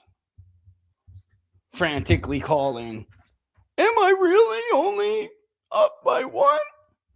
No! Stop listening to that idiot. Locals, for those of you who are with me forever, like like remember that 10K I just fucking, dumped just to prove my point? Back then when I could still do one for 10K? It is time for JD to speak for himself. Yep, I know. Is Senate going to stick a cardboard cutout of McConnell's? I know. Jennings looks so stupid. Shit. Does Mitch have a sister? We get 2 boxes of rocks for the price of 1. Oh my God. There's no way JD can fix this unless he gets balls, pushes out Trump. Man, he's in the worst position. I know you guys, so many of you guys say that, but I don't know how he would do that. I really, even if you wanted to, I don't know. It's just the worst position for the guy. I think you guys need to try to appreciate it. I know you don't give a shit and you're just mad, and I know, and you're like, oh, fuck everybody. I get it. But I'm just telling you, I just feel terrible. My main concern is this. JD needs better people around him. He has said some dumb things lately. Jazz, he walked right up to the line on data centers. I was like, oh. How about a plan so people under 30 can buy a home? Yeah, there you go. I think you guys are going to love Burn It Down. I really do. I think, first chapter, actually, the forward by Gabe Guarderini is amazing. And then the first chapter is just going to, it'll lay the groundwork for where we're going. And I'm like, first of all, let me fucking dispel some myths. All right. Without dropping the F-bomb, I said, of course. But you got to lay out your thesis. Listen, I'm talking to 2 different groups of people. So it's like, look, boomers, it's good for you. And then, as far as the young people go, it's like, listen, when boomers say these things, they're not delusional. It's because it is that way for them. And it has been that way. So try to understand each other's point of view. But let's not forget that there is also a right answer here. Only one person can, only one side can be right.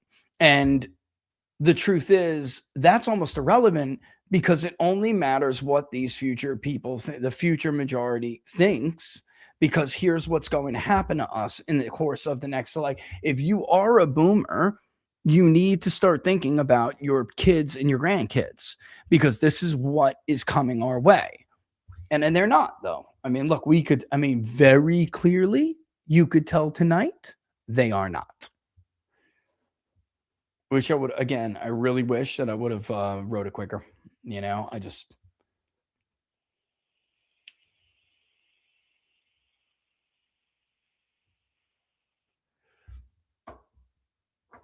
Yeah, I'm kind of with Nico on this. If JD wants to be president, he needs to not run for president in 2028.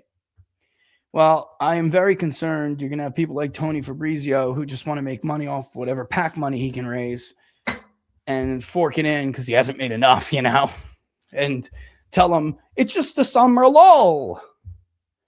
Don't worry. 2 years is a long time. If there's something doesn't change dramatically, you're just suiciding your career for nothing. Let Ben Shapiro run fucking Ted Cruz and let him get stomped in 28. You work on repairing the damage that has been done to this coalition and building a stronger coalition. I'm not saying it's going to be this way. I'm just saying right now, this is the most likely outcome. Don't suicide yourself for nothing, for the consultants to get rich. Because if you lose, how many Richard Nixons are there? Not many. And by Richard Nixons, I mean vice presidents who lost, who then later came back to win. How many of them? Not many.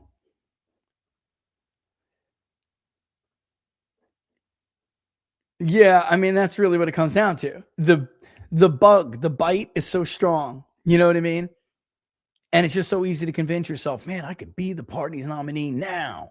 I'm doing it. I don't know, man. I don't know. I hear what you're saying, but I will laugh at Ted Cruz and Marco Rubio when they get fried too. They'll be, dude, repeat after me, 55 million votes.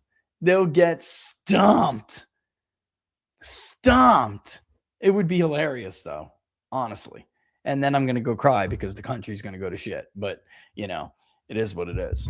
All right, it's 11:32. We've been cooking for 4.5 hours. I got to wrap up a report before I go to bed. And then I have to go anyway. So I'm going to get out of here. Man, this was good stuff. I'll see you guys tomorrow night either way. And then we'll have to talk about, well, we can talk about book club on locals, but maybe we should try to sneak another one in if we can at some point. That would probably be best. Decent sized audience tonight, guys. Super thrilled about that, especially since I really didn't tell anybody I was going to do it. I just went on locals like an hour before and was like, yeah, I'm going to do something. You know, it was awesome. But yeah, I will see you guys in a couple hours anyway, you know? Yeah, I mean, it would be freaking bad, Ruth. It would be bad. It would be so bad. And the thing is, they don't realize it. They're that delusional. Like the consultant who texted me earlier, like, I'm starting to get worried. You weren't worried when you lost Charleston like that? How many votes do you think are in Greenville?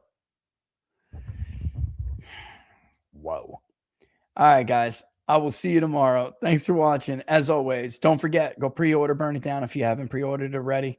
Maybe we can make a couple more runs here before the book's released, which is, of course, you will get it September 22nd. All right. It will be on your doorstep on September 22nd. And then let's bank some early votes, which is what pre-orders are. And we'll see what kind of movement we can make. We'll see if we can't get on the top of, well, not even on top of a list. If we can get on a list, that'd be pretty easy. That would be pretty cool, honestly. But we'll see. Because the more people who read it, the better. This is a train wreck coming, man. All right? I'm trying to get everybody off the damn tracks before it's too late. All right, none but love for you guys as always. I'm going to kick it out. Let the music take you away, folks. And I'll see you tomorrow. Don't forget, if you like the videos, to like them and to share them far and wide. Follow me, of course, on X and on Instagram at peoples_pundit, on Truth and on Getter at peoplespundit, and on TikTok, peoples.pundit. And we're everywhere. YouTube, Rumble, you know the places, but the best place as always is on locals, peoplespundit.locals.com, peoplespundit.locals.com, and X subscribers. X followers. If you subscribe, you will get well, first of all, you get book hubs too, but you'll get sneak peeks at the polls, which we will be starting to field in a couple of days here. You'll get sneak peeks like locals do. But listen, I'm just being real fair with you guys. If you rather like interact with community and have conversation, locals is definitely the better bang for your buck. All right. All right. Nothing but love for you all. As always, even the trolls. I'm sorry. I'll see you Wednesday morning. I'll be there to hold your hand anyway, even though you don't really deserve it. And I will see you tomorrow, the rest of you. Thanks for watching as always.